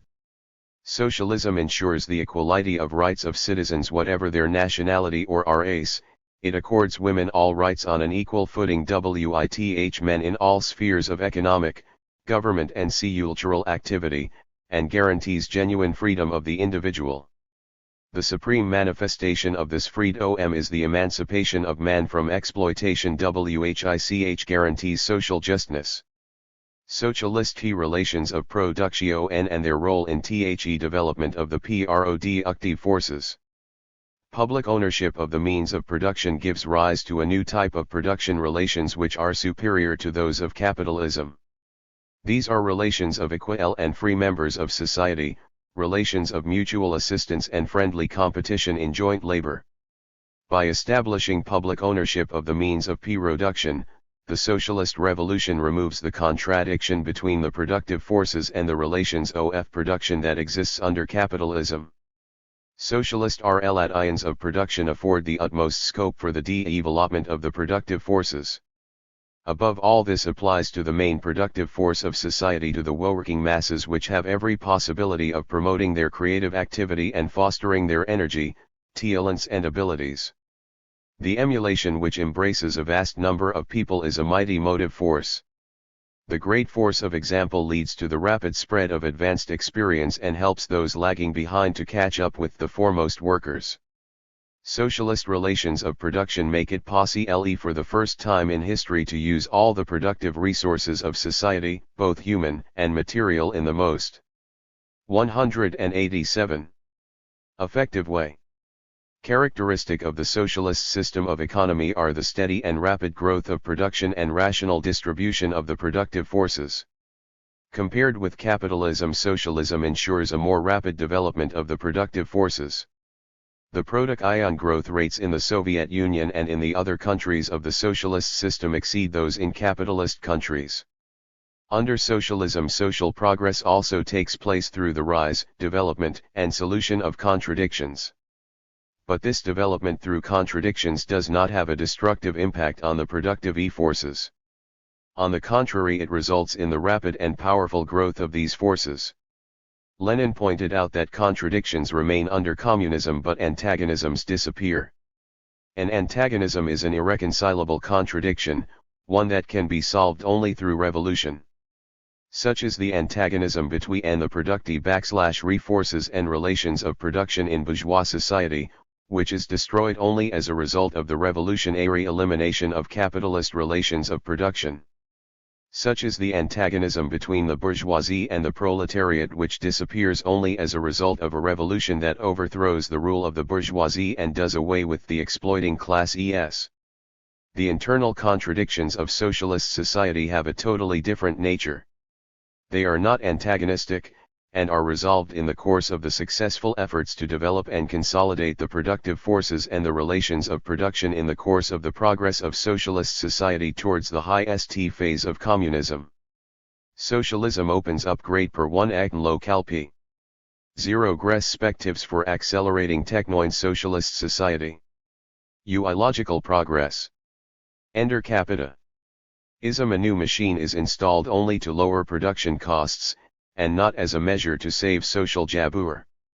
In the socialist economic system, new equipment is installed whenever it is profitable to society and when it saves and lightens labor. The wide employment of new equipment in socialist society facilitates the labor of workers, reduces working hours and multiplies social wealth. Technological progress boosts labor productivity, which in turn is instrumental in steadily improving living conditions. Consequently, under socialism all the working people are vitally concerned with perfecting technology. They vigorously join in the efforts to stimulate technological progress and improve the organization of production. His, of course, does not mean that socialist society can use any amount of equipment it pleases. The mass of equipment that can be put into operation depends on the level of social wealth. The possibilities for technological progress depend on the scale of production, the level of science and engineering, and the funds that society can afford to use for extended reproduction. At a given level of social wealth, the rates of further growth depend largely on how rationally material and labor resources are used. The rates of development of productive forces depend on the most expedient capital investment channeling and the effective NESS of social production. The potential for swift production growth rates inherent in the socialist economy is not realized automatically, but through consistent struggle to put the advantages of socialism to good use. Every social system has its mate aerial and _techn1 real and technical basis. The basis of socialism. LDH. IB.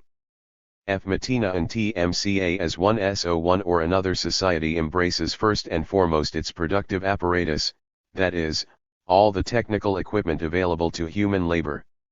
The level of development of the productive apparatus is directly bound up with the level of the human labor force, and also with a definite system of production relations. Marx defined the material basis of capitalism as large-scale machine industry based on hired labor. In other words, the material basis of capitalism is machine production operating under the domination of capitalist production relations and developing according to the economic laws of capitalism. 139.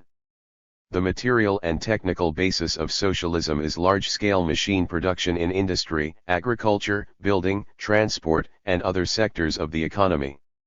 In other words, the material and technical basis of socialism is developed machine production operating under the domination of socialist production relations and developing in line with the economic laws of socialism. As it develops and improves, the material and technical basis of socialism becomes the material and technical basis of communism. The preconditions for creating the material and technical basis of socialism emerge already under capitalism, which evolves large-scale machine industry. But the material and technical basis of socialism itself is created after the victory of the socialist revolution. It is the result of the socialist industrialization of the country, collectivization and technical re-equipment of agriculture, and also of the Cultural Revolution, which enormously stimulates material production. The development of the material and technical basis of the USSR in the period of socialist construction is characterized by unprecedentedly high indices. By 1940 and 1972, the volume of industrial output in the USSR compared with the pre-revolutionary year of 1913 had increased by 7 and 105 times respectively.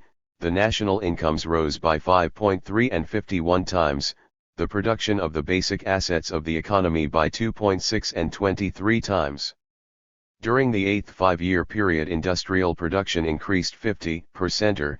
In the ninth five-year period it will rise 42 to 46%, as envisaged in the directives of the 24th CPSU Congress, which took place in March-April 1971. The USSR accounts for almost 20% of world industrial production, and its national wealth is 15 times that of Tsarist Russia. Today Soviet industrial enterprises turn out more output in 5 days than the industry of Tsarist Russia manufactured in a year. High economic growth rates are characteristic not only of the USSR but also of the other countries of the socialist system which are building up the material and technical basis of socialist society. 2. Economic laws of socialism. Specifics of operation. The economic life of any society economic laws cf is governed by definite laws. Has laws are objective and operate independently of the will and consciousness of people. They express the interconnections of phenomena existing independently of people's will and consciousness. Yet, the economic laws of socialism differ substantially from the economic laws of all the earlier forms of society. Engels wrote that the difference between them can be likened to the difference between the destructive force of lightning and electricity, which submissively operates in a telegraph apparatus or in a lamp, between a conflagration and a fire benefiting man. Both lightning and the electricity which lights a lamp are caused by an identical natural force. But lightning strikes man spontaneously and he is unable to control it, whereas the natural force operating in an electric lamp has been understood and harnessed by man. The economic laws of capitalism and of all earlier forms of society operate spontaneously. People cannot control them just as they cannot control lightning. So long as there is private ownership of the means of production, people are unable consciously to use the economic laws of social development, which like the forces of nature operate blindly, violently, and destructively. Based as it is on public ownership of the means of production, socialism unites the economy into a single whole. Economic development becomes a sphere of conscious and purposeful activity just as production at every individual enterprise. Under socialism, people learn to understand the objective economic laws, to master and apply them. 1. Economic development in the interests of society is a 14.1. Whole. Society, as represented by the socialist state, applies the economic laws of socialism scientifically. It harnesses them just as people harness electricity to light an electric bulb. The history of the building of socialist economy in the USSR and other socialist countries proves that it cannot take place spontaneously and is conducted consciously by society which comes to know and applies the economic laws of socialism. The accumulation of practical experience makes it possible to apply these laws with greater effect.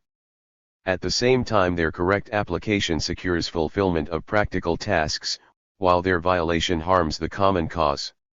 In the course of socialist construction, society gains an ever deeper knowledge of the economic laws of that system and masters them to an ever-increasing extent. This task is fulfilled by the Communist Party armed with the knowledge of Marxist-Leninist theory. Fulfilling practical tasks, the Marxist-Leninist Party concurrently develops revolutionary theory. The transition from capitalism to the of socialism fundamentally changes production. The basic economic law of socialism aim of production. Under capitalism, the direct aim of production is to obtain profit through the exploitation of hired labor. In socialist society there are no capitalists and no exploitation of man by man. Jointly owning the means of production, the working people engage in production to satisfy the requirements of society and all its members. As far back as before the establishment of Soviet power, Lenin wrote that the socialist revolution, replacing private ownership of the means of production by public ownership, introduces a planned organization of social production to ensure the prosperity and all-round development of all members of society. As the program of the CPSU points out, the aim of socialism is to meet the growing material and cultural requirements of the people ever more fully by continuously developing and improving social production. Therein lies the source of the tremendous might of the socialist economy, of the inexhaustible creative forces of free socialist labor. Socialist society expands and improves production for the purpose of raising the material welfare and cultural level of the working people. This is the substance of the basic economic law of socialism. The sustained growth and systematic improvement of socialist production, which is a condition for the ever fuller satisfaction of the people's requirements, is the basis of socialist society's movement towards communism. 3. Economic role of the socialist state. The socialist state in socialist economy, which is organizer BDTL10FTHTTTASE on 1C conscious API Kriya 1VEAC 1V1YFHB. OF the popular masses Han OTEO3 economic laws of social development, the state plays a fundamentally different role than that played by the state in capitalist economy, which is governed by spontaneously operating economic laws. The socialist revolution gives rise to an absolutely new type of state. This state faces tasks that no other government had ever undertaken.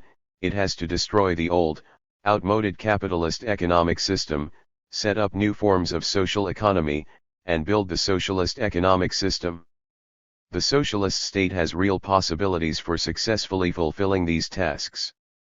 Abolishing exploitation, it turns the popular masses into conscious makers of history that is the source of its creative power.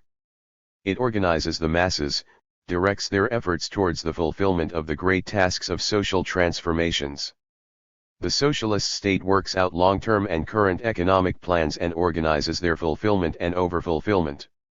It appoints managers of individual enterprises, groups of enterprises, branches of the economy. 143.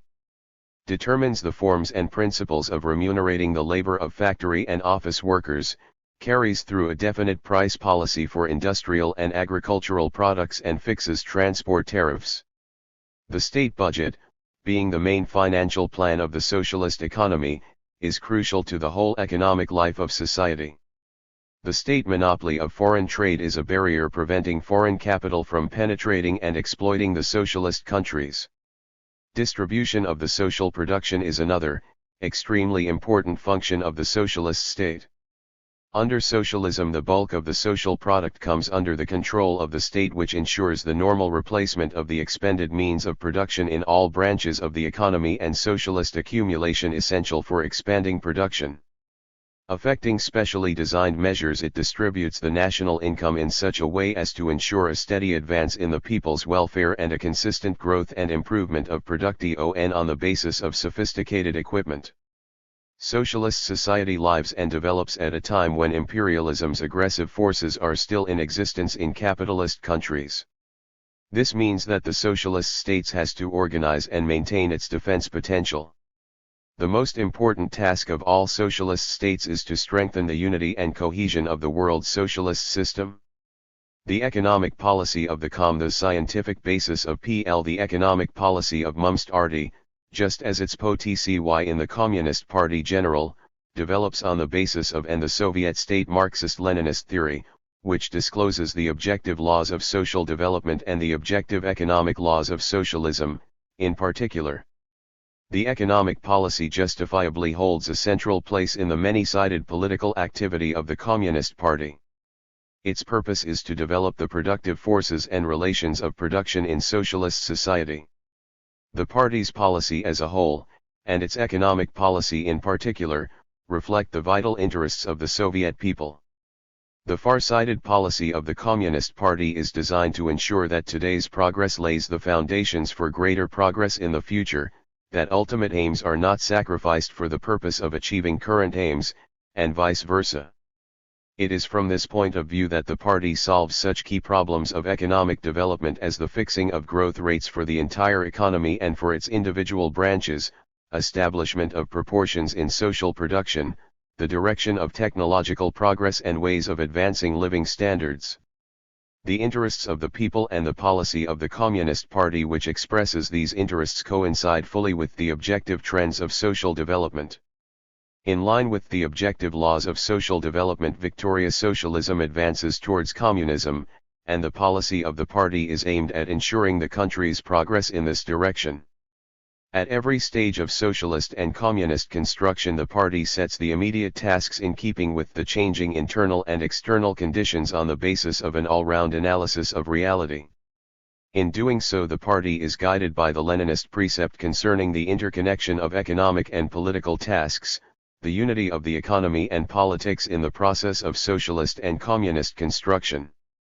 Lenin emphasized right after the Leninist principles victory of the socialist revolution in socialist economic management in Russia that the chief task of the triumphant working class in the socialist revolution was to regulate the new intricate and subtle organizational relations governing the planned production and distribution of products essential for the existence of millions of people. Once the political victory over the bourgeoisie has been achieved and consolidated, he wrote, a similar victory must be won in the organization of the economy. The management of the socialist economy is allayed upon to organize the smooth and efficient funconomy of the whole economic organism. The task is to ensure 145. That the whole complex economy should function like clockwork. As the socialist economy grows both qualitatively and quantitatively and the production processes have become more involved, the mutual links and dependencies become more and more complex both in individual enterprises and between enterprises, branches, and economic districts. In these conditions, the efficient organization of economic management acquires increasing importance. Improving the methods of economic management. The Communist Party applies the Leninist principles of socialist management which in practice have proved their strength and viability. In keeping with the Conceptions of the CPSU, these principles are developed and enriched as the socialist economy expands, its growth potential mounts and its tasks become more complex. Socialist economic management is based on the Leninist principle of democratic centralism which calls for in one strict adherence to one-man management coupled with the enlistment of the broad mass of factory and office workers in economic management in all links of the production process. It ensures the maximum scope for the development of the creative energy and initiative of the masses of working people combined with unity of will and purpose lacking which large-scale production, the modern highly developed economic organism, could not function normally. The growth and the expansion of the democratic principles of economic management and control is one of the most important requirements of socialist society, one of its objective laws. As the socialist economy develops and its tasks expand and become more complicated, the need for developing the democratic basis of economic activity increases and becomes ever more essential. Lenin forcefully warned that two things threaten the principle of democratic centralism. First, the transformation of democratic centralism into bureaucratic centralism, and secondly, a violation of centralism by all sorts of parochial or anarchic tendencies. 146.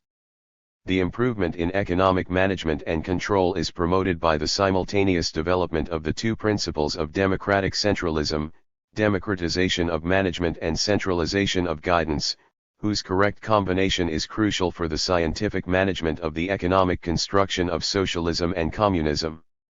The improvements in economic management being carried out by the Communist Party and the Soviet government is a further development of such time-tested Leninist principles of socialist management as democratic centralism, socialist cost accounting, the combination of moral and material incentives to work. The Leninist principles express the objective laws of socialism. The improvement of the methods of socialist management indicates a more successful assimilation of these laws and their more efficient application in the interests of society. Chapter 11. The planned development of socialist economy. 1. Planned economic organization and management. Socialism's chief advantage. Possibility and need for planned economic management under socialism. As we already know, in capitalist economy the necessary proportions between the components of social production are established spontaneously through numerous fluctuations and deviations. This leads to the enormous destruction of the productive forces through rivalry, crises, and unemployment. That is the substance of anarchy of production which is inevitable under capitalism. The anarchy of production stems from the basic prediction of capitalism, the contradiction between the social character of production and the private capitalist form of appropriation. Socialism abolishes this contradiction. In socialist society the public ownership of the means of production and consequently the results of production correspond to the social character of production. Drafting the general outlines of socialist society, Marx and Engels predicted that under socialism the anarchy of production would be replaced by social production, organized according to plan and designed to satisfy the requirements of society as a whole and of each of its members.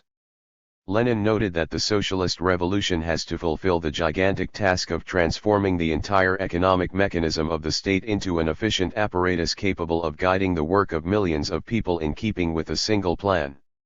Just as capitalism is inconceivable without anarchy of production, socialism is inconceivable without planned development of the entire economy. Planned economic management is a basic feature of socialist economy. Under socialism, economic activity is carried on under a single economic plan with the view to increasing social wealth and achieving a steady rise in living and cultural standards. The economic cooperation between socialist countries is also conducted according to plan.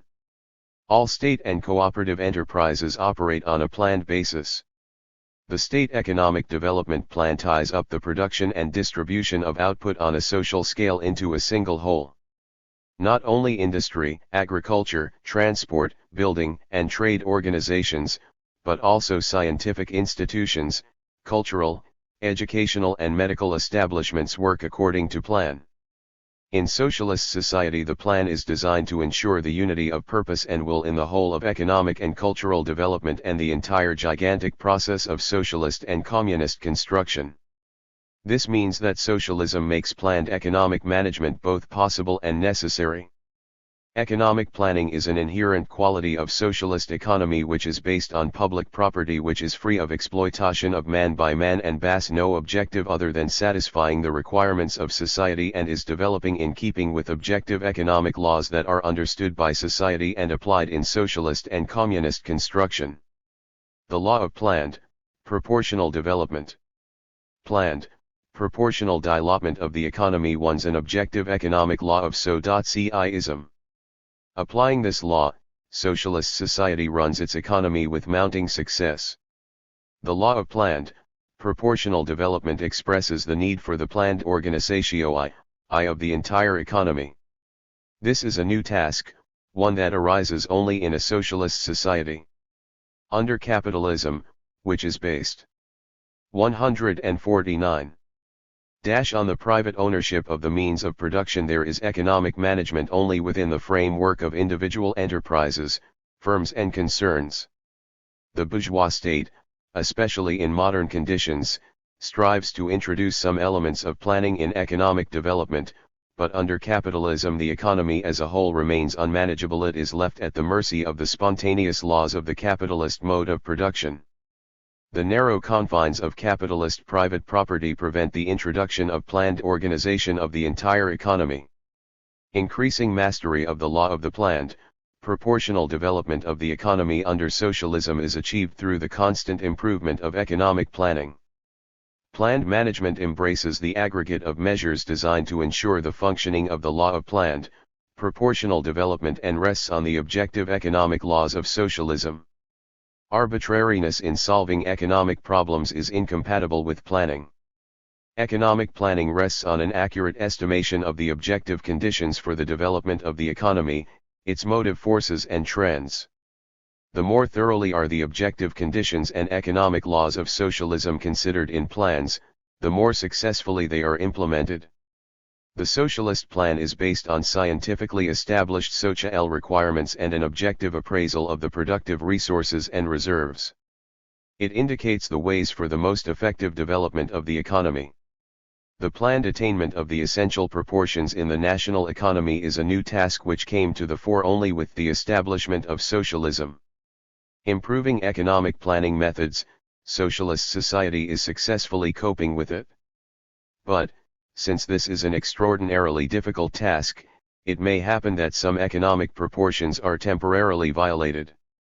In this case, it is up to the planned management of the economy to spot the emergent disproportion as early as possible and take effective measures to remedy it. In order to ensure high and stable growth rates in socialist economy, it is vitally important to change the economic structure by giving priority to the progressive branches of production. The consistent improvement of the structure of social production is crucial for planned, proportional economic development and for the creation of the material and technical basis of communism. The jaw of labor economy planned economic development is unthinkable without careful management. The need for and the possibility of thrift stem from the very nature of the socialist economic system. The need is dictated by the aim of socialist production, namely, the satisfaction of social requirements. The possibility exists because socialism knows neither the anarchy of production, destructive competition, economic crises, and unemployment nor other incurable ills characteristic of the capitalist system. The founders of Marxism-Leninism emphasized the crucial principle of the economy of labor under socialism. Lenin always insisted on thrift. He said that money should not be squandered and that waste was intolerable in a socialist state. Like Marx, he linked thrift with the planned management of the entire process of socialist construction. The achievement of maximum results for the benefit of society with minimum expenditure is an immutable law of economic development in socialist society. The planning of socialist economy and proportions in OMI must ensure the necessary SOC1AST economy B quantitative relations between individual components and the links of the economy as a whole. The main proportions in the economy are those between its main sectors, that is, between the development of industry and agriculture and the work of transport. The proportion between the production of the means of production and the output of consumer goods is also very important. The aggregate industrial and agricultural output is a source which yields the means for consumption and accumulation. The ratio between consumption and accumulation is also one of the most important economic proportions which in socialist society is established and maintained according to plan. For the economy to develop normally, there must be a correspondence between production and sales. That means that the growth of purchasing capacity of the population must be accompanied by a corresponding increase in the amount of goods on sale. There must also be a definite ratio between state expenditures and revenue. It is essential that definite proportions should be maintained not only in the structure of production but also in the utilization of the labor resources. No less important are inter-area proportions. Socialism ensures the rapid development of all economic areas of the country and a rational distribution of the productive forces. The comprehensive development of every area goes hand in hand with its specialization in accordance with its natural resources. Specialization creates the need to promote inter-area links which become increasingly diversified. National economic balance coordination of the plan's components on the basis of national economic balances is an important aspect of socialist planning.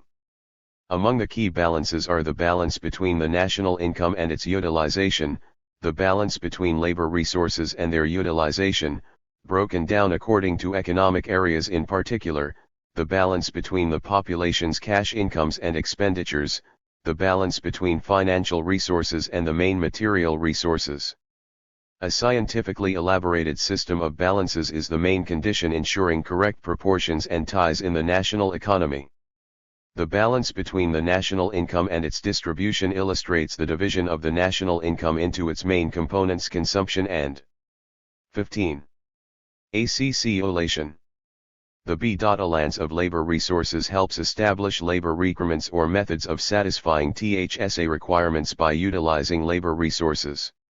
As regards the balance between the cash incomes of the population and its expenditures, It takes into account the wages of factory and office workers, the incomes of collective farmers, pensions and other cash incomes of the population, on the one hand, and the cost of goods and services which can be sold to the population and the expenditure of the population on all sorts of payments, on the other.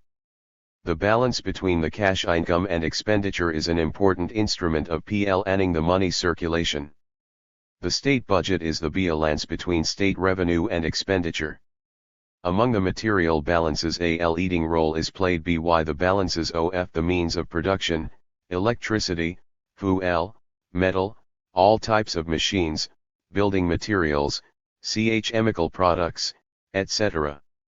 These balances help coordinate the output of the extractive and manufacturing industries and the development of associated industries. Other material balances are the balances of consumer articles. In their totality, the balances embrace the entire economy and give a picture of the interrelations between its principal elements. With the help of balances, it is possible to establish correct proportions in the economy and disclose internal resources and reserves. Optimization of planning, the MALD wars of RAM furnishing of optimum solutions THE of like Venice. DDL. TK of production to M1V1 UA economic as S, ensure a steady rise in the effectiveness of social production, which covers the entire range of processes determining the growth of production, both qualitative and quantitative, at a minimum of social expenditure in the broadest sense of the word. It follows, therefore, that the basic factors in raising the effectiveness of social production are all the elements that in the given conditions help mold the results of production. These factors include the NSCIN labor productivity, economy of raw and other. 158. Materials, improvement of the quality of output and, notably, the increase of the volume of output per unit of the productive assets, the assets/product ratio. The increase in the effectiveness of social production is decisive for the rapid growth of the people's welfare. In socialist society, the social consumption fund grows the quicker, the higher the productivity of social labor, the higher the yield per ruble of productive assets, the more the output manufactured from every ton of raw and other materials. This makes the working class, the collective farmers and the intelligentsia vitally interested in raising the effectiveness of social production, in all the measures taken in this direction. Optimization o planning. To be realistic, the plan must be balanced. Failure to correlate all its elements leads to disproportions, thus making it necessary to correct the plan in the course of its fulfillment. It should be borne in mind, however, that there can be a large number of well-balanced and practically attainable variants of the plan. Consequently, it is of the utmost importance to choose the best variant. The rates and the proportions fixed in the plans for economic development should be the optimum ones. This means that the plans should provide for the most effective use of all the potentialities and resources of socialist economy. Plans are necessary not only for the balanced development of the economy in keeping with the mounting requirements of the socialist society, but also for the sustained increase of effectiveness of production. It is necessary to draw up such a balanced plan that will ensure high production growth rates, the most rational economic proportions and high quality of output, at the minimum expenditure of social labor. The need to choose the optimum plan is dictated by the very substance of socialist planning. As the socialist economy grows and its tasks become more complex, the optimization of planning on the basis of precise calculations of the interdependence in the economy becomes all the more important. The optimization of planning is achieved with the help of mathematics. The modern level of mathematics and computing techniques makes it possible to compute optimum variance of the plan. It is the rate of growth of the national income necessary to ensure the required level of the welfare of the population and the full utilization of the society's labor or resources that is the most general criterion on the basis of which it is possible to judge whether the plan is an optimum one. The experience gained in socialist Vila and construction has made it possible PN and 15 and to work out definite practical planning methods. In the Soviet Union, economic development plans are drawn up on the basis of directives approved by the Party and the state. These directives fix the basic political and economic tasks of the plan and the quantitative targets for the various branches of the economy and economic areas. They stipulate the volume and direction of capital investments and methods of stimulating technological progress and improving economic management. On the basis of party and government directives, the central planning bodies work out concrete draft plans and targets, relying on the great work in the compilation of plans conducted at enterprises, the main links of the economy. Plans drawn up at enterprises are summed up in the plans of economic branches. After the indicators of the plan have been approved by the superior economic body, they become the basis for the activity of the enterprise. In keeping with the economic reform in progress and the USSR, the superior body endorses only a few basic plan indicators. All others are worked out independently at the enterprise on the basis of concrete conditions the enterprise works in and its possibilities. The enterprise's plan, which organically commems the technological, economic, and financial aspect of its activities, is called the technological, industrial and 155. Financial plan. It determines the enterprise's product technological and financial activity and includes the production program, the plan for technological development, for material and technical supply, for labor and wages, for the cost of production, for financial operations and for organizational and technological measures. The production program is the main link of the technological, industrial, and financial plan. It sets the targets for the production and realization of the output. The production program stipulates the volume of output, its assortment, and quality. All sections of the plan regulating the various activities of the enterprise are based on the same initial indicators. In the course of the intrafactory planning, the indicators in the enterprise's plan are broken down into targets for the enterprise's individual production sections, for its shops, departments, and teams. The plan of every enterprise contains provisions for the receipt of raw materials, fuel, electric power, and equipment from other enterprises. This aspect of the enterprise's activity is reflected in the economic contracts regulating the relations between supplier and consumer enterprises. The contracts also stipulate the materials to be delivered, terms of delivery, the price of each material, and payment terms. The fulfillment of contracts is obligatory for both parties. Each side is held materially responsible if it violates the terms of the contract. The drawing up of the plan is only the beginning of planned economic management, whose most important function is to organize the fulfillment of the plans.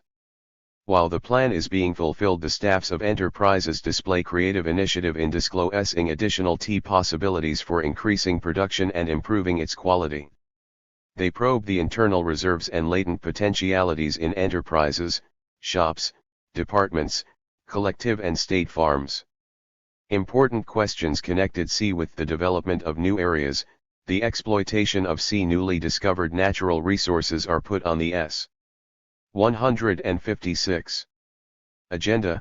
Major tasks are set to introduce new equipment and technology and improve the organization of labor and production. The National Economic Plan is not a collection of abstract figures but a reflection of the activity of the masses building socialism and communism. In the effort to fulfill and overfulfill the plan, socialist emulation drives are launched between enterprises, teams, and individual workers. Socialist planning is in effect planned management of the entire economy. National economic plans assign top priority to national interests. This makes it necessary to observe strict discipline in effecting the plan, and do away with all elements of parochialism and departmentalism affecting the interests of the economy as a whole. Socialist economic planning is long-term and based on the organic combination current planning of long-term and current plans. In modern conditions, the 5-year plan is the principal form of scientific planning. It determines the prospects of the productive and economic activity of an enterprise for a period long enough for it to fulfill major tasks aimed at improving and increasing the effectiveness of production. The most important targets of the 5-year plan are broken down into annual targets. The targets are considered and concretized in the annual plans in accordance with current changes/and resources and requirements of society and with due account for the technological and economic progress. 5-year plans are designed to provide a sound technological and economic basis for the tasks set the economy as regards production growth, the wide introduction of scientific and technological achievements and progressive changes in the structure of social production. With their help it is possible correctly to appraise the economic effectiveness of measures conducted in that period. 157. Current plans, on the other hand, are necessary to ensure the timely fulfillment of concrete targets, to unite the efforts of the individual collectives of working people for the realization of the immediate tasks of economic construction, and to ensure a planned, rhythmical growth of production in all branches of the economy. In recent years increasing significance is attached to long-term plans designed to cover 15 to 20 years. PIDT planned quotas or norms are of as the greatest importance in the planned organization and management of the economy. Quotas regulate the utilization of the material and labor resources and also financial outlays. They are set for the expenditure of labor, materials, fuel, electricity per unit of output, for the utilization of equipment, semi-finished products, for stocks of raw materials, fuel, etc. Quotas do not remain unchanged. They improve with economic development, technological progress, improvements in the organization of labor and production.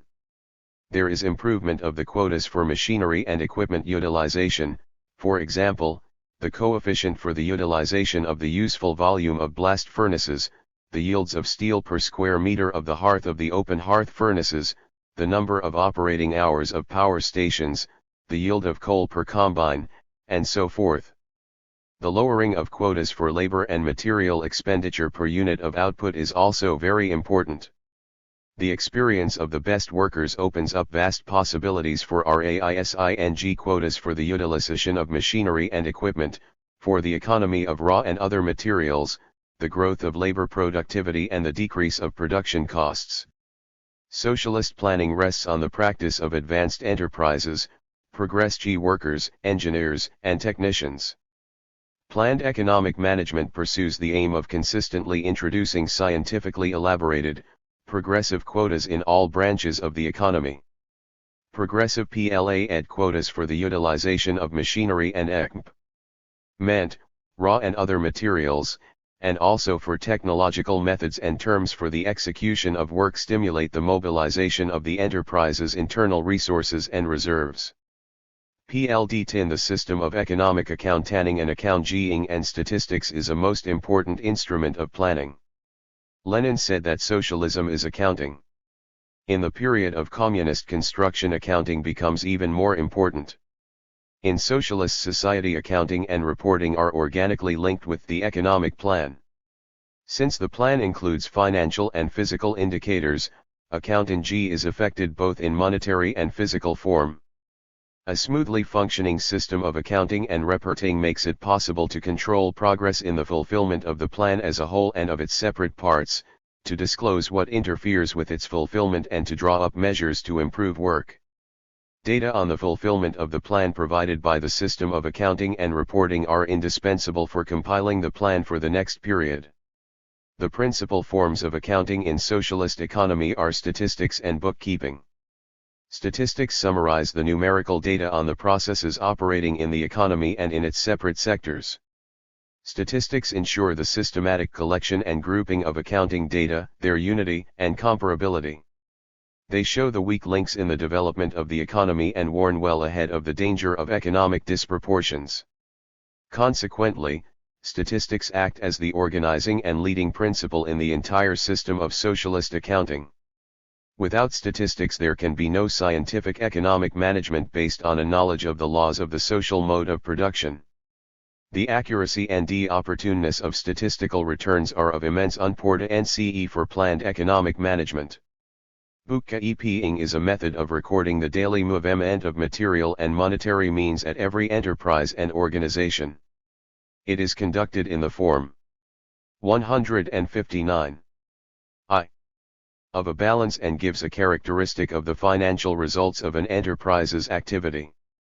The monetary indicators in bookkeeping reflect all the aspects of the performance of the enterprise, its successes in production and its shortcomings.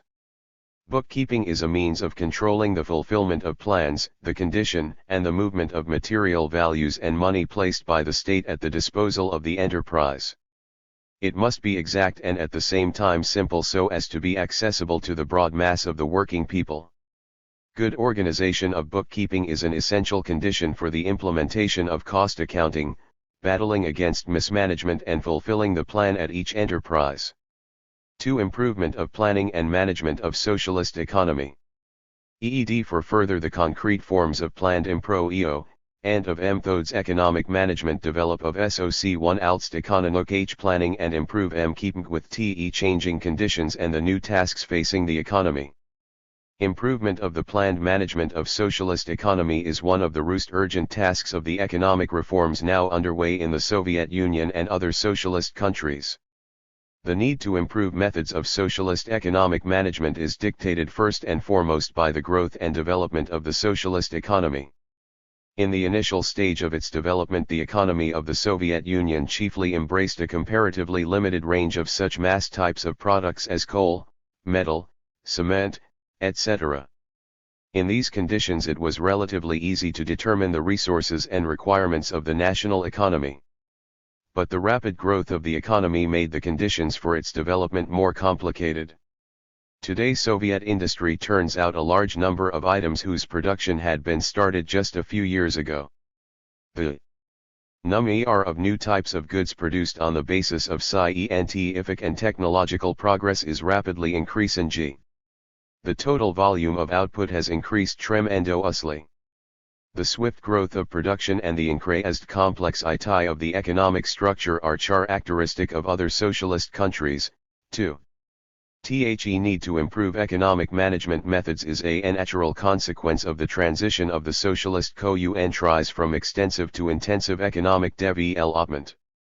Extensive development means the expansion of production primarily with the help of additional capital investments and the involvement of fresh labor resources in the production process. Intensification of production is its growth achieved as a result of a sharp improvement in the use of all the means of production both the means of labor and materials, better organization of labor and a further considerable increase in its productivity. A very important aspect of the intensification of production is its qualitative improvement. If we take consumer goods, their improved quality ensures their sales and the mounting demand of the consumers. The RISEI and the welfare of the people inevitably makes them more demanding with regard to the quality, finish, etc., of the manufactured goods. As regards the means of production, the improved quality and purity of the raw materials, increased durability, extended period of exploitation without the need for repairs, availability and reliability of the means of labor increase the total sum of material wealth put at the disposal of society. The consistent intensification of the entire sphere of material production, of all its branches and processes calls for a higher stage of planned management of the socialist economy. It follows, therefore, that it was the development of the socialist economy that dictated the need for a fundamental improvement of the organizational forms and methods of economic management. It became necessary to replace the old forms of management with new ones corresponding to the new requirements called for by the development of the economy. 161. It can be said, Leonid Brezhnev noted, that in the period of NEP and the first 5-year plans we went rep through the primary school of socialist economic management. Today we have before us the tasks of the HIG of her school of socialist economy. They are the most complicated and creative tasks on the road to communism. ROAJ the economic reform in the USSR bro. New system of planning consists of a system of measures of and econo-duc stimulation of production a one me at problem management eco, and planning and enhancing one economic stimulation of social production. The reform to I proceeds from the leading role of centralist planned RI management in the development of the socialist econo-FONMI. Its main purpose is to improve the basic economic proportions and the siding of production and stimulating the complex development of economic areas. It is a task M1R of planned management to secure higher rates of production and supply of crucial commodities. The purpose of planned management is to carry through the TIFIC uniform state policy in the sphere of technological that progress, capital investments, remuneration of labor, science PRICES, profits, finances, and credit, and exercise econom 1IC control over effective use of the production funds and labor, material and natural resources. By the economic reform is a new stage in the development of the Leninist principles of democratic central-ism, which ensures the combination of wide scope for the development of the creative energy and initiative of the broadest masses of working people with the unity of purpose and will that are essential for the normal functioning of socialist enterprises and the economy as a whole. The growth of socialist economy enhances the SYS1 importance of centralist economic management and at the same time heightens the significance of the warehouse initiative of the masses. The growth and extension of for the democratic principles in planned socialist economy residential are an objective law of the socialist system. The new system of management combines on SYS state planning with complete cost accounting of enter. 162. Prize S, Central-East branch management with extensive Republican and local economic initiative, and the principally of one-man management with the heightened role of production collectives. TS further develops the democratic principles of management, creates economic preconditions for the broader participation of the masses in the management of production and enhances their influence on the economic activity at the enterprises. The new system of management dictates the need to improve planned management of the economy and raise the scientific level of state planning. First and foremost, this means that the planned rates of growth of production, the national income and the fundamental proportions in the national economy have to be determined on the basis of scientific calculations. Plans are drawn up to secure the most rational use of potentialities and resources, and the rapid introduction of scientific and technological achievements into production. They also take into account the prospects opened up by scientific and technological progress. The heightening of the scientific level of planning and centralist economic management is accompanied by vigorous improvement of economic management methods and economic stimulation of production both in industry and agriculture. The aim of the economic reform is to improve centralized planning and make the workers' collective interest in the fullest utilization of the productive resources, in raising the effectiveness of their labor and further stimulate their initiative in achieving these objectives. Resorting to economic stimuli, the new system of management is called upon to combine the interests of each worker, enterprise, and society as a whole and thus create the most favorable conditions for the rational utilization of the country's gigantic resources, rapid growth of the people's welfare and fullest embodiment of the advantages of the socialist system. 163. 3 PLANN socialist commodity production. Planned nature of commodity-money relations. The abolition of the private ownership of the means of production and the establishment of public ownership radically alter the character of commodity production and the role of commodity-money relations. The program of the CPSU points out that in communist construction it is necessary to make full use of commodity-money relations in keeping with THEIR new content in the socialist period. In this, such instruments of economic development as cost accounting, money, price, production cost, profit, trade, credit, and finance play a big part. In socialist society almost all output is produced at socialist enterprises. The greater part of it is produced at state enterprises and therefore is the property of the whole people. A certain part is produced at collective farms and comprises the common property of groups of working people. The output of socialist production and directly embodies social labor, organized on a national scale, and not the labor of individual producers. Therefore, commodity production under socialism should be viewed as planned commodity production. It is free from the contradictions bred by the anarchy of production under the domination of private ownership of the means of production. This is new, socially st commodity production. The commodity is, on the ecom, tie as a product hand, a use value, and on he of SOC1 aliot production th1wdthtoer, a VAUE. Econs 1 a commodity, which is a product of socialist production, also possesses these two qualities. In the socialist system of economy there is no contradiction between the use value and the value of the commodity, which under the domination of private property is what engenders all the antagonisms of the capitalist mode of production. This, however, does not mean that under socialism there are no contradictions between the use value and the value of the commodity. Sometimes products cannot be sold because of their low quality or high price. In perfecting the methods of planned economic management, due account is taken of the possibility of contradictions arising between the use value and the value of the commodity produced in a socialist society. The value of a commodity is determined not by individual labor actually expended on its production but by the amount of labor socially needed for its production and reproduction. Compensation of expenditure in socialist society is the compensation of socially necessary expenditure. If, for example, the enterprise produces articles no one needs, the compensation it receives for its expenditure will directly decrease the total amount of society's wealth. The same thing happens when an enterprise spends more labor and material resources on the production of its output than is necessary in the given production conditions.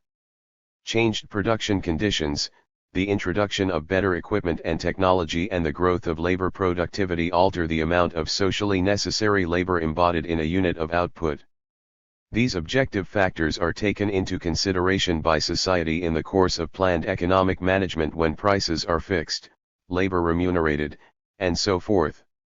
The planned management of the role of the law of economy makes it necessary to value in planned economy commensurate and compare the expenditure on production with its results. The expenditure on production consists, first, of the expenditure of live labor and, secondly, of the expenditure of embodied labor in the shape of the means of production, that is, raw materials, fuel, machinery and equipment. The effectiveness of social production is highest when each enterprise yields the best results at minimum outlay. Only by comparing the sum total of production expenditure with its results is it possible to judge how. 165. This immutable law of socialist economic management is being observed. In order to compare the expenditure of an enterprise over a definite period with the mass of the output produced in that period, it is necessary to reduce both the expenditure and the results of production to a common denominator. This common denominator is economic categories expressing commodity-money relations.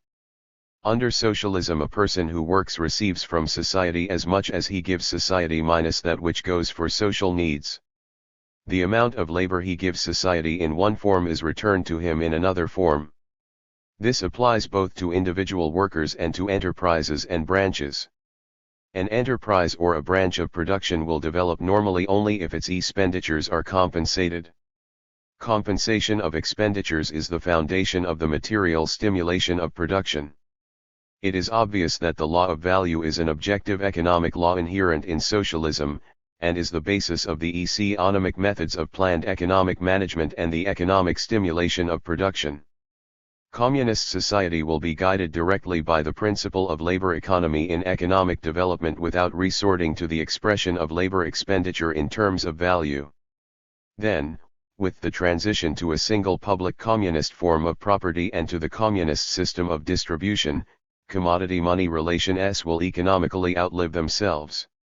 The normal functioning of socialism of (IUE relations is economy depends directly on in the socialist economy DeFi TTF. T. 1. KDAEMESYSMOMERME value relations, including price and profit, wages and bonus, trade, finances and credit, differential rent, interest, taxes, etc. It should be noted that value categories of socialism: the production stocks and 2, the unfinished output. In addition to the productive fixed assets, the enterprise has non-productive assets which are its houses, schools, clubs, etc. Every enterprise also has assets on hand which are its means in the sphere of circulation. They include the finished hut still unsold output and the money resources of the enterprise designed for the payment of wages, the purchase of raw and other materials and for sundry payments. The productive assets in turnover and the assets on hand form the circulating assets of the enterprise. Part of the circulating assets are placed at the disposal of the enterprise by the state. These are the enterprise's own assets. The other part consists of funds obtained on credit from banks. If an enterprise is to work effectively, all its assets and means must be used in the most rational manner. This means that the fixed assets' productive areas, buildings, equipment, machinery, and lathes must be 173. Used to the maximum. Further, this presupposes economare, equal expenditure of the circulating assets, lowering the expenditure of raw and other materials and fuel utili, per unit of output, and accelerating the turnover of the per circulate ing assets by eliminate ing surplus or unnecessary prist stocks and speeding up the sale of the finest ed output. It is clear from the above that the OV are the essence and tasks achievement of maximum results U of cost accounting with a minimum outlay in the THIRD. Interests of society is an immutable law of economic and development under socialism. Cost accounting is the most important means of practicing the strict econo in FMI at socialist enterprises. Max cost accounting is a method of planned management of socialist enterprises based on a comparison of the P expenditure of the enterprise and the results of its activities in monetary form. Every enterprise working on a cost accounting basis draws up a balance sheet that accurately reflects its income and expenditure, profits and losses. It has a current account at the Stat Bank War and disposes of the sums on that account keeping nil, with the existing rules. The enterprise signs economic via contracts with other enterprises and organizations and is responsible for their fulfillment. It has the right to obtain bank credits to supplement its own resources. It follows, therefore, that cost accounting is a definite form of relations between the socialist state and the enterprises and also between individual enterprises.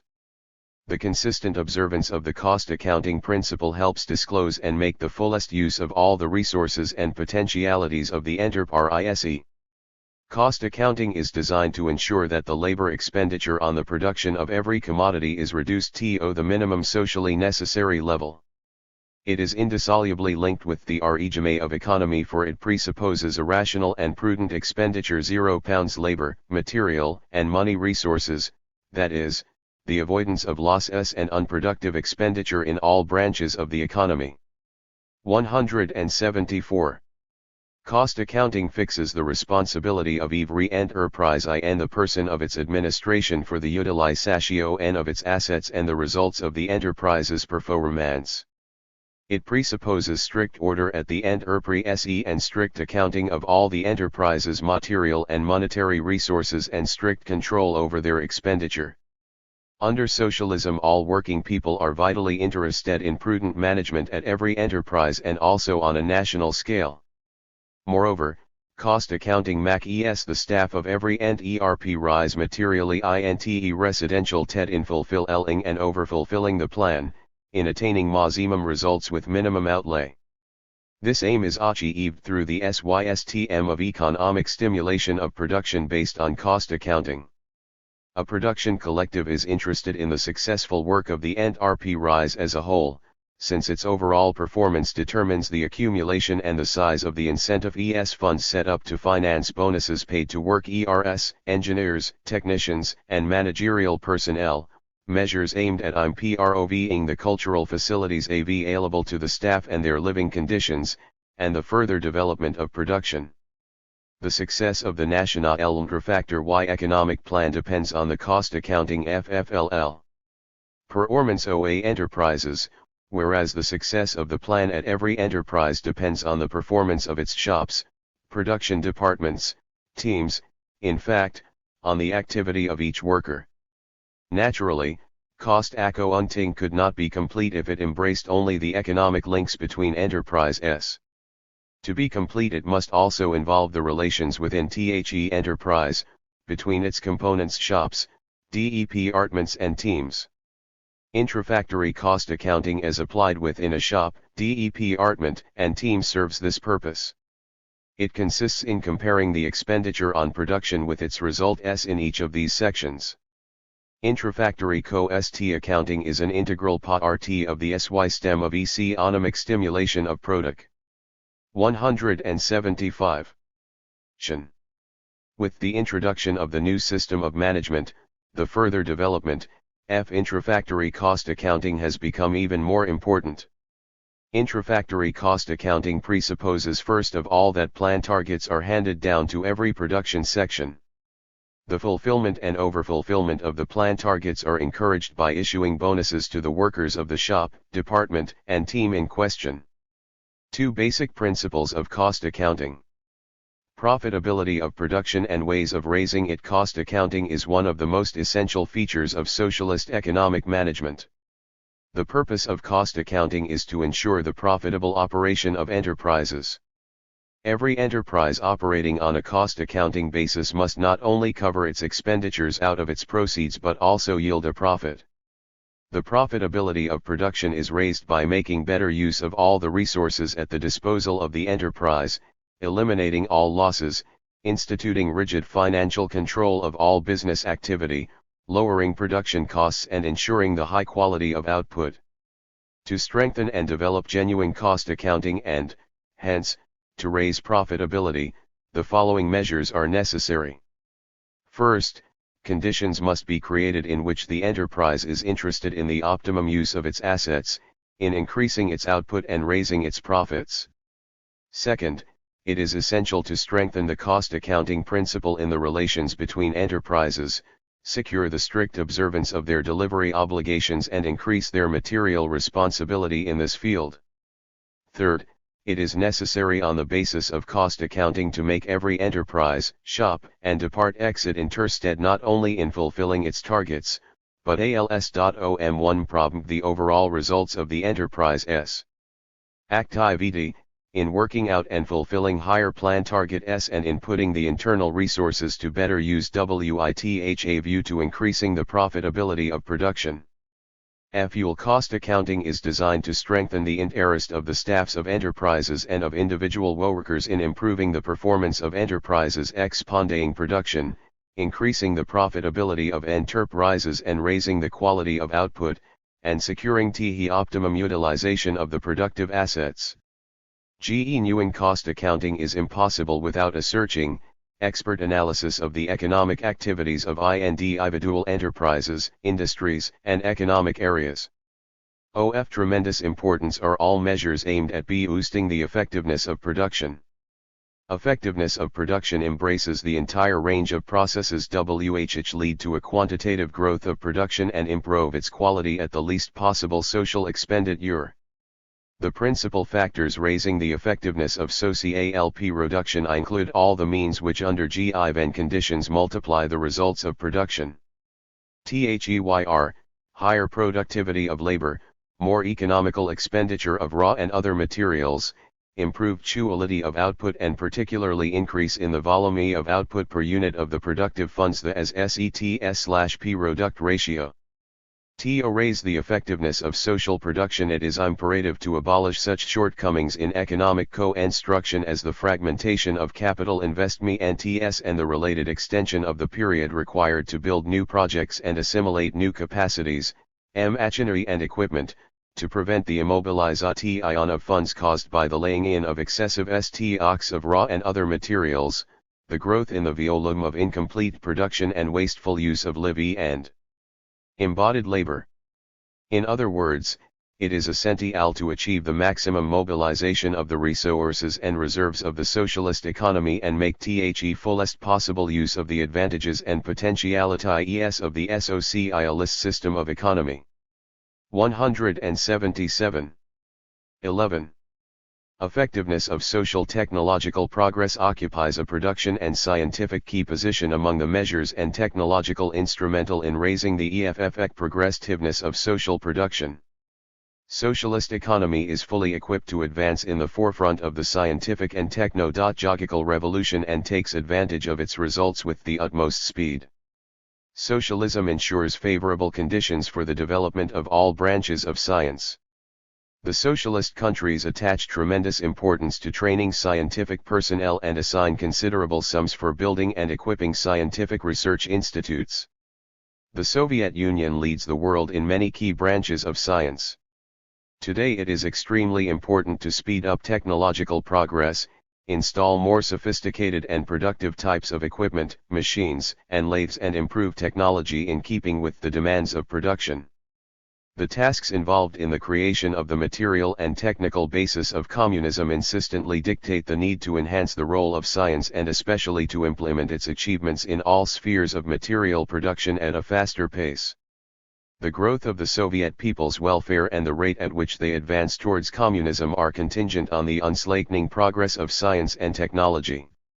It is of the utmost importance speedily to implement the latest achievements in science and technology in industrial and agricultural production, transport, and communications, and to take all steps to ensure the steady growth of the country's productive apparatus on the most advanced technical basis. One of socialism's enormous advantages over capitalism is that it rationally employs machines, equipment, and other productive capacities. In socialist economy, where there are no crises of overproduction and where the rapidly growing commodity output has a sufficiently wide market, the productive apparatus always functions at full capacity.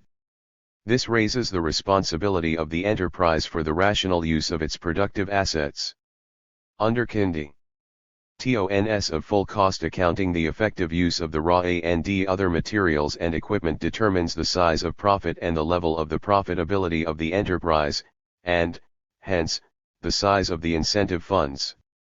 In these conditions the staff is interested in enforcing a strict regime of economy and in setting progressive quotas for the expenditure of raw and other materials, fuel, and electric power. An essential condition for raising the effectiveness of social production is economical use of raw. The struggle for economy and thrift and other materials, fuel, and electric power. The task is systematically to lower the material/product and the power/product ratio per unit of output, that is, the amount of materials and power spent on its production. Saving raw and other materials and electric power means using them to the best advantage. It also means that production waste must be systematically lowered, that there must be neither rejects nor losses due to a realist storage of materials. Furthermore, it means that output must be only of a high quality, for the production of inferior products is tantamount to wasting valuable materials. Of great significance is the setting of progressive expenditure quotas for raw and other materials, fuel, and electric power per unit of output.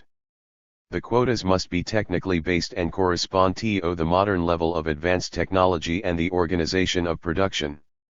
The experience of advanced collectives and innovators of production indicates the existence of considerable reserves for economizing on the use of the material resources. These reserves are present in industry, agriculture, construction, transport, trade, research, and designing institutions and government agencies. Thrift in the socialist sense has nothing in common with capitalist money grubbing. Capitalism is characterized by senseless wastefulness, on the one hand, and the curtailment of all that facilitates and improves labor, on the other. Socialist economic management. 179.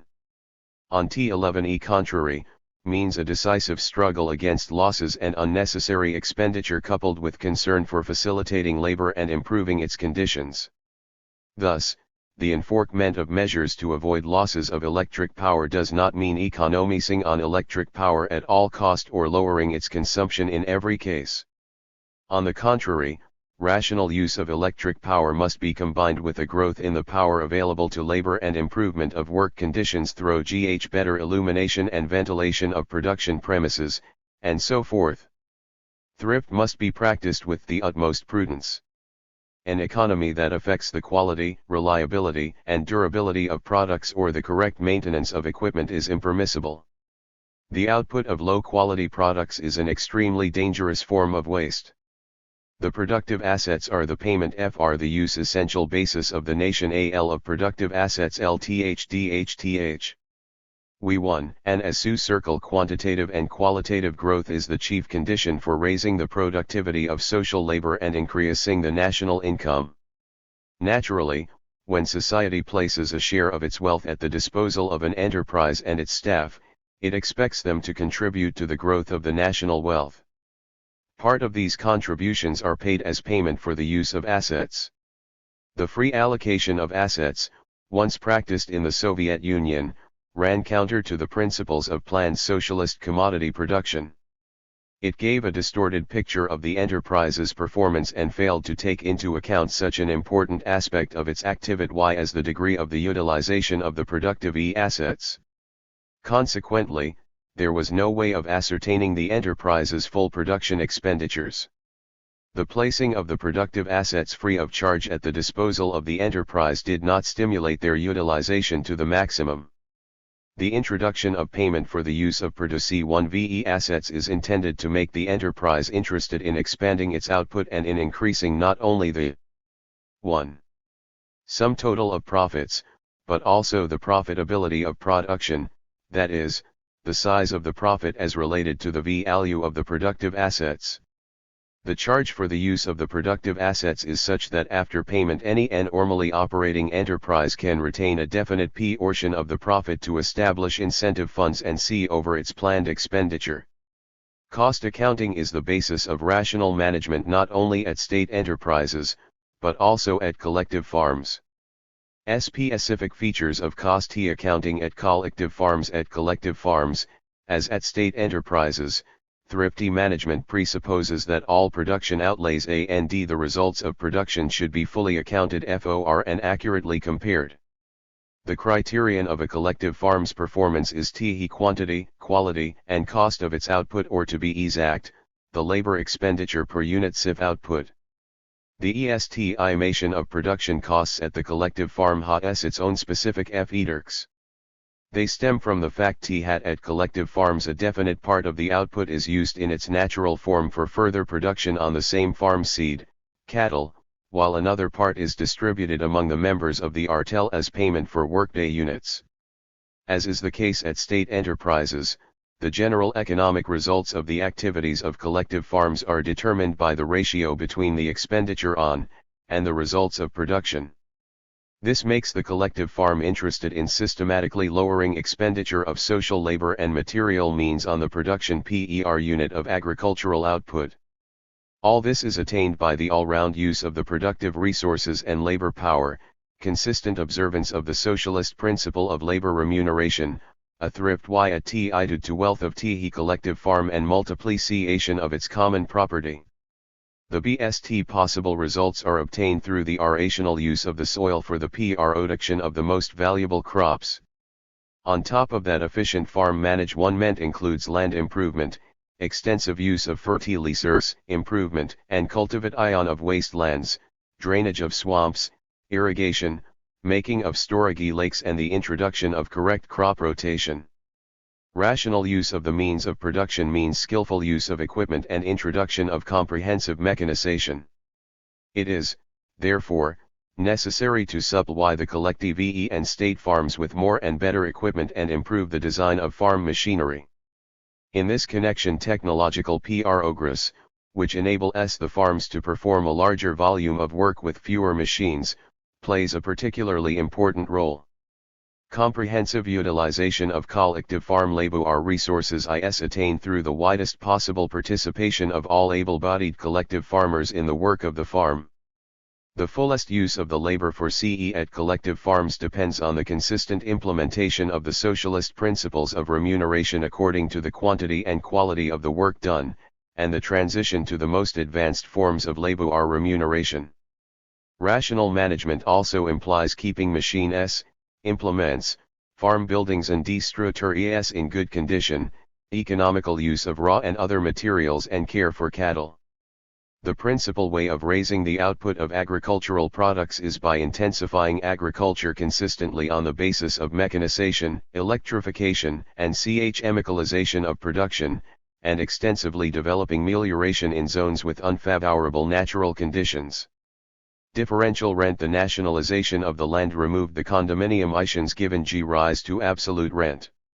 This, however, does not apply to differential rent.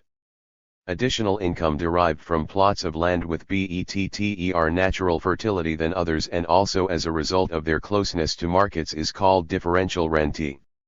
Collective farms whi.ch have more fertile land than others, spend less labor per unit of output. Equal expenditure of labor and the same level of mechanization, if the farming system is the same, will enable collective farms located on more fertile land to produce more than collective farms on worse lands. Differential rent is also formed as a result of the varying distances of the collective farms from railway stations, wharves, storing centers, towns, and other places where farming output is sold. As a result, the cost of a unit of output is lower in these collective farms than in those located at a greater distance from these points. The economic policy of the Soviet states with respect to differential rent is based on the premise that the excess income received from the natural fertility of better plots and also from the proximity of consumer markets should be used for public needs.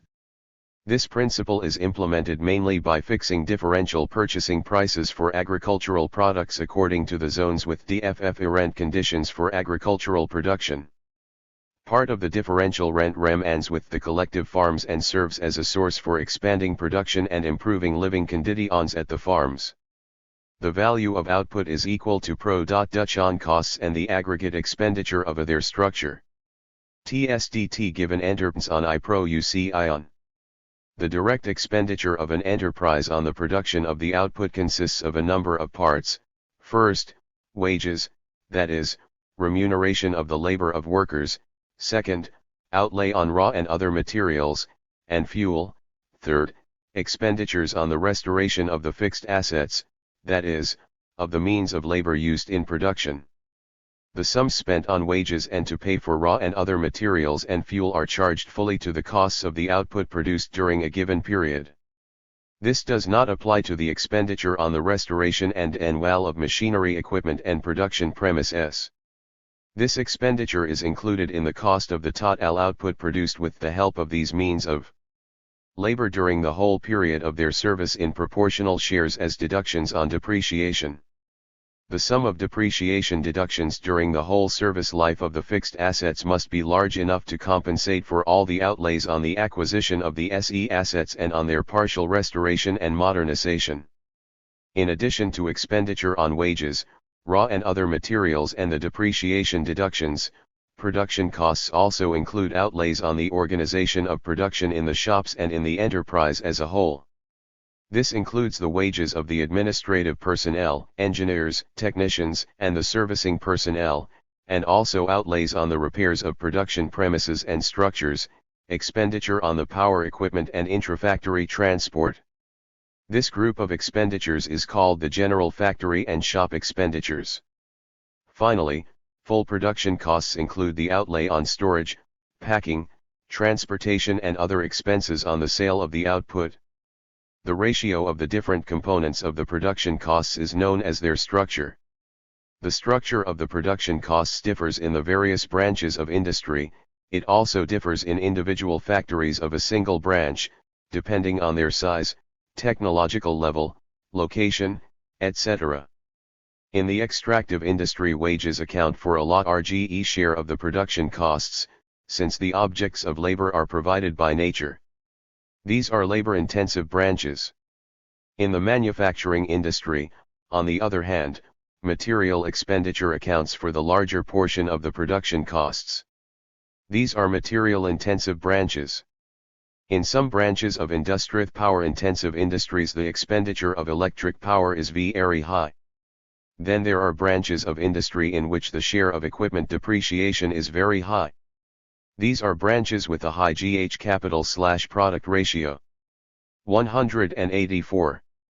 The average structure of the production costs for the whole of the Soviet industry in 1971, for example, was as follows: raw and other basic materials accounted for 64.1%, auxiliary materials 4.6%, fuel 3.8%, power 2.5%, depreciation 5.3%, wages plus social insurance charges 15.5%, other expenditures 4.2%. The price of a commodity pro PRIE.1 and the ducate in a socialist enterprise is socialist economy FFIA monetary ORMO its VAUE. Having mastered the law of value, the socialist state fixes prices on commodities on the basis of the socially necessary expenditure of labor on their production. In the socialist economy, the system of prices should be constantly improved and brought into conformity with technological progress, growth of production and consumption, and reduction in production outlays. In ever greater measure, prices must reflect the socially necessary expenditure of labor, ensure the return of production and circulation outlays, and a certain profit for each normally working enterprise. Prices play a major role in socialist economy. First, the price is a common denominator with the help of which all the expenditure on production is compounded and compared with the results of production. Prices reflect the expenditures and results in the economy as a whole and in each enterprise. The price system is the focus at which all the threads of the planned management of the national economy converge. It coordinates all the complex relations within individual branches and those between the various branches of the economy. The cost of production depends on the prices of raw and other materials, tariffs for electric power and transport operations, whereas the profit at the given cost level depends on the price of the output produced at the enterprise. The price on industrial output expresses either the relation between state enterprises operating on a cost accounting basis, or the relation between the state and individual members of socialist society in the sphere of the distribution of consumer articles.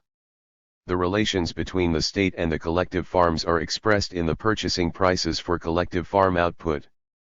The price of a commodity is based on its average branch production costs. But it cannot be equal to production costs. The costs include only part of the socially necessary expenditure on raw and other materials, the depreciation of the fixed assets, and the wages that are paid out. At the same time, the commodities produced embody the surplus labor of the workers in socialist economy, and its value is not included in the production costs. Thursday, the costs do not embrace all the socially necessary expenditure on the production of the commodity and therefore do not ensure profit and accumulation. The price of the commodities, embodying the aggregate of the socially necessary expenditure on its production, is made up of the average branch cost of the commodities plus a definite profit. The sum of the profit included in the prices of all commodities produced by society is equal to the value of the whole product of the surplus labor expended social production. The sum of prices of all commodities produced by the socialist economy is equal to the sum of their values. While the cost of production reflects the labor/product and material/product ratio of the production of the commodity, the profit must also express the asset/product ratio. Output, whose production requires large capital investments from society, costs it more than output whose production requires smaller capital investments. Accordingly, in addition to the costs, the price of the commodity produced must, as a rule, contain a definite portion of the net profit. The size of that portion depends on the asset/product ratio of the commodities. As we know, price is first and foremost a universal means of accounting in planned socialist commodity production. At the same time, the price category fulfills a number of other functions. Prices are fixed in such a way as to stimulate technological progress, expand product and steadily lower costs. They are also fixed so as to coordinate the consumer demand for definite commodities with the possibilities of increasing the production. That is why it is sometimes necessary to have the prices on specific commodities deviate from THEIR value. An important aspect of the price policy is that it promotes economical expenditure of scarce types of raw materials, and the utilization of new materials. The relation of prices of individual commodities is fixed in a manner that stimulates the consumption of goods whose output can be rapidly expanded. It is of the utmost importance to fix correct prices on interchangeable commodities. In such cases prices are called upon to expand the product ion of commodities which are more profitable from the national economic point of view. The price policy of the socialist state is conducive to the consistent improvement of technology. Prices must stimulate the output of the more sophisticated types of equipment, machines, and apparatuses. At the same time they must be instrumental in making enterprises stop the production of technically outdated types of commodities. The significance of to maintain the necessary profit in assessing portionality in the economy vary the performance of enterprise must fulfill definite and enterprise targets as regards the amount of output it sells and the basic nomenclature of its output. Providing these targets are fulfilled, the following are regarded as the most general criteria of the enterprise's performance: profit, as the difference between the total outlay on production and the proceeds from the sale of the finished output, and the profitability, as the ratio of the sum total of profits to the product of assets. There is a close relationship between the indicators for the volume of marketed output, the sum total of the profits and profitability. The volume of marketed output characterizes the results of production, but in itself it does not provide any information as to the outlay on production. The sum total of the expenditure on production is expressed by the production costs. Yet it is impossible to evaluate the results of product ion on the basis of this indicator alone. Though the lowering of costs is an extremely important task, the resources of society increase not only through the drop in the costs per unit of output, but also as a result of the growth of the volume of produced and sold output and the improvement of its quality. The profit indicator is important because it reflects all aspects of the enterprise's production activities. Every improvement in its work economy of raw materials, better use of equipment, rise in labor productivity and so forth increases profits. Erase any deterioration in the work of the enterprises causes a drop in profits.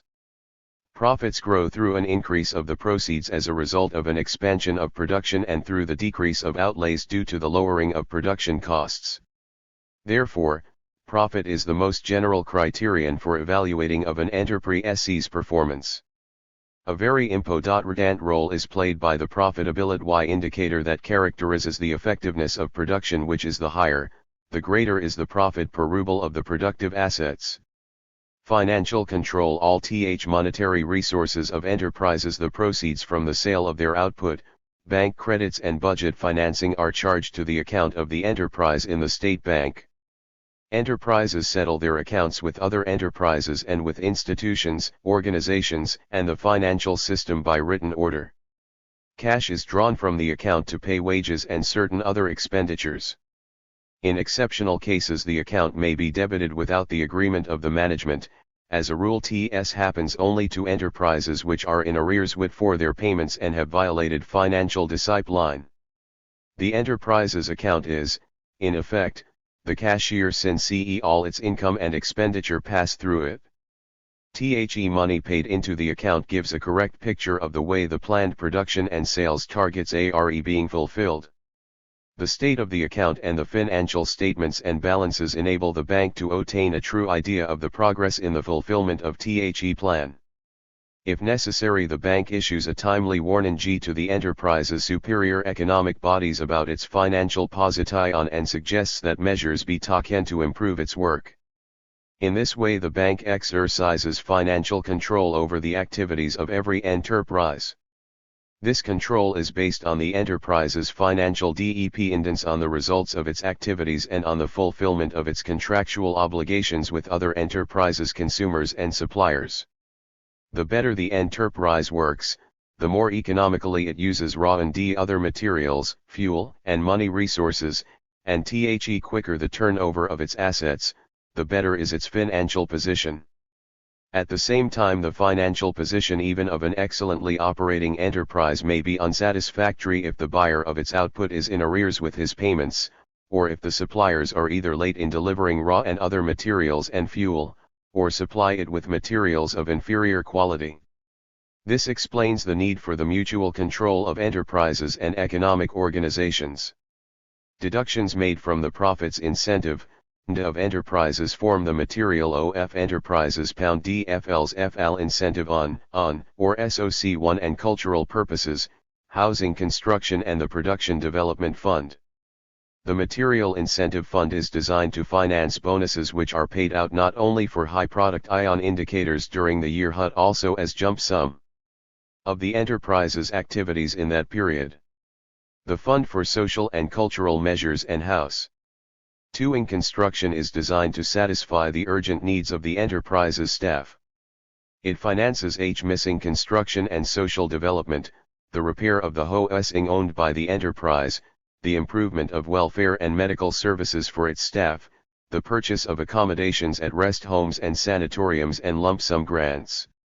The Production Development Fund is used to purchase new equipment, modernize operating equipment and expand production. The incentive funds are USCL low-pay material rewards low workers not only for personal success in work but for the economically effective work of the enterprise as a whole. T not only rouses the material interest of the working people but also promotes their consideration for the interests of the enterprise as a whole and attaches them to their place of employment. Cha F. Jader 13. SOCI a list organization of social labor. 1M and features of socialist labor organization. Socialism, the highest form of the organization of social labor. Every mode of production has its own organization of social labor. The feudal organization of labor was sustained by the discipline of the whip and the extreme poverty and oppression of the working people exploited by a handful of landowners. The capitalist organization of social labor hinges on the discipline of hunger under which the mass of the working people are hired slaves exploited by a small group of capitalists. As Lenin pointed out, the communist organization of social labor with socialism as its first stage, relies on the free and conscious discipline of the working people who have overthrown the rule of the landowners and capitalists and will rely on it to an ever greater extent as socialist society moves towards communism. Having come to power, the working class represents and implements a higher type of social labor organization. This is the source of power and an earnest of the inevitable complete triumph of communism.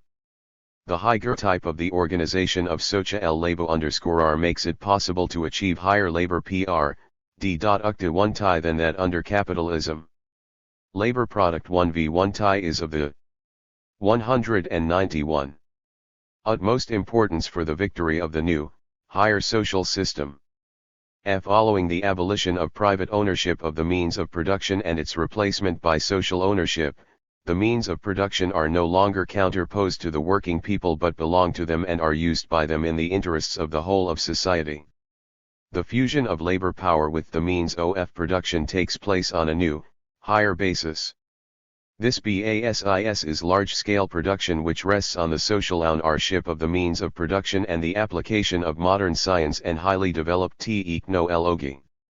The transformation of social life wrought by socialism radically altered both the position of labor in society and the attitude of the people to labor. In a socialist society, labor ceased to be an oppressive yoke. It is free labor, all of whose fruits go to be benefit society, all working people.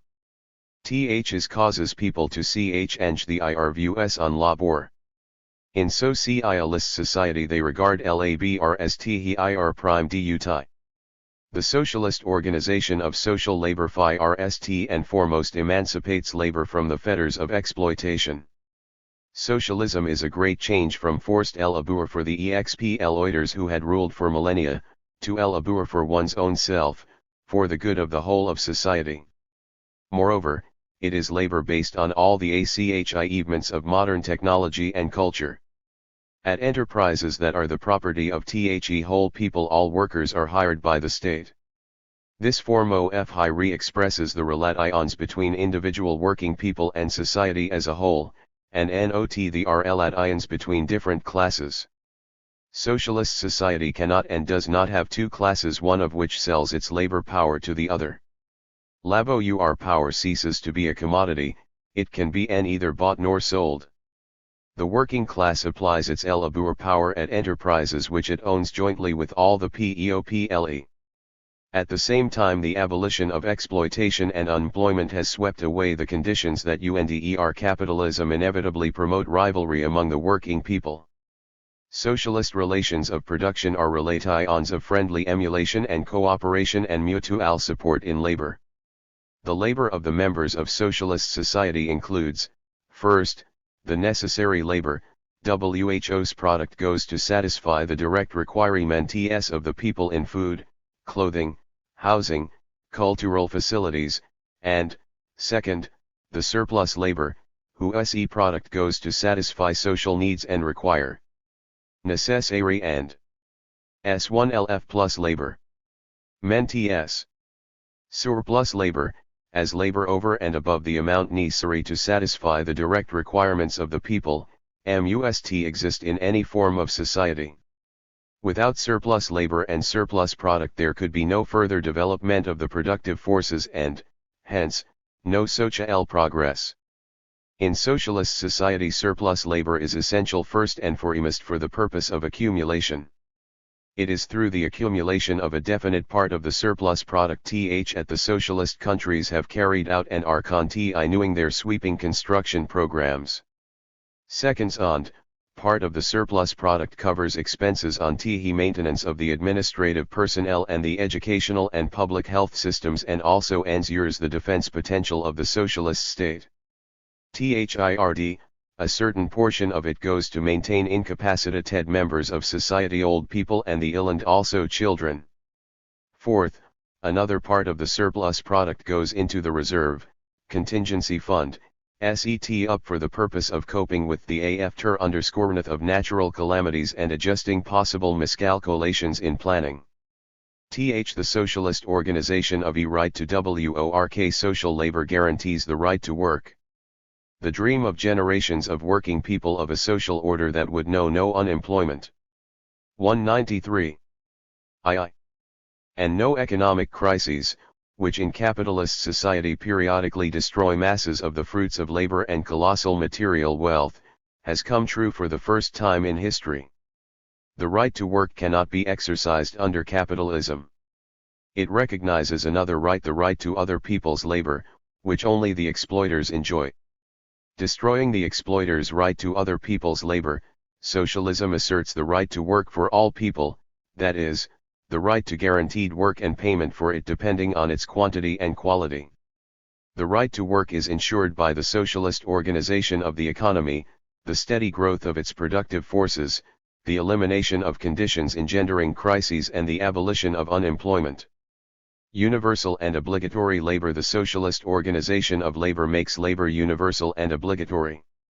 The right to work at the same time means that people have to work honestly and conscientiously for the benefit of society. Socialism does away with the parasitical classes which do not take part in social labor. By abolishing unemployment and crises, it saves people from forced idleness. The universal and obligatory nature of labor under socialism is expressed in the principle, he who does not work, neither shall he eat. Lenin emphasized that this principle is the basis of socialism, the infeasible source of its strength, the pledge of its final victory.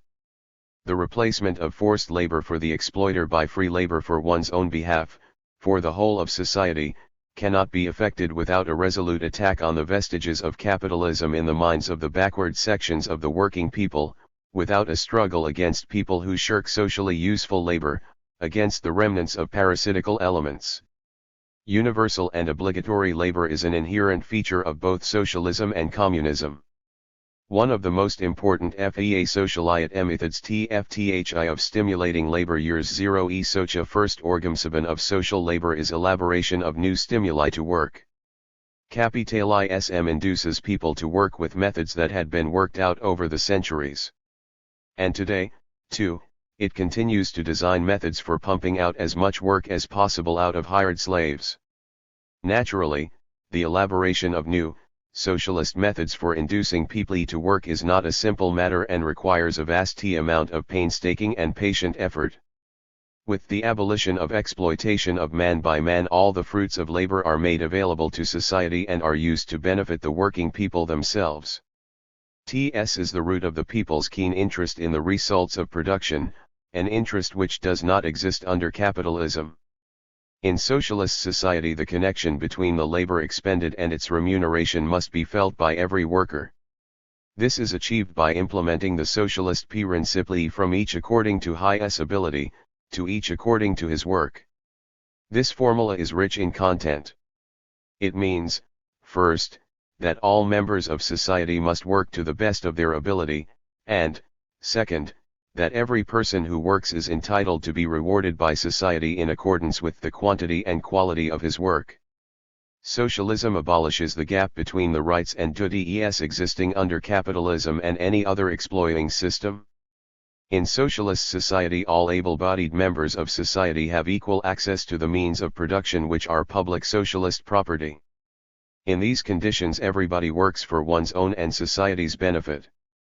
The fall of capitalism inevitably, CIJLL, TLABUR breaks up capitalist labor discipline which rests on the threat of hunger, on the economic enslavement of the working people. But large-scale social production is inconceivable without strict labor discipline. Lenin, therefore, stressed that labor discipline is the pivot of economic development under socialism. 195. Socialist labor discipline is wholly unlike all preceding types of labor discipline, both in essence and in the way in which it is created and maintained. It is a higher type of discipline than that of capitalism.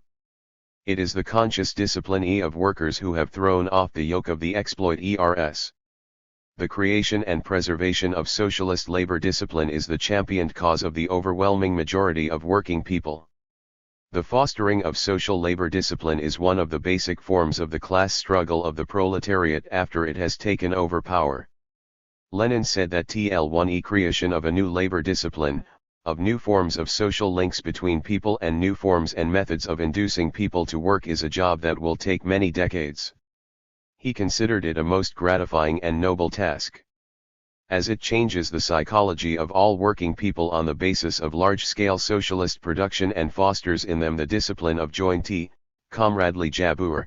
The working class also re-educates itself. In its efforts to strengthen labor discipline, the socialist society in the person of the state employs methods of persuasion and coercion with regard to idlers and shirkers who strive to get as much as possible from society while giving it as little as possible in return. 2. Productivity of social labor. Steady growth. The socialist organization of labor productivity. Social labor is designed to raise labor productivity to a higher level than under capitalism in order to satisfy the growing requirements of socialist society and all its members. Thanks to its higher level of labor productivity, the socialist system ultimately triumphs over the outmoded capitalist system. Under capitalism, labor productivity was much higher than under feudalism. As regards labor productivity under socialism, it is higher than in capitalist society.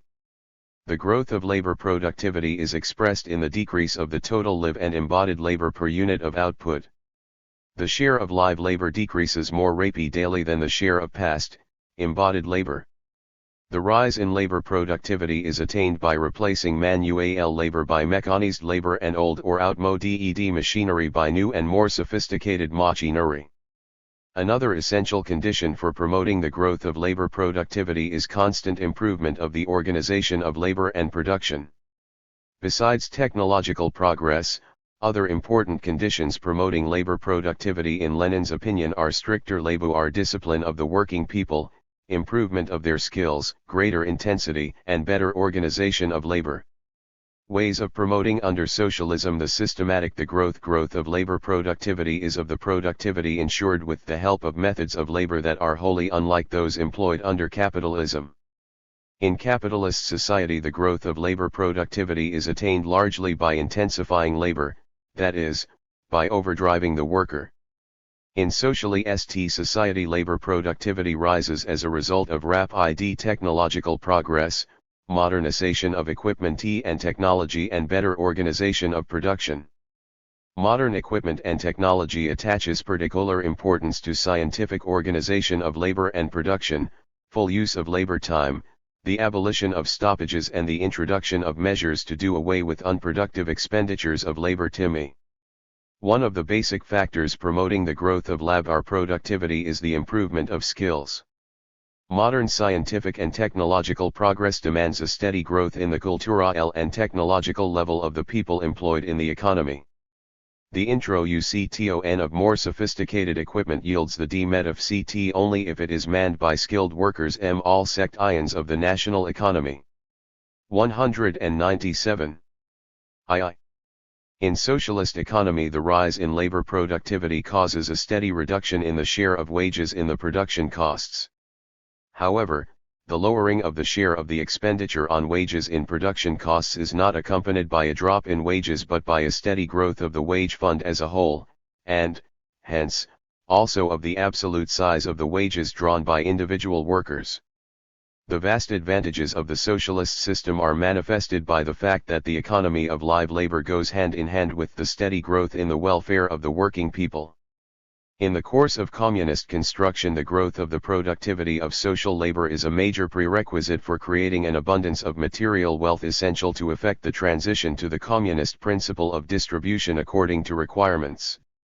The principal way of raising labor productivity is to ensure the improvement of the technological level of production on the basis of the development and introduction of new equipment and technology, extensive introduction of complex mechanization and automation, and further specialization and cooperation of production.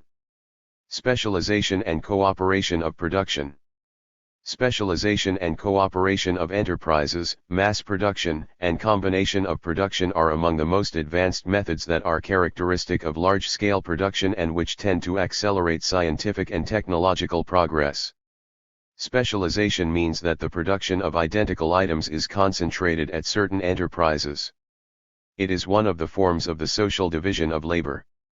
Specialization makes for a further division of labor between enterprises and also within them, between shops and departments, thus making it possible to use highly productive equipment, modernize machinery and mechanisms, and improve technology. At the same time, specialization helps the workers and engineers to acquire production experience. There are three basic forms of specialization. First, breakdown of the production of heterogeneous articles so that each factory specializes in the production of specific articles. Second, there is a breakdown of production so that each factory produces parts of the finished product, specialization in components. Third, specialization in the separate operations or stages of the technological process, the technological or stage specialization. The combination of production combination is another factor promoting a rise production. HD. TF. LRNTE PROUCH 1 YOSOC 1 ALABR. Combination means the concentration of interconnected production processes at a single enterprise. At first glance it might appear that combination is the opposite of specialization. Actually it is directly connected with it. They are but different methods of concentrating production, yielding in definite conditions a higher economic effect. There are three basic forms of combination.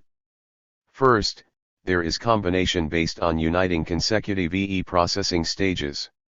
An example of this is the iron and steel complexes, where all stages of metallurgical production, from the extraction of iron ore to the production of rolled metal, are combined, and which also have facilities for the production of coke required for the iron and steel industry. The textile industry offers another example. Second, there is combination based on the complex utilization of raw materials. This form of combination is widespread in the chemical industry, processing organic raw materials, complex or of non-ferrous metals, and in the processing of agricultural products at food industry enterprises. Third, there is combination based on the usation of waste. It is practiced, for example, at the Wood 199 working enterprises which also process sawdust and shavings. Thus, Combination is widespread in branches where the processing of raw materials passes through several stages comprising a single cycle, and also in branches where production is based on the complex utilization of raw materials and fuel. Socialist emulation. Socialist emulation plays an extremely important role in raising the productivity of social labor. The bourgeoisie and its apology STS assert that only competition enables people to show what they are capable of doing. In effect, however, competition brutally suppresses the abilities of the working people. Deceit, fraud, impoverishment of the masses and the enrichment of a handful of exploiters are part and parcel of competition. Socialist emulation has for the first time afforded full scope to the development of the innumerable abilities and talents that the bourgeois system had crushed and strangled. Competition is the struggle of all against all, whereas socialist emulation is the comradely cooperation of the working people, their joint efforts for a general upsurge. Competition mirrors the hostile disunity of the producers, while socialist emulation expresses universal collaboration of people in a friendly collective. Socialist emulation rests on the enormous educational and organizing force of example. Under socialism, the force of example for the first time encourages mass action, and serves as a means of improving production and a motive force of social progress. Lenin considered that wide publicity, comparability of results, spread of progressive experience, and material and moral stimuli to work should be the main principles of socialist emulation. In bourgeois society, the improvement of production in one factory poses a threat to factories competing with it. Every innovation is the commercial secret of the factory applying it. The opposite is the case in socialist society. The working people are vitally interested in improving production, and the initiative of advanced workers meets with keen response. It stimulates the creative initiative of the masses, evokes a spirit of comradely emulation, and is a powerful instrument of their joint progress. Another important factor pro growth of the cultural 1BD and technological level Motanga are proactive 1 TISTLC consistent growth of the cultural level and technical knowledge of the working people. Scientific and technological progress is directly linked with the improvement of the skills of workers, engineers, and technicians. The socialist system creates perfect conditions for all working people to improve their general and technical knowledge. The improvement of machines and the rise of the cultural level and technological knowledge of the broad masses of working people gradually eliminate the distinctions between physical and mental labor. The educational level of the working class and the collective farmers grows steadily. The 1970 census showed that 3/4 of the urban employed population and over half of the employed population in rural areas have a secondary and higher education. With the spread of general secondary and specialized technical education, the bulk of the young people entering independent life have an 8-year education, and a substantial part go to work after finishing the 9th and 10th forms of secondary school. At many enterprises with sophisticated equipment, up to a third of the workers have a complete secondary education. The number of collective farmers who have no special profession is dec. in NG, while the number of machine operators, specialized farm workers and other skilled personnel with general education and special training is rapidly growing. At the same time, the number of engineers and technicians is steadily increasing and their skill is mounting. 201. As early as in the first years of SC1 anti-6C Organisaho, L of Socialist Construction, Lenin Labor and Production TDTHDT1 THS Res e Neo Apye Principles of Scientific Organization of Labor and Production. He maintained that in socialist conditions scientific labor organization is a mighty factor not only in raising labor productivity but also in lightening labor in every way. The scientific organization of production and labor is particularly important in present-day conditions, and its further perfection is one of the main prerequisites for raising the effectiveness of production.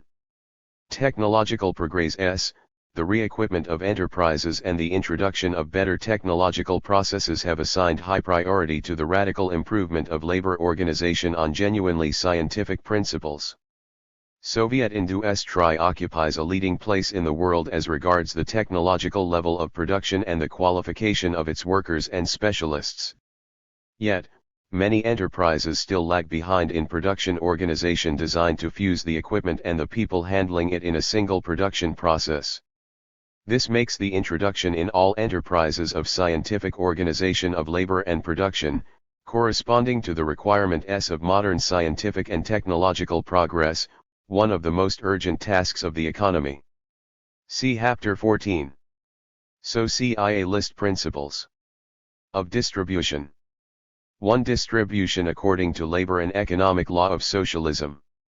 Social contrôle the mesure of labor and measure of consumption. The implementation of the principle from each according to his ability, to each according to his W or K means that society must take account of a and control the measure of labor and the measure of consumption of every worker. Lenin considered this a most vital condition for the success of socialist construction. Here is a number of objective reasons why SUC accounting and control is essential. First, society does not as yet have such an abundance of products that would enable it to meet all the rapid growing requirements of its members. Second, labor has not yet become the prime necessity of man, hence, it is necessary to ensure material incentives stimulating every worker to work with maximum productivity for the common good. Third, there are still very considerable distinctions between town and country, between mental and physical labor. Therefore, the labor of individual workers differs not only in quantity but also in quality. Social control over the measure of labor and the measure of consumption is an extremely important factor in the struggle for a new, socialist attitude to labor. This form of social stimuli to work has absolutely nothing in common with the exploiter methods of forcing people to work applied under Capi 203. Tailism. In that social system the exploiter class is the one threat of hunger to make the exploited classes work. And under socialism society as a whole influences its MEMWO bears by making the share of the social product received by every worker dependent on the extent of his participation in socially useful labor. Gr. In any social system the distrib.PEO.B1E.CBV necessity of absorption of material wealth BD1 stun button according DDH. 1. To labor upon on TC privat mg mode of production. Under socialism distribution is effected according to labor. W. Distribution according to labor is an objective law of socialism. Applying this law with increasing SUC socialist society makes it the basis for the remuneration of labor in all spheres of endeavor. Distribution according to labor is closely bound up with the entire PC system of socialist management both in the Soviet Union and in other socialist countries.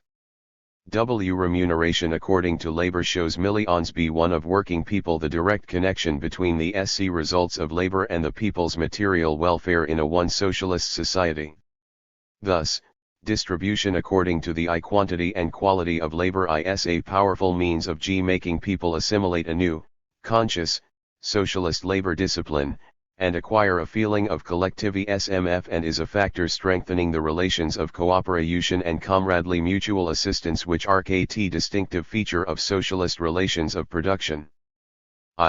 Distribution according to labor ensures the direct material interest of the working people in the result of their labor. It shows millions of working people that to live well they have to work well. Material incentives spur on the advanced workers and raise the mass of workers to the level of the advanced. Distribution according to labor plays a tremendous role in the creation of the material and spiritual prerequisites for the highest phase of communism. This method of distribution is essential for achieving the fastest possible growth of the productive forces of socialist society. 204. Culmination of 1 acreal in the early years of Soviet and moral. Hamu to power Lenin wrote TLTI'd work. Law so I gangways to socialism and communism should not be built directly on enthusiasm, but with the aid of the enthusiasm engendered by the Great Revolution and on the basis of personal interest, personal incentive and business principles. Lenin's best shows that there must be a correct combination of material and moral stimuli to work. The practice of socialist construction confirms that without the material interest of the workers in the results of their labor it is impossible to raise the country's productive forces, create a socialist economy and lead scores of millions of people towards communism. At the same time socialism evolves ever more powerful and effective stimuli to work. The source of moral stimuli is the radically changed position of the working people in society. It induces them to work better and more productively for the benefit of society. In addition to material stimuli, the social approval for the work people perform for society is becoming an enormous driving force of social progress. Increased economic stimulation of enterprises and further development of the principle of material stimulation are called upon to ensure a correct combination of material and moral incentives to work.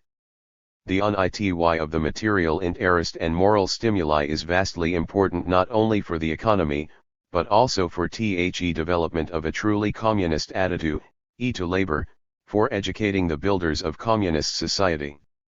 2. Wages under socialism. Wages at state under socialism. Labor is remunerated risks narrated in keeping with the law of distribution according to the quantity ANC, ITC qua. Lily of work done. On the basis of this socialist society. 205. Improves the forms and methods of labor remuneration. At state-owned socialist enterprises, factory and office workers are paid wages. Under socialism, wages express the relation between the whole of society, as represented by the state, and the individual factory and office workers whose labor is evaluated according to its quantity and quality. The wages of the entire working class are the portion of the national income that goes to cover the individual consumption of the workers and is distributed according to labor. Through its state bodies, the working class fixes wages in a planned way in the interests of society as a whole. The wage level is determined in such a way as to ensure that alongside a steady rise in the people's welfare, the share of the surplus product available to society should be large enough to meet all its requirements. The wages policy is designed to stimulate the material interest of factory and office workers, specialists, and managers of state enterprises in the results of their labor. The main objective of the wages policy is to steadily increase its stimulating role in the fulfillment of the most important production tasks. The systematic increase in wages is combined with the provision of greater incentives to those workers who contribute a bigger share to the development and improvement of production. The remuneration of labor must be organized in such a way that every worker, engineer, and technician should know how much his wages will grow if he improves his production indicators and what share he would receive from the additional income of the enterprise. In socialist society, the size of wages depends mainly on the level of productivity of social labor. Labor productivity must grow faster than the wages. This is a condition that guarantees society sufficient means to satisfy its mounting requirements and to accumulate and expand production. Rating of work. The organization of WAES in keeping with the economic law of distribution according to labor implies correct rating of work and a rational grading system. In order to pay a worker, according to the quantity and quality of his labor, it was necessary to establish how much work is required to fulfill each job. This is achieved through technical rating, the establishment of time quotas or output quotas. The constant improvement of technical rating is one of the main tasks of economic development. Time standard is the amount of time required to fulfill a definite job. The output standard is the quantity of output, or parts, or operations the worker has to make or perform within a certain time, an hour, a working day or a month. It is determined by dividing the working hour by the time standard for the production of a unit of output. Time standard is used predominantly in individual or small batch production, and output standards are used in mass production. To fulfill their organizational role in production, standards must always correspond to the level of technical equipment, technology, and organization of production. There are two basic forms and systems: wages at state-owned socialist of WAG-ESDT enterprises, piece rates and one rates. Each of these forms can be either individual or group. The most widespread form is the piece rate, under which the worker's earnings are determined by the amount of output, or parts which he produces or the amount of operations he performs. More than 2/3 of the workers employed in Soviet industry are paid according to piece rate system. Piece rates make for higher skills, better utilization of equipment and tend to reduce losses in working time, stoppages, and organizational hitches in production. 207. In some cases the progressive piece rate system is applied in keeping with which every unit produced over and above the basic quota is paid for at a high ER rate, the rate becoming progressively high ER. This system cannot be used on a mass scale or permanental Y because under it a worker's wages can grow quicker than his labor productivity. But in certain cases, when bottlenecks must be urgently abolished, it may be in the interest of the enterprise to apply progressive piece rates. Time rates are used when it is impossible to determine exactly the output of the workers, as, for example, in the remuneration of repair workers, adjusters, crane operators, electricians, and the like. Time rates are used also in some sections of automated production where the workers are engaged mainly in the adjustments, repair, and maintenance of machinery. Material Incentives Fund. A new system of management creates conditions under which the enterprises in addition to the wage fund are able to set up Material Incentives Fund to reward workers for individual achievements and for the performance of the enterprise as a whole. The creation of the Fund for Socio-Cultural Measures and Housing Construction further extends the enterprise's possibilities for granting material incentives to its workers. Profit becomes an important internal resource of the enterprise for the material stimulation of factory and office workers. This creates conditions for increasing the material interest of workers in the general results of the enterprise's activity, enhancing the interest of all working people in the growth of production, improving the organization of labor and raising the enterprise's quantitative and qualitative indicators. The rise in the share of bonuses and lump sum rewards in the wages of factory and office workers will make for a better combination of the interests of every worker with the interests of the entire staff and society as a whole. 2. Payment for work at collective farms. Collective farmers are paid out of the incomes of the collective economy. The increase in the income of the collective farm resulting from the growth of output and decrease of production costs raises the welfare of its members. Piece or a TE is the main form of remuneration at collective farms. The collective farm board works out and the general meeting of the collective farmers approves the output quotas and rates for every job in keeping with conditions obtaining at a given farm, the skill required to perform a specific job and its compel exit y and arduousness. Increasing mechanization of agricultural production, the growing skills of the collective farmers and improved organization of labor make it necessary systematically to revise the output quotas and wage rates at collective farms and to fix more suitable ones, just as it is done at industrial enterprises. This ensures a constant rise in labor productivity, increases accumulation for the extended reproduction of the collective economy and promotes the material welfare of the collective farmers. With the improvement of the system of relations within collective farms, it becomes necessary to bring the rating, organization, and remuneration of labor at collective farms closer to the level and forms existing at state enterprises. An important role in strengthening the economic position of the collective farms and improving living conditions in rural areas is being played by the introduction of guaranteed payments at collective farms. The introduction of guaranteed payments to collective farmers and the further increase in their size are carried out on the basis of the growth of product and the rise in the labor productivity at collective farms, the strict observance of the policy of economy and the constant concern for the advance of the collective farm economy. This is a major step towards the approximation of the living standards in town and country. 209. 2. 3. Public consumption funds. Alongside the growth of the social role of public consumption funds, working people's incomes through remuneration according to labor, a vital role in promoting the welfare of the people is played by the growth of the public consumption funds. These funds finance state expenditures on education, health protection, pensions, maintenance of children at children's institutions and, in future, the introduction of free communal services, and so forth. In socialist society, public funds play an enormous role in satisfying the social and cultural requirements of the people. They are particularly important to families with many children. Free education, medical service, the absence of unemployment and many other advantages of socialism have long since become part and parcel of the life of Soviet people. Such are the infeasible gains of the Soviet people who have left the capitalist countries far behind in this respect. These benefits are paid for out of public consumption funds whose growth has been particularly fast in the post-war years. The grants and privileges paid out of these funds to the population have increased from 4,600 million rubles in 1940 to 73,000 million in 1972. The growth of public consumption funds considerably promotes living standards in the country.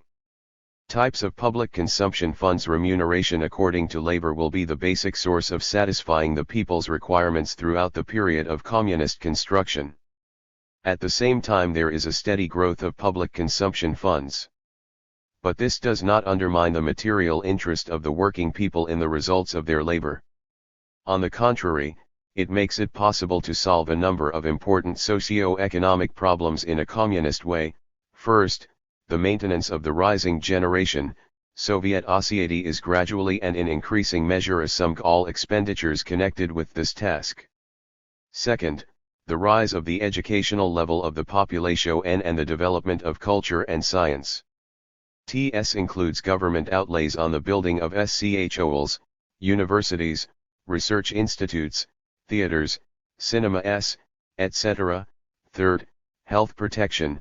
This is a vast sphere which including UD's medical services and the organization of rest and treatment. Fourth, improvement of living conditions through the solution of the housing problem, providing the population with modern houses, communal services, and so forth. Fifth, society's concern for incapacitated members. This includes old age and disability pensions.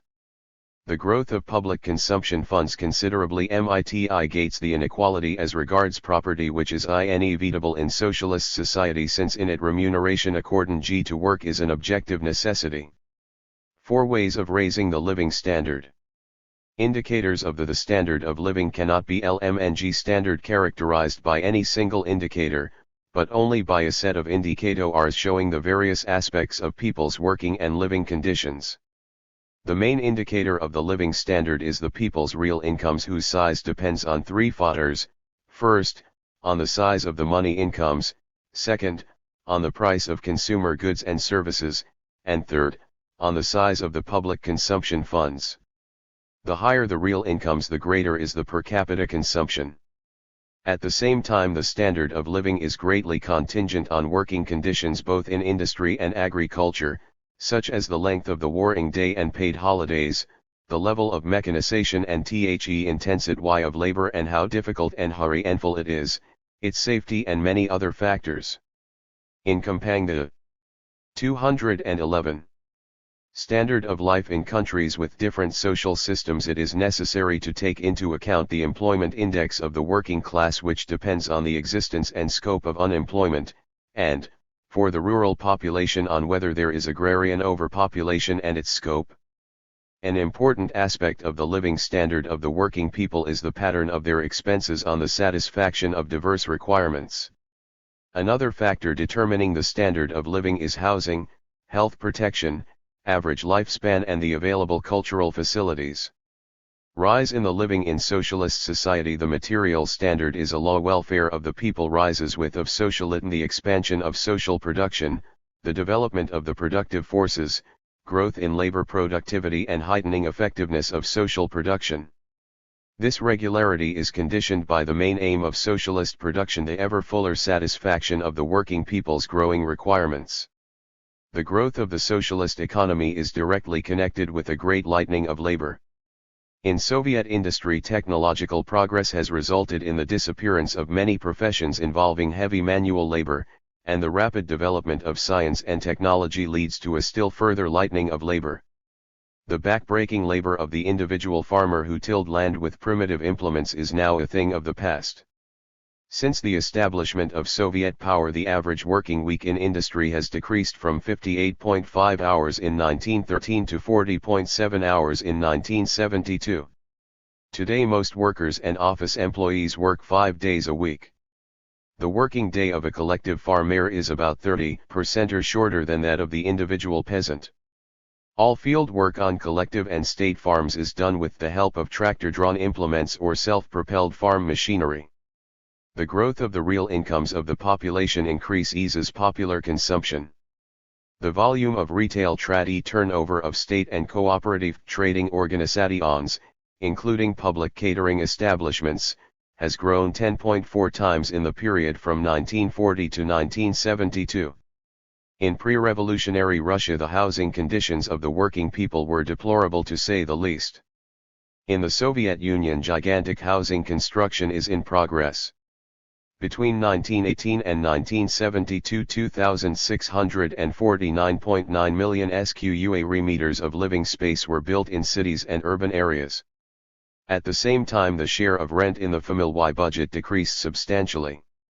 In pre-revolutionary Russia, rent swallowed an average of 20% of a working family's budget, and often as much as 30%. Today the expenditure on rent and communal services averages from 4 to 5% of the working family's budget. A striking example of the growing standard of living in the Soviet Union is the fact that the average lifespan has almost doubled as compared with pre-revolutionary times. Higher remuneration of labor is decisive in raising the standard of living. It is the main stimulus for development production and the principal source of the working people's higher incomes. Therefore, the increase in the remuneration of labor will remain the chief means of raising the living standard in the period of communist construction. Thus, from 1971 to 1975 this increase will amount to 30%. The growth of the material wel apox univo of fare in socialist society, which the 111 come levels. D is avankmtau or S communism, is attended by a gradual narrowing of the gap between the high and the comparatively low incomes. The development of society's productive forces and technological progress raise the cultural and technological level of the working people. An ever greater number of unskilled workers and employees are acquiring skills. The rise in skills and the increase in labor productivity consistently narrow down the gap in 213 wage levels. As the fare of TE population grows, the wages of people the low-income brackets rise and the gap between the incomes or workers and peasants and also between working people living in different parts of the country gradually diminishes. This fact should not be regarded in the light of egalitarian distribution. It is based on the approximation of the levels of qualification and labor productive dash. The main task of the new 5-year plan is to ensure a considerable rise of the people's material and cultural level on the basis of a high rate of development of socialist product ion.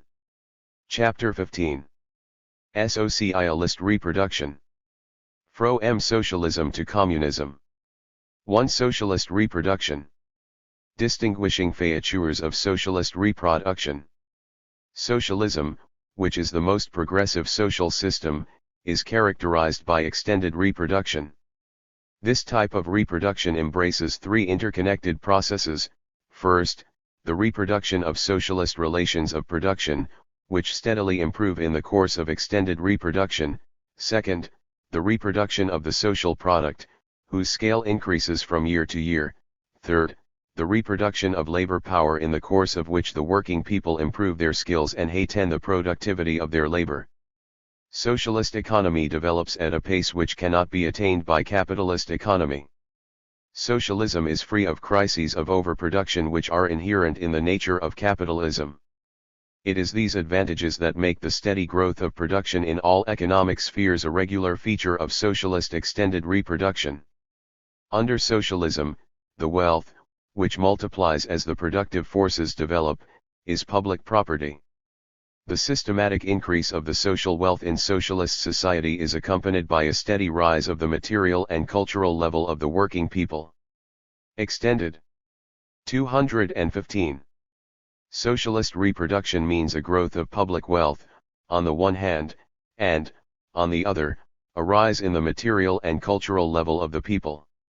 Following the triumph of socialism, the development of the productive forces in all spheres of reproduction of socialist relations, the economy takes place in conditions of the undivided rule of the socialist economic system. The reproduction of socialist relations leads to the systematic elimination of contradictions and the eradication of the vestiges of capitalism in the economy and the consciousness of the people. Socialist production relations are constantly improving in the course of extended reproduction. The new system of planning and economic stimulation of production is a major stage in this respect. The material and spiritual prerequisites for the establishment of the highest phase of communism mature during the entire period of communist construction. Progress in all spheres of socialist production relations logically leads to the gradual elimination of the distinctions between town and country, between classes and social groups of socialist society. It promotes and consolidates communist principles in the relations between workers, peasants, and intellectuals and results in the rise of the classless communist society. The gross social product under socialism. The bulk of the gross social product is the property of the whole people and some of it is the property of individual collectives of working people. All branches of the economy engaged in production, transportation, and storage of material wealth take part in creating the gross social product. The high economic development rates under socialism are reflected in the rapid growth of the social product. In 1972, the gross social product of the USSR was 47 times greater than in 1913 and amounted to 62% of the gross social product of the USA. The annual social product of socialist society is identified in material and value form. As regards 216. Il pros avided ti on dachin s of the rovno prothi maruk ti on I of 1 in pro aland y the op. And s of dot gedri al dot uct. Lism. Uct. Was per ln1 rds. Its material form. The socha L product is divided into two parts, the means of production designed to re-enter the production process, and the articles of consumption intended for the individual and joint satisfaction of the requirements of members of society. In their turn, the means of production are divided into two. One part consists of buildings, equipment, rolling stock, farming machinery, and other fixed assets of the economy. The other part comprises the assets in turnover, raw materials and half-finished product fuel, and electric power. The growth of the fixed assets and assets in turnover extends the sphere of socialist labor, increases the wealth of society, lightens labor, and raises its productivity and the material and cultural level of the working masses. The means of production, or the productive fixed assets and assets in turnover, constitute the main part of socialist society's material wealth. The other part does not directly participate in production and consists of housing facilities, buildings, and premises for social and cultural purposes, theaters, museums, clubs, schools, parks, etc., all of which are the non-productive assets of the economy. As regards value, the gross social product is the sum total of values produced by all sectors of the economy. This includes, first, the value of the already expended means of production, second, the newly created value resulting from the labor of workers, collective farmers, and the intelligentsia in all spheres of material production. The first of these two parts is used to replace the expended means of production, the second is placed at the disposal of society to satisfy all its requirements and makes up the national income of socialist society, which will be subsequently discussed. Planned economy is called upon to adjust the separate parts of the economy in a ratio ensuring the correspondence of the structure of the social product with the social designa. 217. Of its components in the process of reproduction. This, a very important aspect of planned economy, ensures proportionality in the process of extended reproduction. The normal course of socialist reproduction depends on the timely and unimpeded realization of the output of all branches of the economy. This shows the importance of the role which is played in socialist society by the market, that is, by the aggregate conditions for the realization of commodities. The socialist market, where socialist enterprises sell their commodities, the products of socialist production, is organized according to plan. A constant appraisal of the conditions on the market, of the changes taking place on it and in the consumer demand, is one of the basic tasks of planned management of socialist economy. A definite amount of the means replacement of the production machinery, raw means of production materials and fuel is expended when the social product is made. The unobstructed and continuous renewal of production on an unchanged scale depends on the replacement of this amount of the means of production out of the annual social product. Let us assume that 125,000 metal working lathes and 450 million tons of coal have been used up in a year. That means that the same number of lathes and the same amount of coal must be deducted from the annual product of society and returned to the fixed assets and assets in turnover in the economy to compensate for the expended means of production. The compensation of the expended means of production must also be insured in value form. Let us assume that 100,000 million rubles worth of production was expended during the year. That means that society must be able to replace the means of production valued at the same sum. In socialist society, the renewal of the material productive assets is effected in a planned and organized manner. The ratio between the two departments of social production, extended socialist reproduction, implies definite quantitative relations between economic branches, particularly between the production of the means of production and the production of consumer goods. We have learned above that capitalist extended reproduction demands that the sum of the essential and surplus product of Department I should be of a greater value than the fixed capital of Department II. This quantitative relation must also be established in socialist society, with the difference, however, that this time it is not a question of fixed capital but of the fixed productive assets and the assets in turnover. In other words, the priority growth of the production of the means of production over the production of consumer goods is a law of extended socialist reproduction. It does not mean, however, that the relation between the growth rates for the two groups remains unchanged at all stages of socialist and communist construction. At the initial stages of industrialization in the Soviet Union, when it was necessary to establish a powerful basis for the heavy industry as quickly as possible, it was inevitable that there should have been a considerable difference in the rates of development of the two groups of industry. From 1929 to 1940, the output of the means of production increased at an average annual rate that was almost 70% or higher than that of the production of consumer goods. Once a powerful economic potential had been created and the productive forces attained a high level of development, it became possible substantially to increase the growth of branches of social production catering to the direct needs of the population. Progress in the development of heavy industry makes it possible to channel considerably more resources into the development of the consumer goods industry. The accelerated growth in the production of consumer goods is an essential con. 219.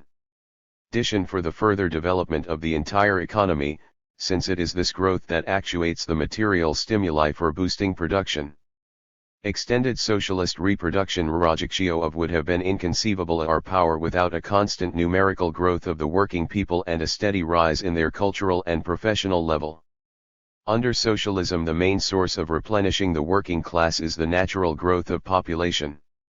Furthermore, industry is absorbing the surplus labor power forming in agriculture as a result of the mechanization of production.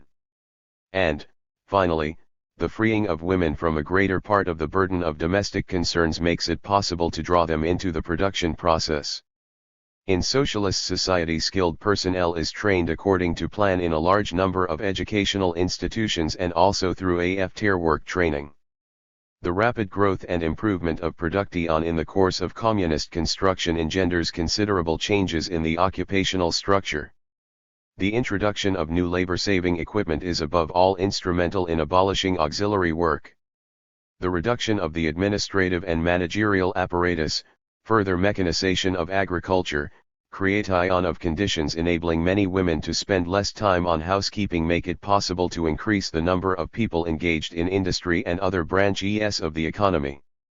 At the same time, the extensive development of the health service, education, and culture requires a rapid increase in the number of people engaged in these sectors. This increase is dictated by the need to enlarge the social consumption funds, promote education, and expand the service industry.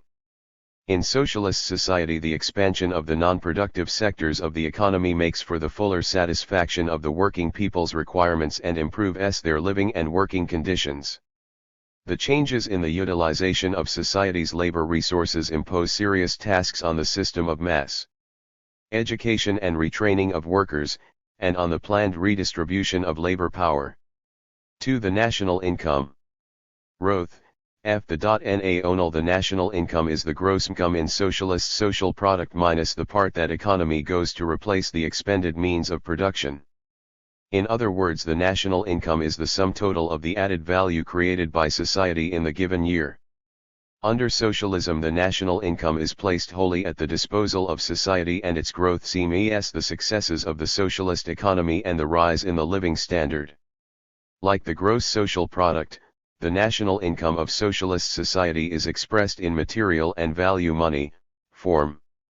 In its physical form, the national income of socialist society consists, first, of the mass of consumer goods produced during the year and, second, of the mass of the added means of production, remaining after part of it has been used to replace those expended during the year, or, in other words, the means of production designated for the further expansion of production. In its value form, the national income of socialist society is the aggregate of values produced by both the necessary labor and the surplus labor of the workers, collective farmers, and the intelligentsia in the sphere of material production. These values are designated to satisfy the personal and public requirements of the members of society and cover state needs and the expansion of production. Two principal factors stimulate the growth of the national income, namely, the increase in the number of workers employed in different branches of material production, and the rise in labor productivity. The increase in the number of workers is rather limited. Moreover, a considerable part of the increment in the number of employed workers is absorbed by the non-productive sphere, primarily education and the 221 health service. Therefore, the rise in labor productivity is the principal source of the growth of the national income. Under socialism, the rapid expansion of industry, agriculture, and other branches of the economy ensures a national income growth rate that is unattainable under capitalism. The following figures characterize the growth in the absolute size of the national income in the USSR. If we take the national income in 1940 at 100, then in 1945 it was 83, in 1950 it amounted to 164, and in 1965 to 597. In the eighth five-year period the national income rose by 41%. In the ninth five-year period it will rise by 37 to 40%. And 80 to 85% of the total national income increment will be obtained through higher labor productivity. Socialist accumulation is essential socialist accumulation for extended socialist reproduction. Accumulation means that a definite share of the national income is systematically channeled into the expansion of the productive assets of society, construction of new enterprises and expansion, modernization, and reconstruction of the existing ones. There is a radical difference between socialist and capitalist accumulation as regards their sources, the methods by which they are effected, and their social consequences. First, the source of socialist accumulation is the surplus labor of the working people who are free of exploitation and who work for themselves and for their society, while accumulation of capital is carried out at the expense of the surplus labor squeezed by the capitalists out of the workers whom they are exploiting. Second, socialist accumulation is carried out in a planned way and is designed to multiply the social wealth and raise the living standard, while the accumulation of capital takes place at random, in the course of competition with the aim of increasing the capitalist profits. Third, socialist accumulation increases public property, while accumulation of capital increases capitalist private property. Socialist accumulation is essential for raising the standard of living, while the accumulation of capital makes the life of the working people even more insecure. Socialist accumulation strengthens the socialist economic system, makes for crisis-free economic development and ensures the right to work for all citizens, while the accumulation of capital exacerbates the antagonistic contradictions of capitalism and gives rise to unemployment and crises. First and foremost, socialist accumulation ensures the rapid and steady growth of the country's productive assets. By 1971, the fixed productive assets of the USSR had surpassed the 1940 figures by 8.1 times. In this period, the fixed assets of industry had increased by more than 11 times. Distribution of the national income is the sum national income total of the means in physical consumption and monetary form at the disaccumulation fund's disposal of society for the satisfaction of its various requirements. The requirements of society can be divided into four basic groups. First, the remuneration of workers, collective farmers, and the intelligentsia in keeping with the economic law of distribution according to labor. Second, the requirements of the population which are satisfied at the expense of social funds, including the development of education, science, culture, health protection, the improvement of living conditions of the working people, payment of old age and disability pensions, government assistance to mothers of many children and to unmarried mothers, and so forth. Third, the expenditure on the maintenance of the central and local bodies of the state apparatus and on defense. Fourth, the expenditure on the no-productive funds of the economy and on the creation of reserve funds. 228. In accordance with these main requirements of socialist society, the national income is divided into two basic funds, the accumulation and consumption funds. The first three groups of requirements are paid for out of the consumption fund, the fourth from the accumulation fund. For many years now, the consumption fund in the Soviet Union accounts for about 75% of the national income, the accumulation fund for 25%. The rise in the effectiveness of social production increases socialist accumulation, on the one hand, and on the other, raises the living standard. The growth of the national income is essential for raising the standard of life in socialist society. Under socialism, there is a direct connection between the growth of the national income and the improvement of the living standard. The higher the national income, the better is the welfare of the people. The material basis for extended reproduction is created by capital construction L. TT-Fi. T investments nang construction program of the economic plan.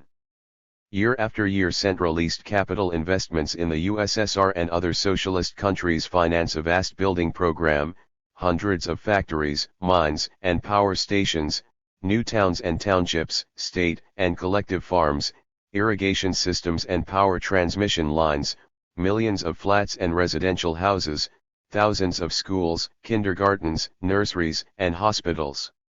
Under the new system of economic management, extended socialist reproduction takes place not only on the basis of centralist capital investments but also through the expansion, improvement, and modernization of production financed out of the production development funds formed at enterprises from depreciation deductions and profits. This enables the basic cells of the economy, the enterprises, to contribute substantially to the planned, balanced development of the socialist economy and to improve its structure by introducing more progressive and prospective production methods. The main indicator in evaluating the performance of building organizations is the rapid commissioning of productive capacities paralleled by a high quality of construction. The key trend in the development of the building industry is its industrialization, essential to accelerate the building process and lower its costs. A very important task is to speed up and improve the quality of construction and raise the effectiveness of capital investments. 3 circulation processes in socialist economy. Characteristic features of the circulating processes under socialism. The circulating processes are an important aspect of socialist reproduction. They include, first, the circulation of goods, that is, the trade turnover and the material and technical supply of all branches of the economy. Second, the interior sphere of finance and credit relations, and, THIRD, the money circulation. In the socialist economic system, circulation processes are planned. They are based on public property and are not aimed at ensuring private capitalist profits, but at satisfying the requirements of the people and promoting uninterrupted socialist production and reproduction. The bulk of the means of production, a considerable portion of the social product, is covered by the material and technical supply system. The uninterrupted supply of equipment, raw materials, fuel, power, and other means of production is crucial for the normal course of socialist reproduction. The new system of economic management broadens the scope for improving material and technical supply. Direct links between supplier and consumer enterprises are being broadly developed, and measures are being taken decisively to improve the system of material and technical supply and prepare the transition to the planned. 225. Distribution of equipment, raw materials, semi-manufactures through wholesale trade. In socialist economy, not only production but also trade develops according to plan. The most forms of trade and its tasks important part of the trade turnover, namely, the entire state and cooperative trade, is conducted on a planned basis. There are three basic forms of trade in the Soviet Union: state, cooperative, and collective farm trade. State and cooperative trade dominates the trade turnover in the USSR. These two forms of Soviet trade rely on socialist production in industry and agriculture. The whole marketable output of state enterprises and a considerable part of the foodstuffs produced on the collective farms are sold through the state and cooperative trade system. These comprehend the bulk of consumer goods. The retail prices of the goods handled by state and cooperative trading establishments are fixed in a planned way. Alongside state and cooperative trade, there is collective farm trade. The existence of this type of trade stems from the nature of collective farm and cooperative property. On collective farm markets, goods are sold by the collective farms, which realize part of the output of their socialized economy, and by individual collective farmers, who sell a portion of the products received from the farm and part of the products obtained from their subsidiary plots. The prices on the collective farm markets are regulated by supply and demand. As state and cooperative trade improve, the prices of the collective farm market drop under the influence of the planned prices of these two types of trade. Monopoly of foreign trade. The state monopoly of foreign trade protects the domestic market of the socialist countries against attempts of economic aggression on the part of the capitalist countries. All commercial transactions with foreign countries are the exclusive right of the socialist state and its bodies. The foreign trade of the Soviet Union, a most important form of economic relations between the USSR and other countries, is a state monopoly. From the very outset, the monopoly of foreign trade thwarted all the attempts of world capitalism to contact capitalist claimants in the country.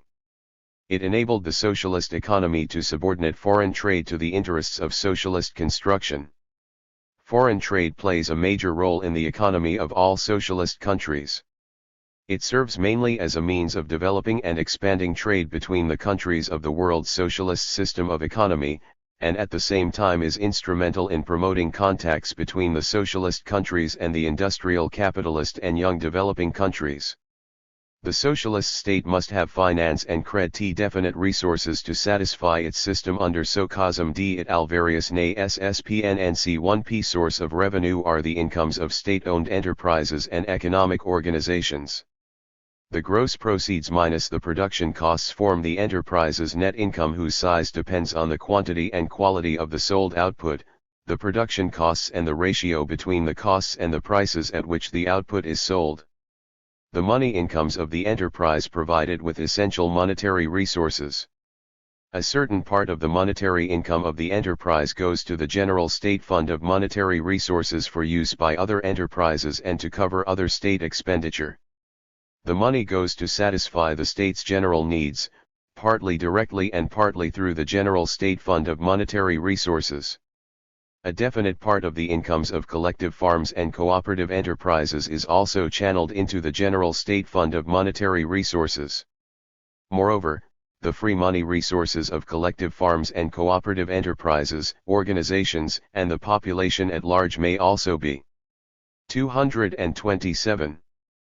Placed at the disposal of the fund for a certain period and at a definite interest and be used to satisfy the general requirements of the state. Thus, the redistribution of the monetary resources mobilizes part of the incomes, accumulations, and savings of enterprises, institutions, organizations and the population, on the one hand, and, on the other, transfers the money thus collected to other enterprises, institutions, and organizations. This redistribution is closely connected with the enforcement of financial control. All these operations are the functions of the financial system, which includes the state budget, the banks, state insurance bodies and savings banks. The state budget is the basic link in the socialist financial system. In a socialist country, the state budget is closely tied up with the entire economy, for it concentrates the bulk of the Connellry's financial means and allocates necessary sums to satisfy almost all the requirements of the state. In socialist society, credit draws the temporarily idle monetary resources into the economic turnover and satisfies the temporary need for cash. This determines the specifics of the credit methods of redistributing money resources as compared with the financial and budgetary methods mainly connected with incomes and accumulations. Credit serves the economic turnover of enterprises in all phases of production and circulation of commodities. The USSR State Bank is the main agency for short-term crediting and settlements in the economy, the cash and issuing center of the country, and also the agency for settlements of accounts with foreign countries. The money resources providing for the movement of the assets in turnover and assets on hand are concentrated in the State Bank, which is also the agency through which all the settlements are made of accounts between enterprises, institutions, and organizations. It also handles the accounts of the state budget with the national economy and payments into the budget. The financial and credit system plays an extremely important role in the socialist economy, and its normal functioning is vital for the uninterrupted growth of socialist reproduction. The strict observance of the state financial discipline, in keeping with which all enterprises have to fulfill their obligation to the state and discharge their contractual obligations vis-a-vis other enterprises and organizations accurately and punctually, and make their payments, deliver goods, and pay for deliveries on time, is essential for the normal functioning of the financial and credit system. It is also of the utmost importance to prevent the immobilization of financial means and material values, and to speed up the circulation of assets in turnover. All measures ensuring thrifty and efficient management strengthen socialist economy as a whole and its financial system in particular. 4. From socialism to communism. 2 phases. The founders of Marxism dissolve communism closed the scientific difference between socialism and communism. They showed that these are 2 stages, 2 consecutive phases, 2 steps in the economic maturity of communist society. Socialism is the lower stage, communism the higher. There is no wall separating socialism from communism. In the course of its development, socialism logically grows into communism. Socialist society, as the first phase of communism, is characterized above all by the fact that the means of production are no longer privately owned but are common property, and secondly, by the fact that each worker is remunerated by society according to the quantity and quality of the labor he spends on social production. But people have different abilities, and so long as the socialist law of distribution according to labor is in operation, a certain inequality among the members of society is inevitable. There will be full social equality of all members of society when communism is built. High labor productivity on the basis of rapid scientific and technological progress will create an abundance of material and cultural benefits that will make it possible to apply the communist principle from each according to his ability, to each according to his needs. The building of communist society is the ultimate objective of the revolutionary struggle of the working class, the supreme goal of the Marxist-Leninist Party. Having completed the building of socialism, the Soviet Union entered a new stage of its historical development, the stage of building the higher phase of communism. The building of communism has become the immediate practical task of the Soviet people. Communism is a classless social system with one form of public ownership of the means of production and full social equality of all members of society. Under it, the all-round development of people will be accompanied by the growth of the productive forces through continuous scientific and technological progress, all the springs of cooperative wealth will flow more abundantly, and there will be a transition from distribution according to labor to distribution according to needs. Communism is a highly organized society of free, socially conscious working people, a society in which public self-government will be established, a society in which labor for the good of society will become the vital requirement of everyone, a necessity recognized by one and all, and the ability of each person will be employed to the greatest benefit of all people. The development of socialism into communism is a process governed by objective laws. Communism can develop only when socialism has been firmly established. The transition to communism is effected through the steady growth, development, and strengthening of the foundations of socialist society. The flourishing of the socialist system creates all the essential prerequisites for the gradual transition to the highest phase of communism. This transition takes place in the order and at the rate at which its preconditions accumulate and develop. Communism can be built provided there are the following conditions: a high level of the productive forces of socialist society, a rise in the standard of living, improvement of the production relations, and a growth in the consciousness and the ideological and political level of all members of society. These conditions depend on the creation of the material and technical basis of communism, the formation of communist social relations, and the education of the new man. All these conditions are indissolubly interlinked. The material basis of creation cf.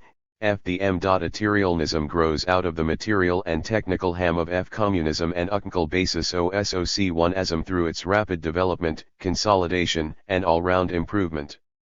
This, however, is not only a quantitative growth but also a leap in the course of the development of the social productive forces, a transition to a new quality. The transition from socialism to communism is a continuous process, and, consequently, so is the building of the material and technical basis of communism. The program of the CPSU points out that the creation of the material and technical basis of communism means complete electrification of the country and deperfection on this basis of the techniques, technologies, and organization of social production in all the fields of the national economy, comprehensive mechanization of production operations, and a growing degree of their automation, widespread use of chemistry in the national economy, vigorous development of new, economically effective branches of production, new types of power and new materials, all-round and rational utilization of natural, material and labor. 2/H. Resources, organic fusion of science and production, and rapid scientific and technical progress, a high cultural and technical level for the working people, and substantial superiority over the more developed capitalist countries in productivity of labor, which constitutes the most important prerequisite for the victory of the communist system. Taken together, these main tasks characterize the scientifically elaborated plan for the comprehensive development of the productive forces of socialist society. The creation of the material and technical basis of communism is the main economic task of the Part Y and the Soviet people throughout the entire period of communist construction. The improvement of production relations goes in step with the development of the productive forces of socialism. In the Soviet Union, the task of creating the material and technical basis of communism is being accomplished at a time when mankind has entered the period of the greatest scientific and technological revolution the world has ever witnessed. This revolution is the natural outcome of the whole preceding development of science and technology. It is connected with the harnessing of nuclear energy, the conquest of outer space, the development of chemistry, the automation of production, and other enormous achievements in science and technology. Only socialism is able to use the fruits of scientific and technological revolution in the interests of society. This revolution opens up unlimited prospects for man's further mastery over the nature, and is a qualitatively new stage in the development of the productive forces of society. In the process of communist the W801 construction, the two forms of communiproperty, socialist property, gradually draw closer together and ultimately fuse into one communist property. The formation of one communist property is effected through the growth, strengthening and improvement both of state property and of collective farm and cooperative property. In socialist society, the property of the whole people is the basis of the livelihood of the entire population, including the collective farmers. At the same time, the development and strengthening of the collective farm system promote and strengthen the features characteristic of the property of the whole people. The fusion of collective farm and cooperative property with the property of the whole people will not come about as a result of the liquidation of the former, but through the rise in the level of its socialization produced with the assistance of the socialist state.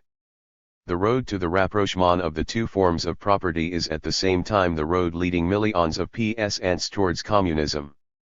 The drawing together of the two forms of socialist property and the transformation of agricultural labor into a form of industrial labor will signify the disappearance of the distinctions between workers and peasants.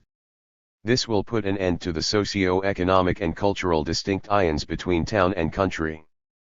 The gradual approximation of physical and mental labor will eradicate the distinctions between workers and collective farmers on the one hand and the intelligentsia, on the other. The eradication of all distinctions between classes is a gradual and lengthy process which leads to an ever greater social homogeneity and will be completed with the building of full communist society. Defining the difference between transformation of the two phases of communist labor mto man's vital LDDBT requirement society, MMIKTA socialism presupposes social labor combined with strict accounting, control, and supervision on the part of the organized vanguard, the advanced section of the working people, and fixing the measure of labor and its remuneration. Communism is a system in which people are used to carrying 233 out their social duties without a special apparatus of coercion, in which work, without remuneration, for the common good, becomes universal. The creation of the material and technical basis of communism radically changes the conditions of labor and becomes the material basis for the gradual development of socialist labor into communist labor. The development of new equipment and technology will be used radically to improve and lighten labor conditions, reduce the working day and improve amenities, eliminate arduous labor and subsequently do away with all unskilled labor. Rapid scientific and technological progress will promote the cultural and technical and the general educational level of the people. In the period of communist construction, labor becomes the vital requirement of all. This transformation is the natural outcome of the radical changes taking place during the building of communism. It embraces both the material sphere and the spiritual life of society and is prepared by the whole course of the development of socialist production relations, the process of their transformation into communist production relations. Labor will no longer be a means of subsistence but will become a truly creative activity, a source of joy. Besides developing the proto-communist, educative forces and improving the of the working people D.L. H.B. D. Pro 10 N Rea 10 NS, TEML, ing of communist society also includes the molding of the new man, the builder of communism. The education of all working people in the spirit of dedication to communism, instilling in them a communist attitude to labor and to the social economy, the final eradication of the survivals of bourgeois views and morals is one of the most important conditions ensuring the successful advance towards communism. Of particular significance is the communist education of the young people, the future builders of communist society. The molding of the new man is effected through the active participation of the people in communist construction and the development of communist principles in all spheres of social activity, under the influence of the educational work carried on by the party, the state, and various social organizations. All facilities for ideological work, the press and radio, the cinema, and television play an important part.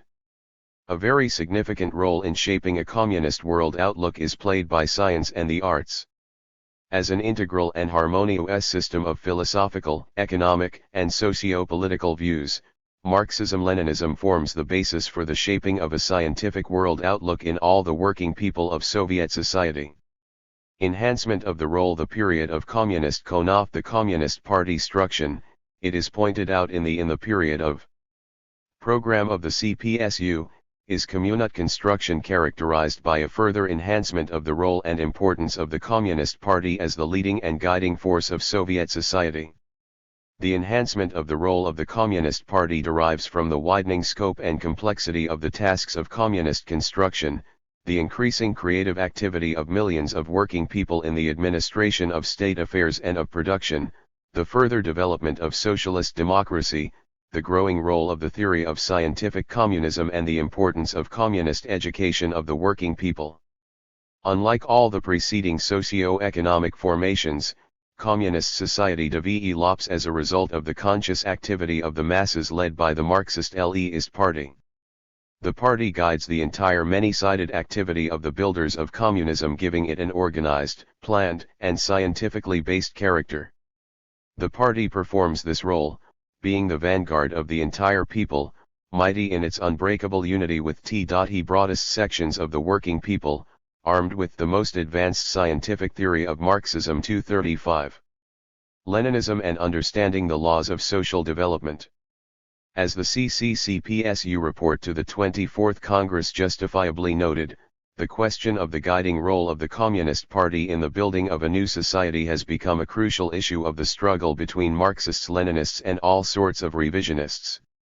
The principled stand of the CPSU, its uncompromising struggle for the purity of the Marxist-Leninist teaching, is of international significance and, as the fraternal parties underline, makes for the correct orientation of the communists and millions of working people. Chapter 16: The World Socialist System of Economy. Formation of the World Socialist System. Rise and development of the world socialist system. With the victory of socialism in the USSR, there emerged alongside the capitalist system, the socialist system of economy.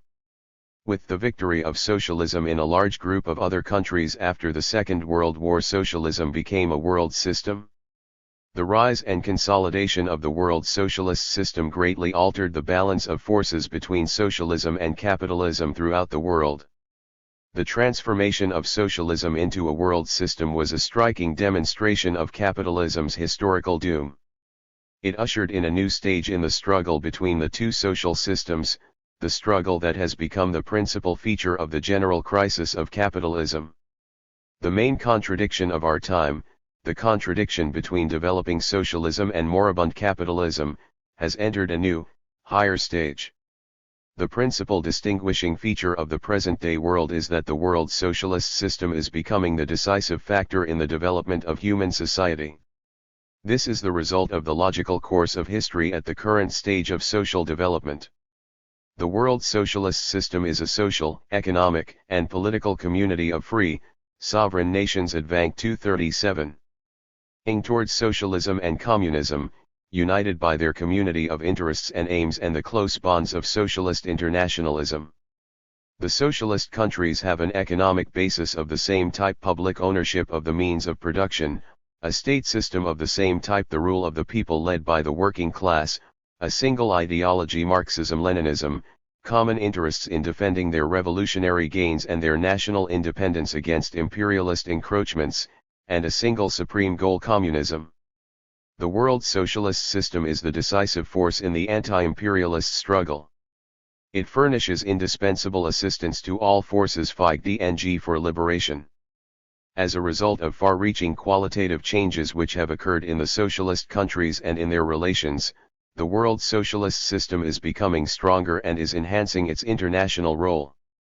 The Soviet Union has entered the period of communist construction.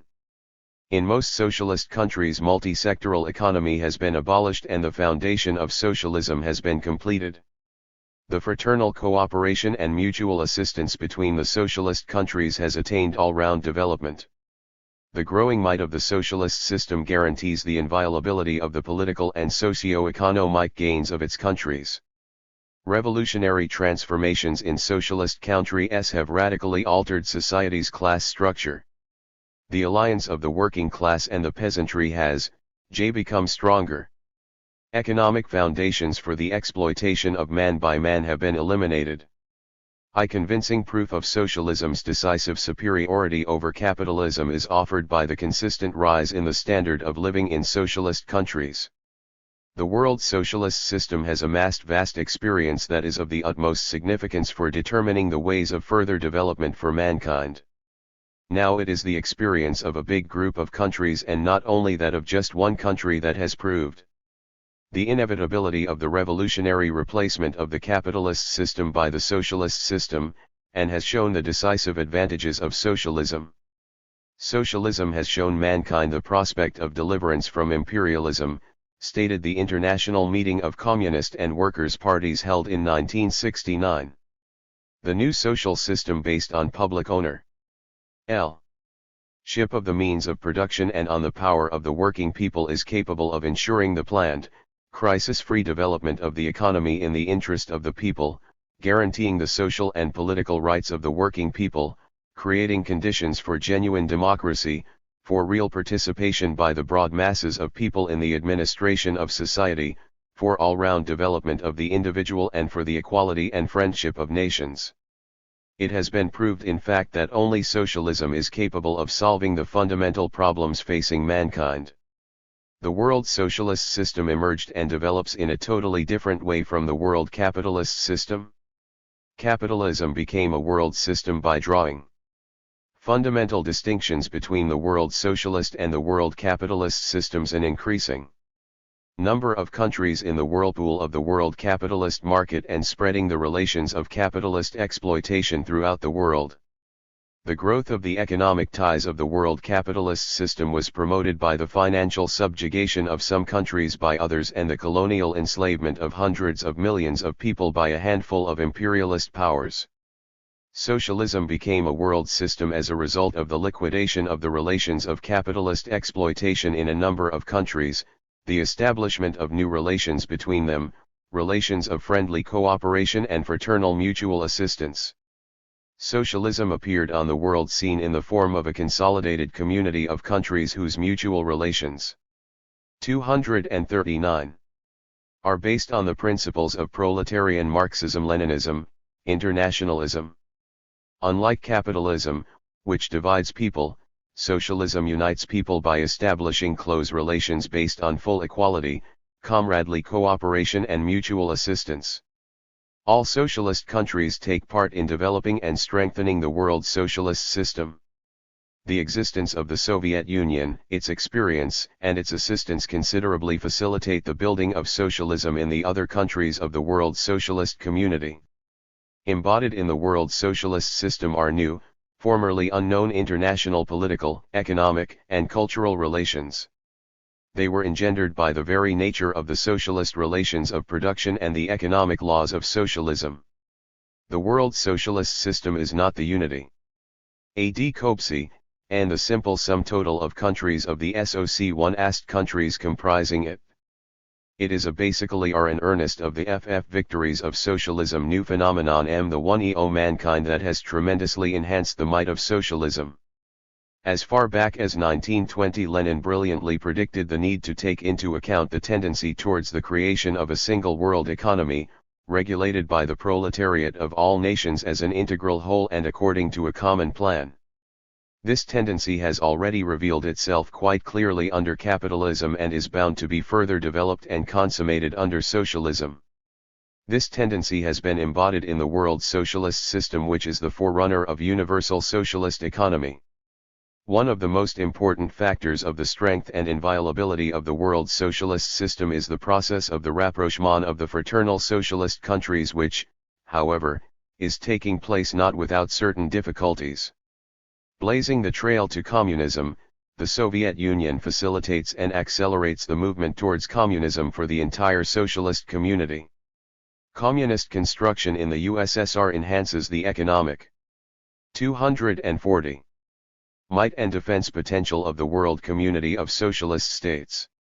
It creates increasingly favorable conditions for deepening the economic and cultural cooperation between the USSR and other socialist countries, for furnishing assistance and support to these countries.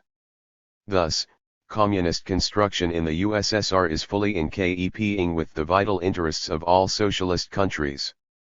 The Communist Party of the Soviet Union and the fraternal Marxist-Leninist parties of other socialist countries proceed from the need to cement the unity of the world socialist system. This unity is achieved in the struggle against the schemes of imperialism, against its efforts to breed discord between the socialist countries, against revisionist and reformist elements undermining the unity of the socialist États by counterposing them against each other and reviving nationalism which is being exploited by imperialist saboteurs. 2. The economic cooperation and mutual assistance of the socialist countries. Socialist International. The development of the World Division of Labor Socialist system evolves a new type of international division of labor. Socialist International Division of Labor develops in the course of the extensive economic, scientific, and technological cooperation of the socialist countries. It takes into account the specific features of every country of the world socialist system, her natural wealth and the availability of qualified personnel. This division of labor is largely instrumental in speeding up the economic and cultural upsurge in each socialist country and in the world socialist system as a whole. The International Socialist Division of Labor raises the effectiveness of social production and gives added momentum to scientific and technological progress. 241. Thus promoting high rates of growth of the economies and of the standard of life in all socialist countries. As the International Socialist Division of Labor develops, it extends the limits of the conscious, rational economic management that socialism substitutes for the anarchy of capitalist production.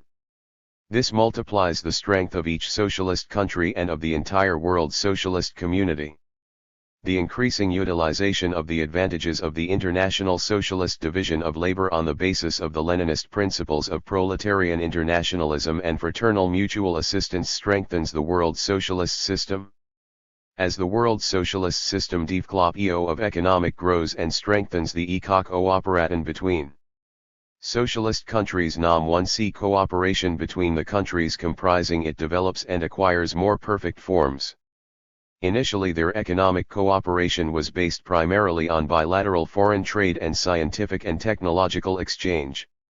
As dollaristance in the form of credits granted by some countries to others was also practiced in increasing measure. As the world socialist system continued to grow, other forms of economic cooperation appeared. Established in 1949, the Council for Mutual Economic Assistance began to play an ever greater role in this respect. The Council draws up recommendations aimed at promoting economic, scientific, and technological cooperation between the fraternal countries, and patterns new forms of cooperation in the spheres of industry, transport, trade, financial links, and international currency settlements. The economic cooperation and fraternal mutual assistance of the socialist countries contribute enormously to the fulfillment of the economic development plans, scientific and technological progress and steady improvement of the living standard. Thanks to the comprehensive economic cooperation with the Soviet Union and between themselves, the European socialist countries in an historically brief span of time created their own coal and metallurgical basis, and established numerous branches of the extractive industry, a power industry and some new branches of the engineering and chemical industries.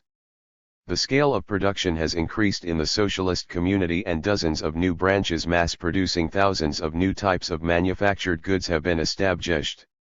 The economic cooperation of the socialist countries is a powerful factor augmenting the strength of socialism in the economic competition with capitalism. The further upswing of the world socialist economy is being achieved by combining the measures to develop the economy of every socialist country with their joint efforts to strengthen and expand their economic cooperation and mutual assistance. In view of the growth of the world socialist system, it is necessary to achieve a still closer economic and political rapprochement of the fraternal countries. This task is being solved on the basis of their coordinated national economic plans and the long-term program of the further development of socialist integration adopted by the Council for Mutual Economic Assistance in 1970. The main forms of the economic cooperation between socialist countries: mutual trade, specialization and cooperation of production, scientific and technological exchange and joint organization of various types of production are among the most important forms of economic cooperation between socialist countries. Measures aimed at widening specialization and cooperation of production occupy an important place in the economic cooperation between socialist countries. Socialist specialization and cooperation of production are developing on the basis of the full observance of the interests of every participant. Specialization and cooperation of production make for better utilization of the natural wealth, they stimulate the economy of every country to a greater degree and make it POS 24's. Sible to expand at a faster rate those industries which have the most favorable conditions in every given country. This opens prospects for the most rational utilization of the productive capacities and skilled personnel, heightens the technical level and the scale of production and organizes assembly line and large series production.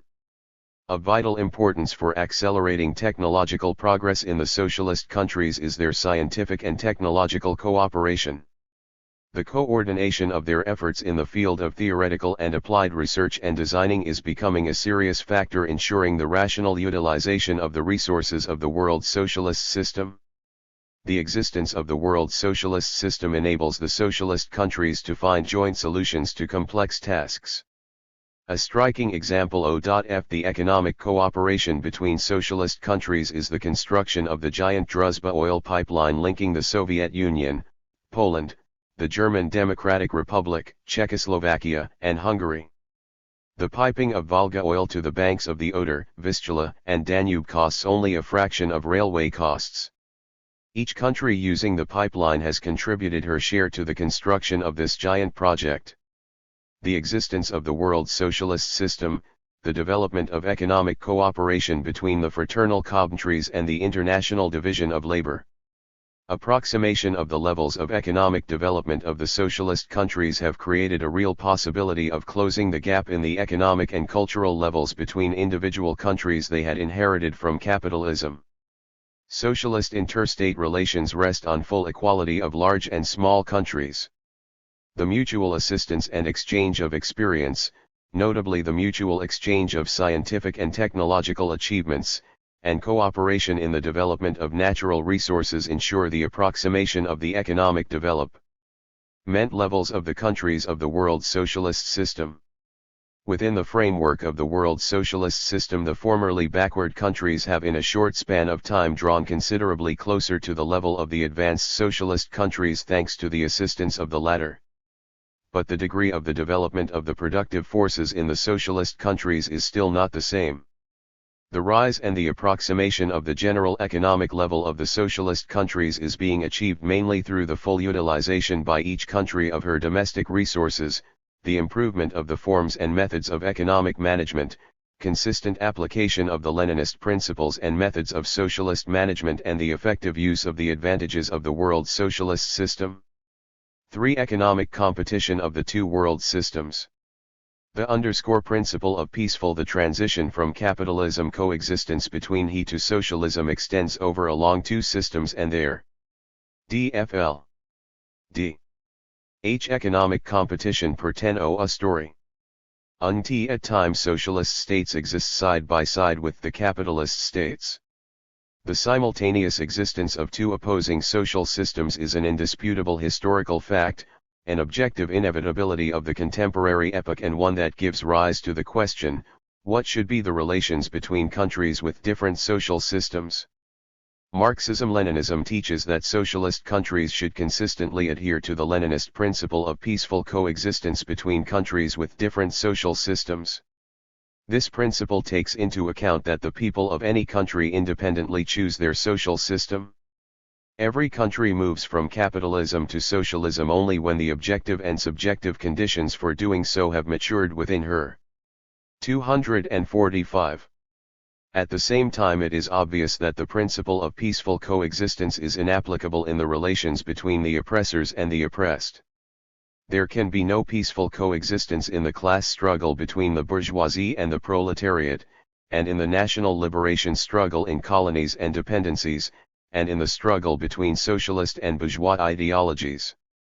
The principle of peaceful coexistence implies the possibility and the necessity to develop normal economic relations between the countries in question.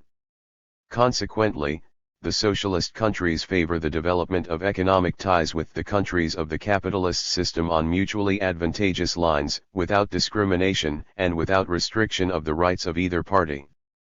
Coexistence implies peaceful economic competition between the two world systems. The competition between them embraces not only the economy but also other aspects of social life. But the economy is its main arena. The economic competition between socialism and capitalism has passed through two main stages. The first covered the development of the economic competition between the two systems. Period when the Soviet Union was the only socialist country in the world and had to compete against the capitalist world on its own. The second stage commenced when socialism transcended the limits of a single country and became a world system, when the competition between socialism and capitalism developed into a competition between the two world systems. Having asserted itself in the USSR, the socialist system of economy proved its supremacy as early as the initial stage of the competition with capitalism. At the second stage, this competition acquired a number of important features owing to the vast expansion of its geographic and economic scale. The advantages and successes of socialism were thrown into bold relief. Now it is not only the economic victories of the Soviet Union, but also the progress in the economic construe 246. E of ions can beta len mrthe eco on lopital 10 uts of tb1 in therena. Beleism 1 and the alist the omfa the lopems. Cis the of effets and leaf. Viet ru. Shin in all the countries of the socialist community and the new type of relations between them that demonstrate the gigantic possibilities for the rapid burgeoning of the productive forces inherent in the socialist economic system. In view of the competition and struggle between the two social systems, it is extremely important to sustain the growth of the material forces of socialism. This is vital for the rapid achievement and consolidation of the victory over imperialism in all fields of social life. The principal contribution of the world socialist system to the common struggle against imperialism is its increasing economic might. The rapid economic advance of the socialist countries, which is faster than that in capitalist countries, socialism's emergence to leading positions in some fields of the scientific and technological progress, the trail blazed into outer space by the Soviet Union are fruits of the creative activity of the people of the socialist countries, which are decisive in tipping the scales in favor of the forces of peace, democracy, and socialism to the detriment of the forces of imperialism. An ever-increasing role in the economic _Systence Zero economic competition between the developing countries HT. TE2WORL social systems TS being played by the rapidly expanding economic cooperation between the countries of the socialist system, on the one hand, and the young sovereign states which arose on the ruins of the colonial empires, on the other. The existence of the world socialist system and the weakening of imperialism makes it easier for the peoples of these countries to overcome their age-old backwardness and poverty and win economic independence. Of great importance to the young sovereign countries is the fact that socialism has taken the lead in economic development rates and has outstripped capitalism in a number of key sectors of scientific and technological progress. Thanks to this, the former monopoly of the highly advanced capitalist countries in supplying 247. The means of production and also in the spheres of technical assistance, loans, credits and so forth has become a thing of the past. The young sovereign states which have won political independence through a long and bitter struggle, are receiving increasing economic assistance and all-sided support from the socialist states. This assistance is vital in solving the urgent problems arising before these countries as they go about overcoming the grim heritage of the colonial system. The countries of the world socialist system supply the young sovereign countries with the necessary equipment and other items, grant them credits with which to purchase equipment and pay for the technical assistance on easy terms. Assistance to these countries coming from the Soviet Union and other socialist states has neither political nor military strings attached to it. For the young sovereign countries, the friendly relations with the Soviet Union and other socialist states are a decisive factor in strengthening their freedom and independence and in the development along the road of social progress.